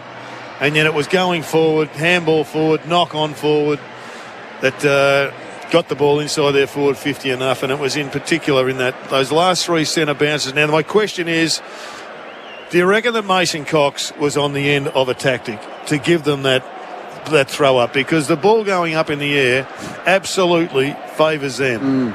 Interesting. It happened twice, didn't it? Late in the game. Yeah. Once was Collingwood committing the 6-6-6 potentially deliberately. The other was Brisbane because if Collingwood had done it again, they give away a free kick. So, but if I'm inclined to believe your instinct in the moment that it happened is that Collingwood wanted that ball tossed up, not bounced. Because Mason Cox, he delivered 3 hit-outs in the last 4 that gave them clearances, gave them territory, didn't necessarily win them the game, but it certainly gave them the De Goey goal. And that was the momentum shifter. Who's your Norm Smith medalist before it's all presented? Yeah, I mean, it's not an easy discussion, but I just think Bobby Hill was the best player on the ground. And it was set up in the first half. Now he had some moments and some easier ones that he missed, kicked 4 goals too, ended up with a career best 18 touches, most score involvements on the ground. But what doesn't show up in the stat sheet is his defensive pressure. I just thought some of his work, some of his ability to slow down Brisbane when they looked like they were out, for me, that's where I'd go. Jared, have you got a different thought? It'd be hard-pressed to go past Dacos, but 4 goals in the first half was an extraordinary effort. And you're right, he did kick it. He was involved in another couple. Let's join Hamish McLaughlin. Marketing and franchise operations, Sean Hanley. Massive thanks to Toyota.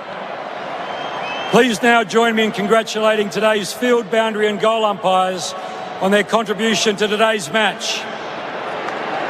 I'd like to invite former VFL field umpire from the 1982 and 84 grand finals, Glenn James, to present the AFL umpires' grand final medals, and invite retiring boundary umpire Chris Gordon to accept the medals on behalf of the umpiring team. He's a great umpire, Glenn James. And a great man. Yep. Can't remember what Lou Richards called him. It was something like shotgun, a rifleman, or pistol, something along those lines. And loves to chat. He's one of those beautiful people who just warm your soul when you have a word or an audience with him. He's going to hand over the box of medals that the umpires will then distribute themselves.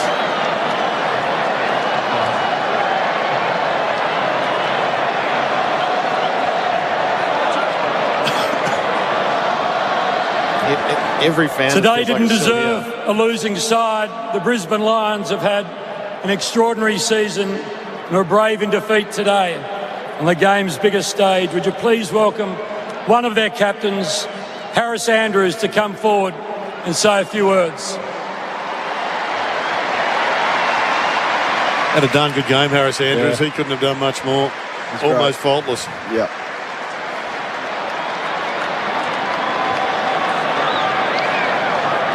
Firstly, just to the AFL and Toyota, thanks for a great final series. To Collingwood, Craig and Darcy, congratulations on a great season. Well done. And lastly, to our boys, we'll go again next year. Great effort this year. It's going to steal us again. And thanks very much to all the fans coming out today.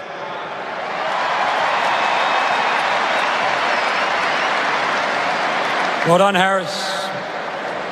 Please join me in welcoming Chris Judd to announce and present the Norm Smith Medal to the player judges best of field in the 2023 Toyota AFL Grand Final. The winner of the 2023 Norm Smith Medal is Bobby Hill.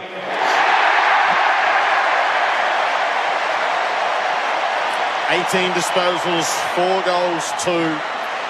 He took 8 marks, he terrorised up front, and he worked all the way down the field and did his stuff in defence as well. It was amazing, Jared. He took 6 marks inside forward 50 and produced his best ever game in the biggest game of all. Just like to thank Brisbane for a great game. You were a hard opponent all year, and thank you. To everyone at the at the Collingwood Football Club, thank you for obviously making me and my family welcome here, and to the Collingwood faithful, love you guys, and up the pride. How good. They identified him. The Giants made them wait a year. I think he was tossing up between Essendon and one of the big clubs. But on the grand final stage what a on the year. last Saturday in September. So it's with much pleasure that we welcome the 23 winners of the NAB AFL Oz Kicker of the Year competition for the NAB AFL Oz Kick program, who will now present the medallions to each player of the winning team. Number 1, Patrick Lipinski. So came on early after Murphy was knocked out. Murphy it seemed like he passed the concussion test and came back on, but was quickly ruled out at the start of the second term. And Lipinski wasn't his biggest game, but gave them some legs, ended up with 16 touches. Number 2, Jordan Dugowie. Not his biggest game, but 2 magnificent goals. One at the end of the second quarter to grab back some momentum. And the other one just about to seal the game. I suppose that goal was side Number bottoms, 3, that was a cracker. Isaac Quainer. Breakout year. Everyone would love a player such as him. He's an elite defender one-on-one. Was in some tricky moments today. I thought he held up really well. Didn't give them the offensive flair that he did last week. Number 4, huge year. Braden Maynard. 13 possessions. His kicking off the back line was great. Had a good battle with whoever he was on.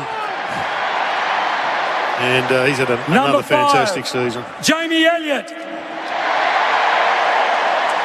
Once again, wasn't his biggest day. Wasn't able to hit the scoreboard. Had some almost moments, but he had a lot of score involvements, Jamie Elliott. He had 8 score involvements, so was in dangerous spots. Could have been a big afternoon, but he deserves that premiership medal. 13 tackles, Gerard, for Tom Mitchell today. 13 tackles. Yeah, he's been underrated, I think, for Collingwood. People have had him in the gun, but he deserves his medal. He's got a Brownlow. He's been at 2 clubs. He's played in a grand final before. He was a ripper today. Great today. Dacos. Have a listen to that, would you? What a family they are. It's unbelievable. The father-son rule. Moore and both Dacos boys today. They've been blessed. And they've got these 2 in their side for a long, long time yet. Number 10, Scott Pendlebury.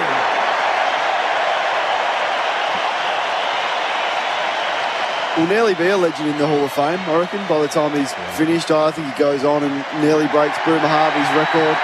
Salutes the crowd. Was enormous. Today, he's everything you would want in a football. Outstanding leader and a big-time player. Grundy goes. They hand the keys over to this man. Yep. With great success. Let's go! Number 17, Billy Frampton. Well, sometimes fortune favours the brave, but he took the brave decision to come over to Melbourne, played a really important role throughout the game and was given the charge to play forward. And well done, Billy. You've got yourself Number a premiership. 22, Steele Sidebottom. Yeah, it's hard to put into words this guy's career. Well, he's played every position. He's been a midfielder. He's been a dangerous forward. Now he's a wingman, and he covered the ground as well as anyone. He was up Number and back 23, as he always was, and kicked Bobby Hill. A huge goal. He's your North Smith medalist. It's hard what to say about him, but their recruiting in the off-season has led them to this premiership. It absolutely has. Didn't give up a lot to get him. Identified speed. Number 25, Jack Crisp. And hats off to this bloke. I've been a great fan of this guy who's just built his career. He's been understated. He's been in the All-Australian squad too many times for him not to have been Number selected. 28, got multiple Nathan best and fairest. Murphy. Great player. I hope he's feeling all right. He's had a few concussions throughout his career. Nathan Murphy and was involved in one early and unsurprisingly was ruled out. I hope he's feeling okay. He looks like he's recovered pretty well now, but had a really strong year, being an important player in their back six. Number 31, Bo McCreary. Oh, they love him. I love him too, his pace. This is what they've identified more than most clubs, and that is you need pace. And they've got pace everywhere. It allows you to have some slowish sort of plays through the middle of the ground, but their pace in the forward line, getting up and back down the ground, it just exposes teams Number on 32, the overturn. Will Hoskin-Elliott. Well, they love this guy as well. I mean, he's been under pressure externally for his spot in the side, but they said, no, we really like the team first nature. Plays wherever he needs us to play him. He gives us flexibility. And had a Will Hoskin-Elliott light game. The 12 touches, but didn't do anything wrong. Jack Ginnivan. 12 weeks ago, this guy wasn't in the side. No, he was playing down at Frankston. Yep. Moment off the field, was able to go away and work his way back in the side as sub. They went with him in the 22. Just the 7 touches. Here we go. Uh-oh. Number 35, Nick Dacos. I think he's doing a bit of ad-libbing, is he? Well, he's sensing the moment. Yeah. As good MCs do, and I mean, it's a destiny for this guy. The biggest name in the game now. He's overtaken Dustin Martin as the biggest name in football. It's always been a big name, but boys are big now. Number 37, Oleg Markov. What a story this bloke is. Isn't it? It's an incredible story, but once again, pace and not a bad kick. And don't give up. Don't give up. Because you never know when your opportunity might arise. What an incredible story. Good on you, Oleg. Number 38, Jeremy Howe. And this is a great story too. And this bloke, he's just become one of the great players across that half-back line. You know, couldn't quite get there at Melbourne in the forward line. He was guaranteed a forward spot at Collingwood. That's why he went there and became one of the great backs. Number 41, Brody Myercheck. Workhorse. Workman-like performance today. Not a big outing. Kicked a big goal, 10 touches, but just competes. They don't have a marquee key forward, Collingwood. He's been the one for them, and they've won a premiership with that one. Number 46, Mason Cox. Pretty good story. Yeah. Lost his place in the side, came back in that game against Brisbane as Saab, played with, as you referenced pre-game, an intensity that we hadn't seen from him. Yep. And he overtook Cameron as their number one ruck. We started the ruck all final series. That's a great story. Great personal triumph for him. Number 30, the captain, Darcy Moore. Well, Darcy hasn't stopped smiling from the minute he ran through the banner to now. Wasn't his best game, but no one's going to care about that. He's had a massive year. And welcome to the stage, the coach, Craig McRae.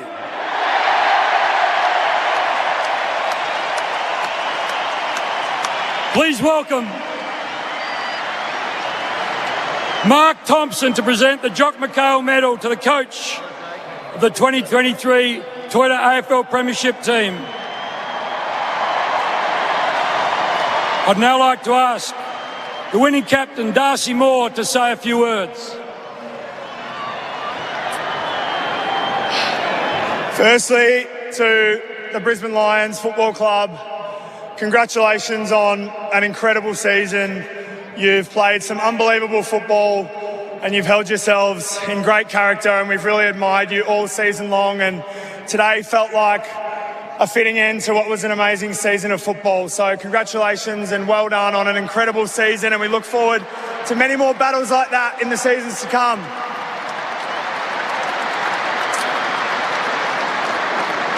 To the AFL's premier partner, Toyota, thank you for your support. Without your support, today is just not possible. To our club partners, the Emirates Airline, Latrobe Financial, KFC, Nike, AIA Health and CUB and Asahi Beverages. Again, running our club as smoothly as we do is not possible without your support, so thank you. Today's success is a culmination of so much work over so many years of so many people behind the scenes that make up the Collingwood Football Club. So to you, all of you, you know who you are. Thank you so much. You guys make it possible for us to live our dream out here today as players.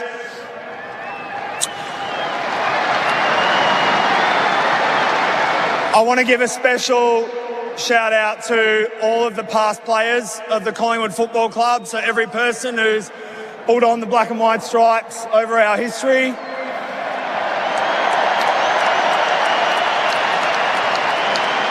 It is not lost on us, the 23 that run out here today and every week, that we represent you and we represent your years of dedication and hard work, and we do everything we can to make you proud. So today is a culmination of a lot of that hard work, and we hope that by bringing this thing home, we've made you proud to be a Collingwood past player.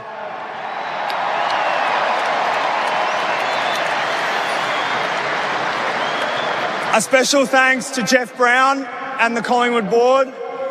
Jeff, your leadership has been extraordinary and again allowed us to live out our dreams, and you've left an incredible mark on the whole playing group this season. So thank you so much to you, and again, we hope we made you proud today. And last, but most certainly not least, our 19th man out there in the stands and watching at home, the Magpie Army.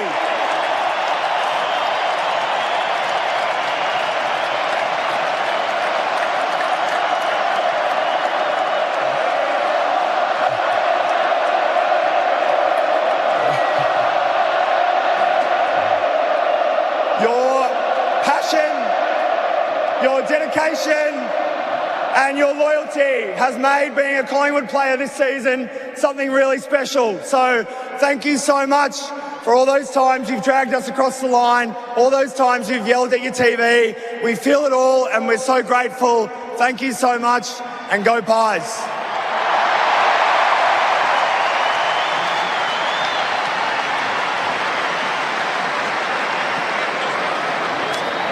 I just want to start by thanking our major partners in Emirates, Nike, Latrobe and KFC. We can't be here today without your support, so thank you very much. Also, I'd just like to pay my respect to Fags and the Brisbane Lions. I'm not standing here at my time with the Brisbane Lions. I've always got a soft spot for you guys, and it was one of the best games I've ever been involved with, so congratulations on the year.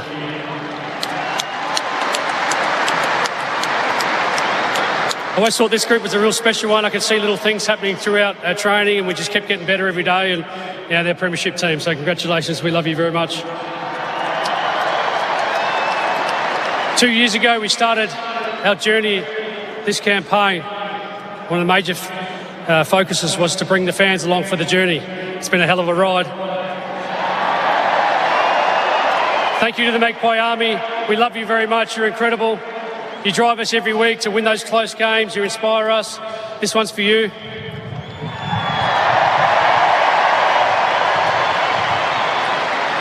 Today was already the best day of my life, because my wife gave birth to a little girl this morning at 7:45. So, darling, I'm coming home tonight with a cup. I love you.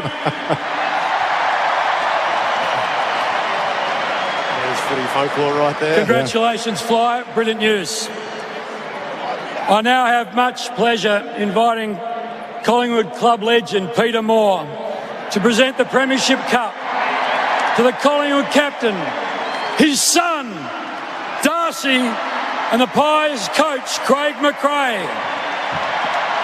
It's the moment Dad never had for all the years of trying as a Magpie. And he enshrines the father-son into footy folklore yet further. And Collingwood lift their 16th Premiership Cup, record equalling, as sentimental as any that we have experienced. And batten down the town because the Magpie Army is on the loose. Fireworks from the top of the grandstands at the end of an absolutely unforgettable afternoon's footy. And this is the moment that you just soak it up and you enjoy it. They do it so well now. They'll spend the next hour on this ground. Some of these players will not want to leave. There's fireworks going off. No Collingwood fan has left. All the families are out there as Brisbane pick themselves up and slowly trudge off the MCG heartbroken. But that's the brutal nature of the one-out grand final. We discussed this week, Jared, that there was some suggestions from Andrew Island about the best of three. Now, these are why the one-off grand finals and every moment is magnified, because the stakes are so high. There's no coming back. There's no tomorrow. And as much as I like the idea of the fairness of the best out of three, you can't trade this in for anything. Just every moment is amplified. And we saw so many of those. You go back over the tape, be a hard watch for Brisbane. They'll just think we had so many opportunities, and Collingwood are the same. They were inaccurate, particularly in the second half. But in the end, they've got to be really proud of the season they've had, Brisbane. I mean, there's no guarantees you come back, like Harris Andrews said, and I thought he spoke incredibly well, as did Darcy Moore. He always does. Might be the next Prime Minister, Darcy Moore, by the time he's finished. Doesn't he speak well? It's unbelievable. All the speeches were magnificent. Little nugget there from, well, a big nugget from Craig McRae. Yeah. That wasn't broadcast, was it, before the game? No. I think that was news to most. How did that not break? 7:45 this morning. Yeah, there's been a certain sort of politeness around that the whole way through, sort of for months, I think, just that it was always likely to coincide, and it's landed on the very day. I wonder if the players were told before that moment, for instance. All the staff, Collingwood staff now, I mean, they've played such a big role, and I was listening to Craig Kelly with you on Crunch Time, Jared. He just said, and Greg Swan was the same, and we just, for our staff, all that goes into it, they're having their picture on the dice now, all of that Collingwood staff. And fantastic moment for it them, is. isn't it? It's the best moment in your life from a sporting sense. What they are about to experience the next 24 hours. And unfortunately, as Brisbane roll off, it's the complete reverse.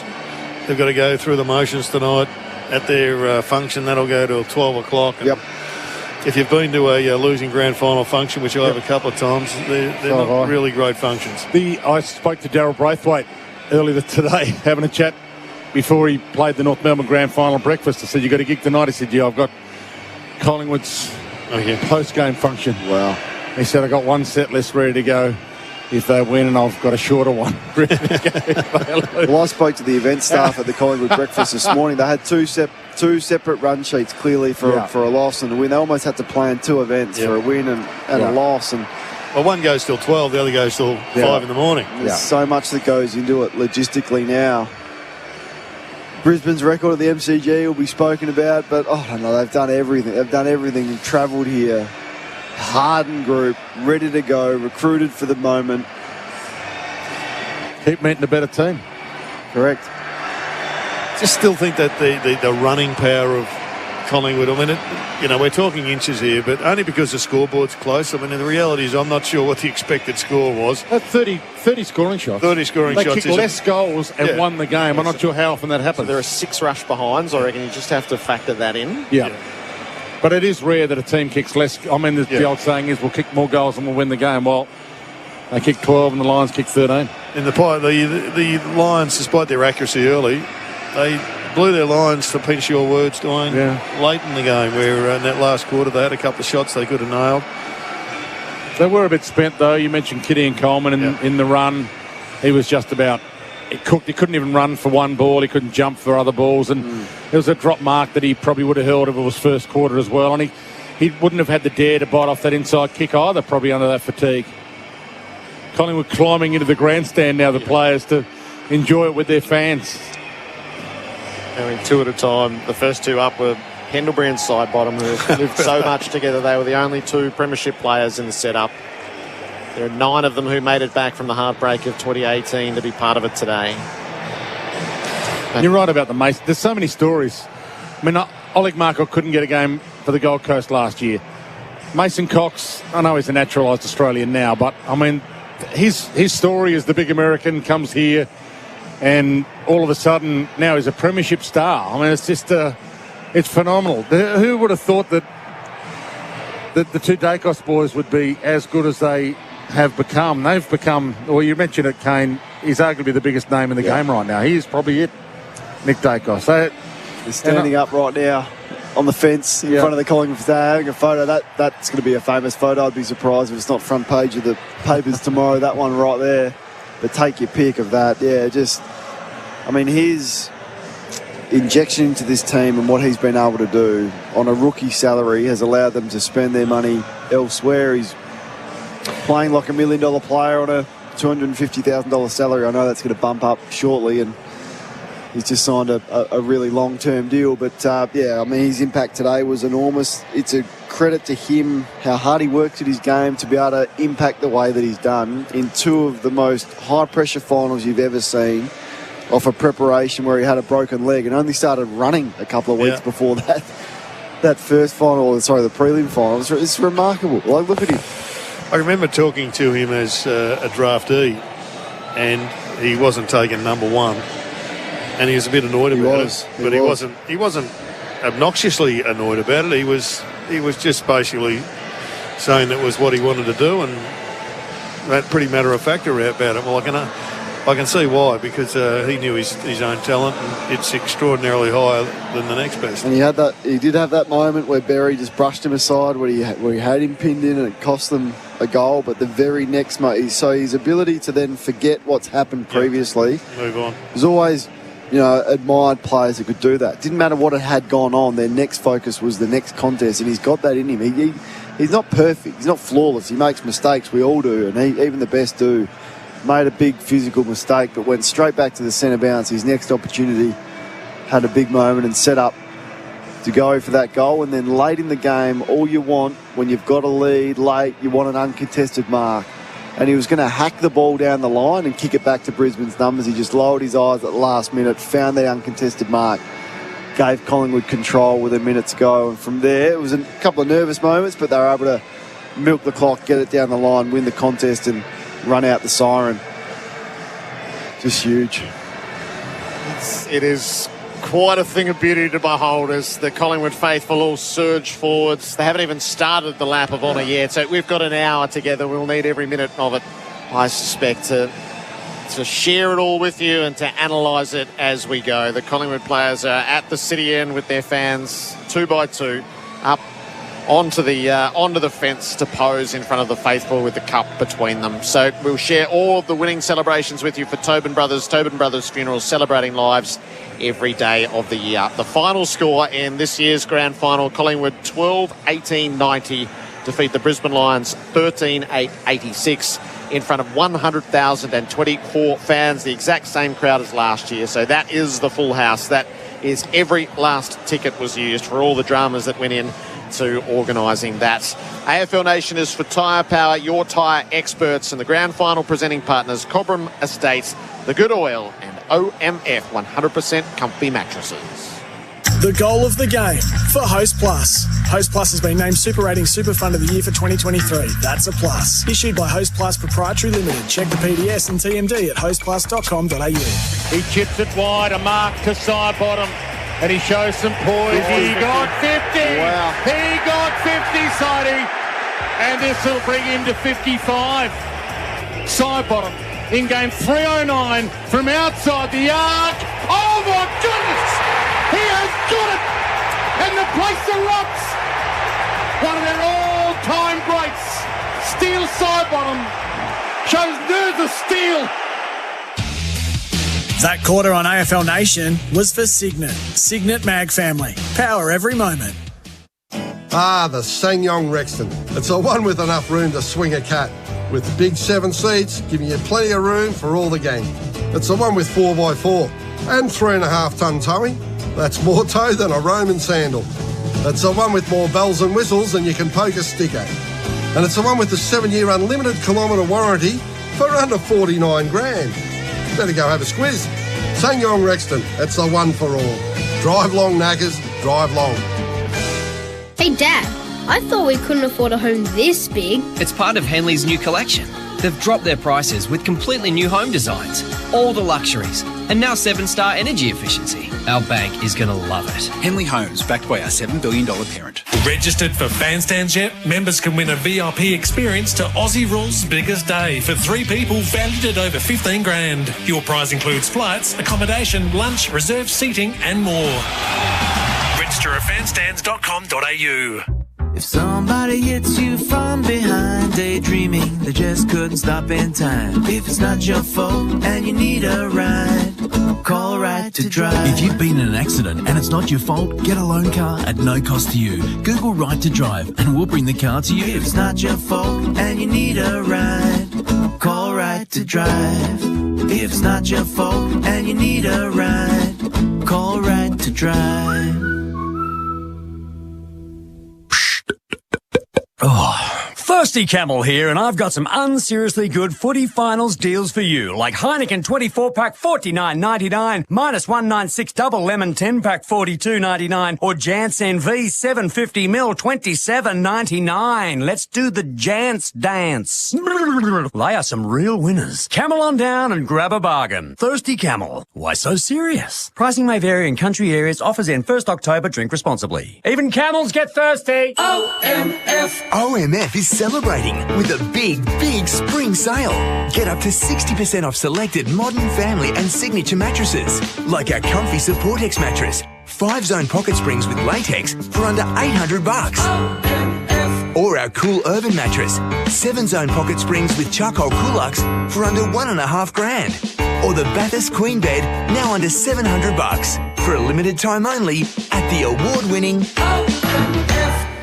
Experience the freedom of battery power without sacrificing performance. Milwaukee Outdoor Power Equipment is the battery-powered alternative to petrol you've been looking for. Take your outdoor work to the next level. Enjoy the power, convenience, reliability, and safety benefits of Milwaukee Innovation. Join the growing number of professionals who have switched to Milwaukee for their landscaping and outdoor maintenance needs. Discover the range at milwaukeetool.com.au.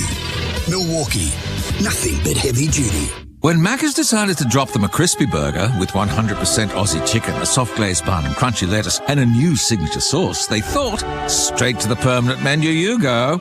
The McCrispy, Macca's next big thing. Available after 10:30am. Liberty Business Loans hit different. They're for the free thinkers and game changers. So access smarter credit when you need it most. Liberty, loans for free thinkers. Visit liberty.com.au. Approved applicants only. Lending criteria apply. New Toyota stock has arrived at Kilmore Toyota, located north of the city. With new vehicle stock being a challenge for some time, Kilmore Toyota has new model variants of Hilux and Land Cruiser now available, with ex-demo model Hilux available soon too. Drop in and ask the friendly new vehicle sales staff about the wide Toyota range available and experience the straight up and to the point team. Visit kilmoretoyota.com.au. LMCT 808. Oh, what a feeling. Toyota.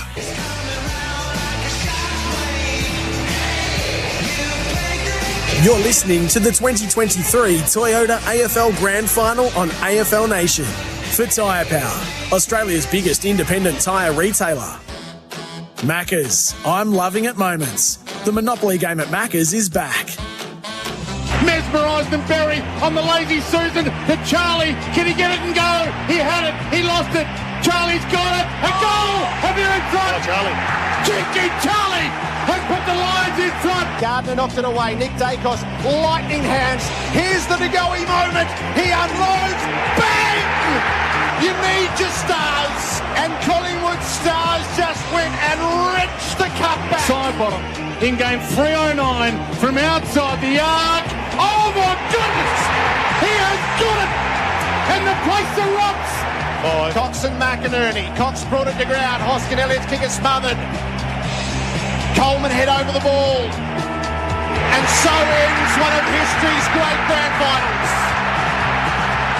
Collingwood take the final step on the stairway to premiership heaven.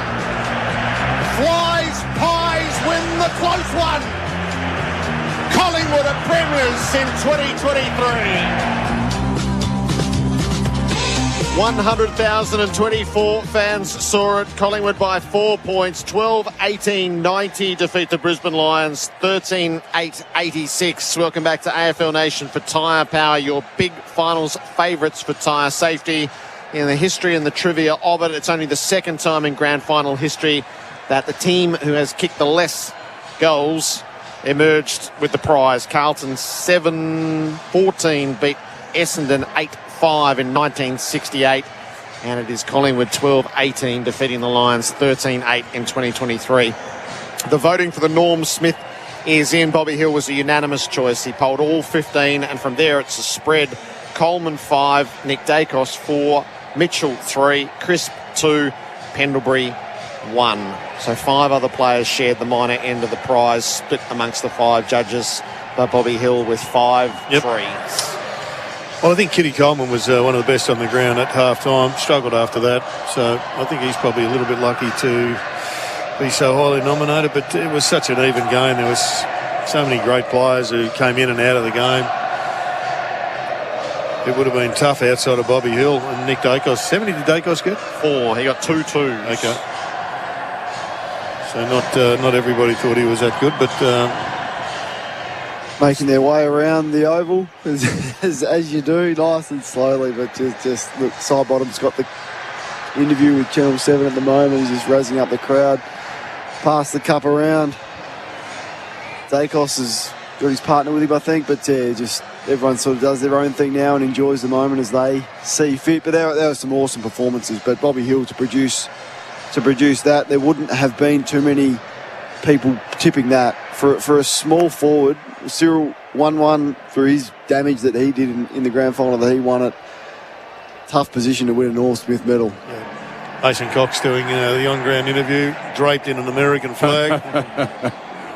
We've seen the Irish flag pretty well represented from time to time, but now the American flag. All right, let's start to work through our categories. We'll time our run to try to be in the rooms as we get there. Who have you got as the tackler or the tackle of the game for Toro? Count on Toro to get the job done. I thought it was a great display of tackling. I really did, and particularly Collingwood in the second half. So they out-tackled Brisbane by 20, 73 tackles to 53. Tom Mitchell had 13, and in the back half of the third quarter, in the last quarter, I think they really rose their pressure. No doubt, defensively, they rose after the amount of scores that they conceded, the 8 goals in the first half. So let's get through weight of numbers, Tom Mitchell. But, I mean... Did Mitchell get a vote in the Norm Smith? Yep. He did. Bailey laid a big tackle to turn the footy over, and some big examples of that. Bobby Hill, a few of his rundown ones that... Brisbane smothering exhibition in the first half in particular was significant. I know that's not a category, but I thought it was worth mentioning. Hill's tackle on Starcevich to turn the footy over on the outer wing was a big one as well. Mitchell got a 2 and a 1, Jared. Okay. Pick your unmissable moments. Yeah. Just pick whichever ones you like. For drink-wise, choose to drink wise. You won't miss a moment if you drink wise. Well, why don't we all have a stab at our unmissable moment? Firstly, to you, Kane. Well, it's as good a goal as I've seen in the grand final, Bailey. Like for everything that went into it, in the build-up to it, to be as alert as what he was to force the smother off Mason Cox. Then Joe sort of got the aerial sort of ball that bounced up and didn't really know what he was going to do. He got tackled. Bailey gathered and was hemmed into the boundary line, brushed off Murphy. Cox was there and snapped it through when they were under all sorts of pressure after he just kicked a ripper stoppage goal from the exact same spot. Yeah, goal of the year for me. It happened in the grand final. It's ineligible, but it was certainly unmissable. It was unmissable. I think Sidebottom's kick to nail the game was unmissable. He went down with cramp, as you said, to come back up and know that they just rebounded one with the Degoe goal, and that was incredible as well, given the momentum that was going Brisbane's way, and they were extracted back straight away. But then to get the goal, or a shot at goal, to seal the premiership. I mean, it's in your hands. You can seal the premiership. To go back and nail that is the finest kick he's ever produced in footy. Dwayne? I like Bobby Hill's mark. I thought that was good. I like a big mark in a grand final, but I think Bailey's goal as well, it probably won't get mentioned that much in the wash-up because there were so many Collingwood moments and they won. But I think in terms of pure highlights, I think we will see forever grand final-wise. I think I'll never get sick of seeing that Bailey goal. Yeah. But I'll never get sick of watching side bottom as well. I'll stick with Bailey. But there's just so many... The Dacos ability to be able to hit a target, Pendlebury's ability to be able to be where they need him to be. There's little things that aren't highlights, but they're so big. Yeah, that last kick of Dacos is under the unbelievable pressure to say, no, I will kick it 25 metres to hold it up. Yeah. I mean, that's what I was talking about Joe Danaher in the first quarter. Just ignore your basic instinct and just go for the one that's in front of you. Well, that's what Dacos did, and he does it all the time. That can be the Bendix breaks, big moment. Put your foot down with confidence. Bendix breaks. Well, what about the Berry 50? Well, that's a big moment in the game. You got a mark on the outer wing, and it turns into a shot at goal and an eventual goal. There was an advantage call paid against Neil with just over a minute to go late, where it was called advantage. Not sure whether he'd heard the free kick or not. That was a big moment. Just that the non-tackle down in the forward pocket. Sorry, the non-free kick for the tackle paid was a big umpiring moment. Yeah, no. A couple of head eyes were big moments. They'll get a mention. There was big moments everywhere. Absolutely everywhere, right throughout the game. The forever young player of the day for Tobin Brothers Funerals, celebrating lives every day of the year. Scott Pendlebury's influence late. Has to be. His last quarter and his ability just to cool and calm the nerves, and also his goal in the third. They'd kick 6 straight behinds. Now, it wasn't a difficult shot for goal, but it is difficult when everyone else is missing. Yeah. And it sort of infects the group. They couldn't get one, and he just took a mark from the chip in, went back, nerves of steel, and didn't look like missing. So just completes one of the great legacies in football. Captain and coach below us, either side of the Premiership Cup, posing with a stronghold of Collingwood fans in the background. And who ran the most kilometres? They'll sleep well tonight for the Original Mattress Factory. Upgrade your sleep online or in-store today. Jack Crisp, 15.3 kilometres. Let's clear a break here to try to time this for when Collingwood hit the rooms. The Magpies are premiers in 2023. 4-point winners over the Brisbane Lions.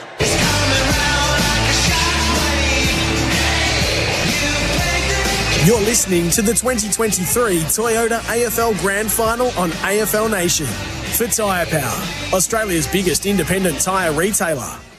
What happens when you turn up every dial on tomorrow's SUV?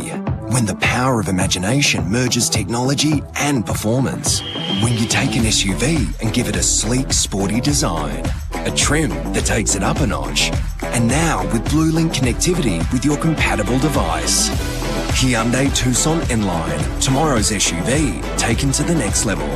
Blue Link T's and C's apply. Visit Hyundai.com.au or your local showroom today.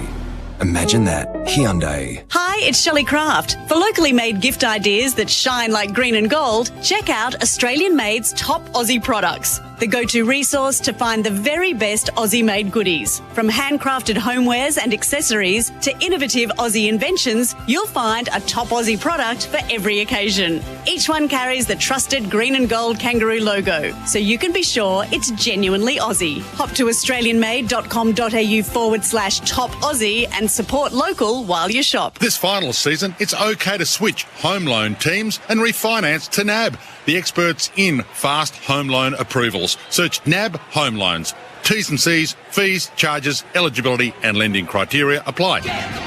Here's another top tyre tip from Tyre Power. There's nothing like the acceleration and handling that a performance car delivers. But you need to make sure you have the tyres to match. Choosing the right performance tyre for your pride and joy and your driving style is so important.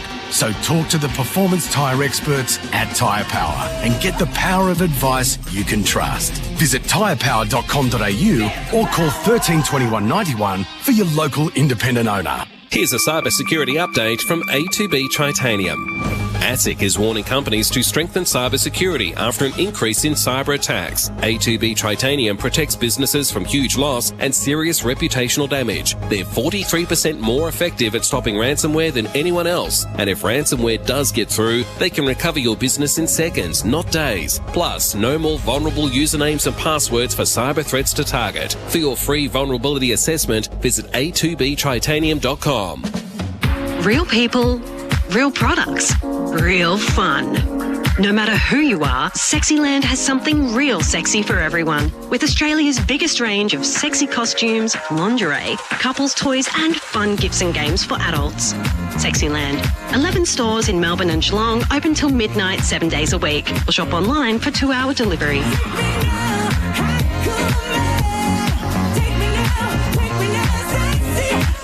Sexyland.com.au. Thirsty Camel! Thirsty Camel here. Footy finals. What cute animals are playing this time? The terrifying Swans, the big bad bunnies, or is it the Bulldogs? Hey, why have the Camels been left out of this? They're the cutest of the lot. But you knew that. It's just the footy. Why make it so serious?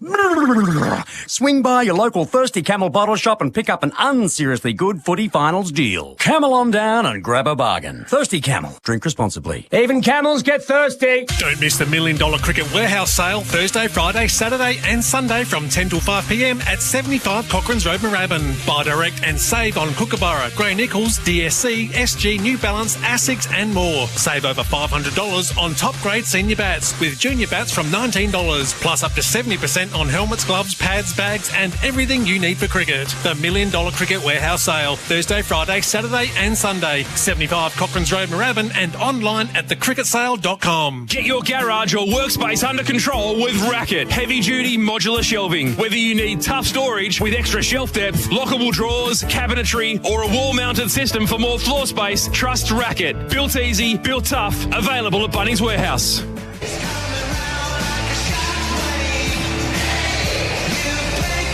You're listening to the 2023 Toyota AFL Grand Final on AFL Nation. For Tyre Power, Australia's biggest independent tyre retailer. Collingwood players have made it around to the race. They're in no hurry to leave the scene of victory. Collingwood by 4 points over the Brisbane Lions in the grand final of 2023. Welcome back to AFL Nation. For Elders, buy your canola from Elders for a chance to win a Toyota Land Cruiser. And for Tyre Power, Australia's biggest independent tyre retailer. Jared Healy and Kane Corns, we're working through our categories and then we'll be in the rooms for the song, and Sam Edmund will bring us our interviews. Have you got a coaching move of the day for Henley Homes? New 7-star house designs. Well, let me ask Kane this. In the balance of a victory, do you think Billy Frampton to full forward worked? No, I don't. Harris Andrews had 3 intercept marks in the last quarter alone, and you couldn't hide Frampton out there. So I thought they escaped with it. I'm not critical of the decision to select him. Yep. Personally, would have gone a bit smaller. I thought they left it too long, but perhaps they just didn't have another option. In an ideal world, they had the safety net of the sub, but they wouldn't have expected Murphy to get knocked out. So you could have, after it didn't work for 2.5 quarters, you could have subbed Frampton off and then went with Lipinski. So it looked worse because they'd lost that lever. But in the end, they just got away with it. But there was a moment there in the last quarter where Frampton kept giving away free kicks. Yep. That I didn't think you could when they were on the charge. And then it's AFL football. You can't just be out there not touching the ball. And he had 3 opportunities to take uncontested marks, essentially inside forward 50 that he wasn't able to swallow. And he looked.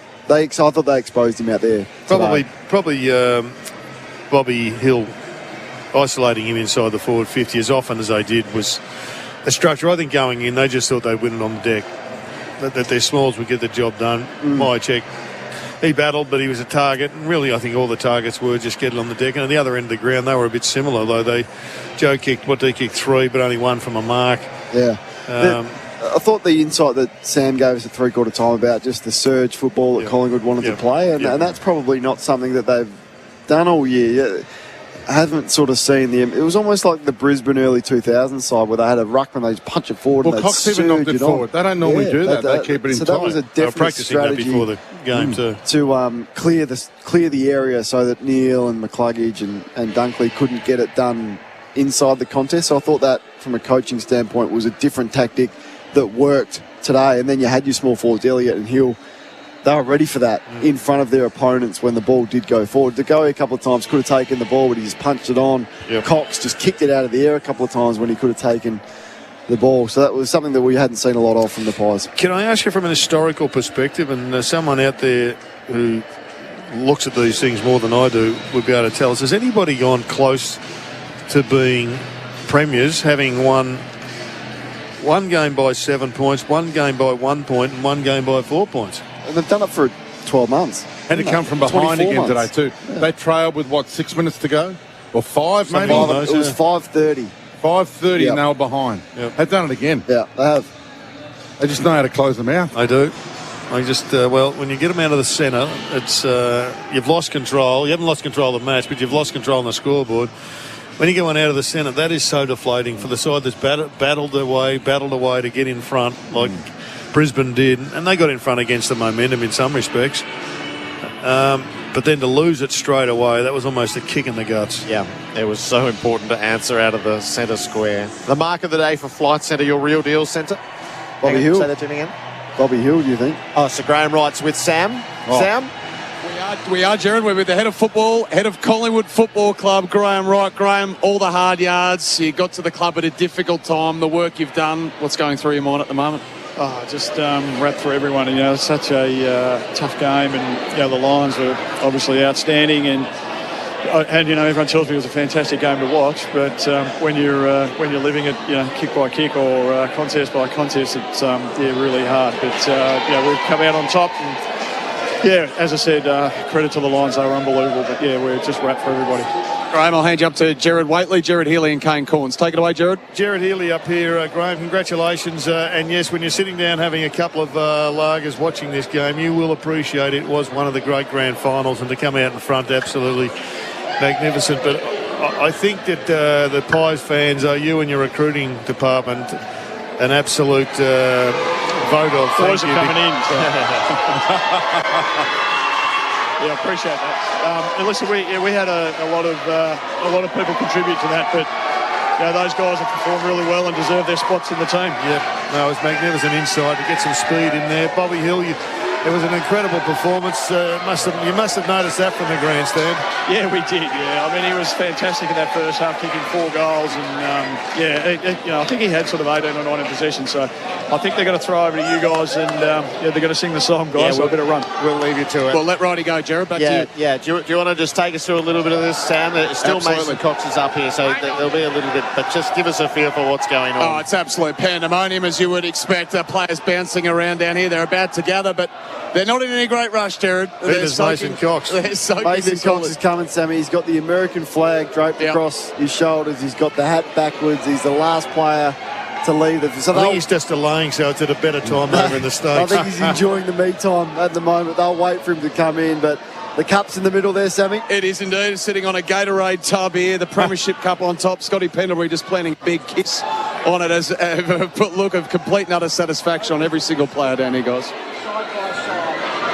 Well, you're going to hear the song sung better than it has been for a long, long time down there, Sammy, and we will hear it obviously through the airwaves. The other one as well, Sammy, is just reflecting on how close to go he may have been to leaving this time last year. He certainly thought about it, and the club stood by him, and that was an important sliding doors moment. Absolutely, yeah. We'll try to catch Geordie straight after the game. I'm not sure still Sidebottom's kicked 60 metres in 5 years either, so we'll try and grab Sidey after the game as well. Those old leagues had one last final iconic moment perhaps. But gee whiz, Jack Ginnivan can barely believe what's taken place. The Quaynor family here have got smiles as wide as Luna Park. Braden Maynard's up and about.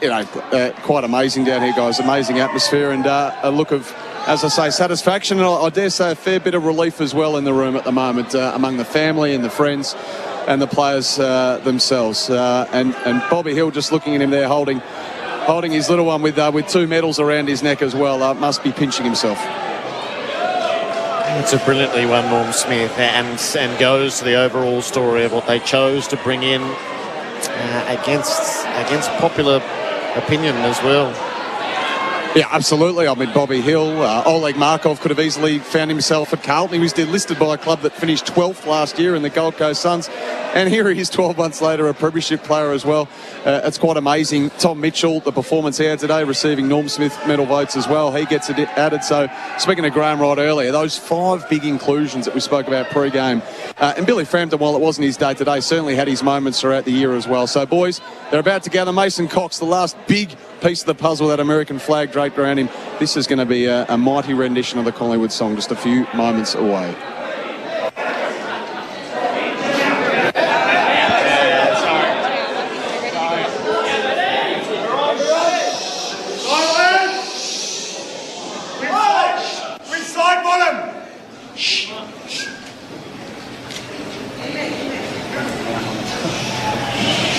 There we go.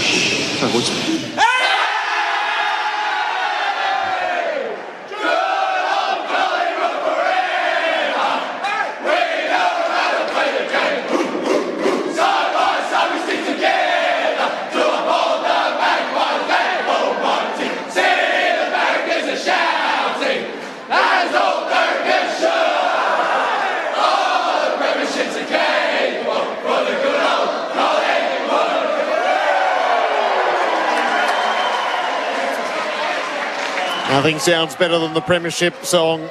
The Cup on an esky in the middle of them as they were belting that out. So we'll stay close to Sam here to get what we can. Mason Cox staring at the Premiership Cup that he is now a part of. He's been a part of folklore for a while. He's now part of AFL history there.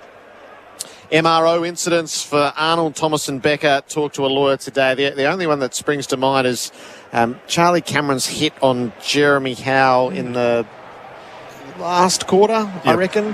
Was very late and very hard into the ribs, so it'd be interesting to see if that was to be assessed or not. And the MEGT Rookie of the Day, let MEGT help you find the best workforce talent, is Jasper Fletcher as the game went on, so he couldn't get near it early, but once he got going, he was hugely influential. He had a couple big moment just in front of us, didn't he, with his hands and his follow-up as well. He's going to be a great player. They're going to sing it again, Sam. I think they're going around again, the song with everybody, all the staff and players who didn't get a game. They're in a big circle. Look at the rooms.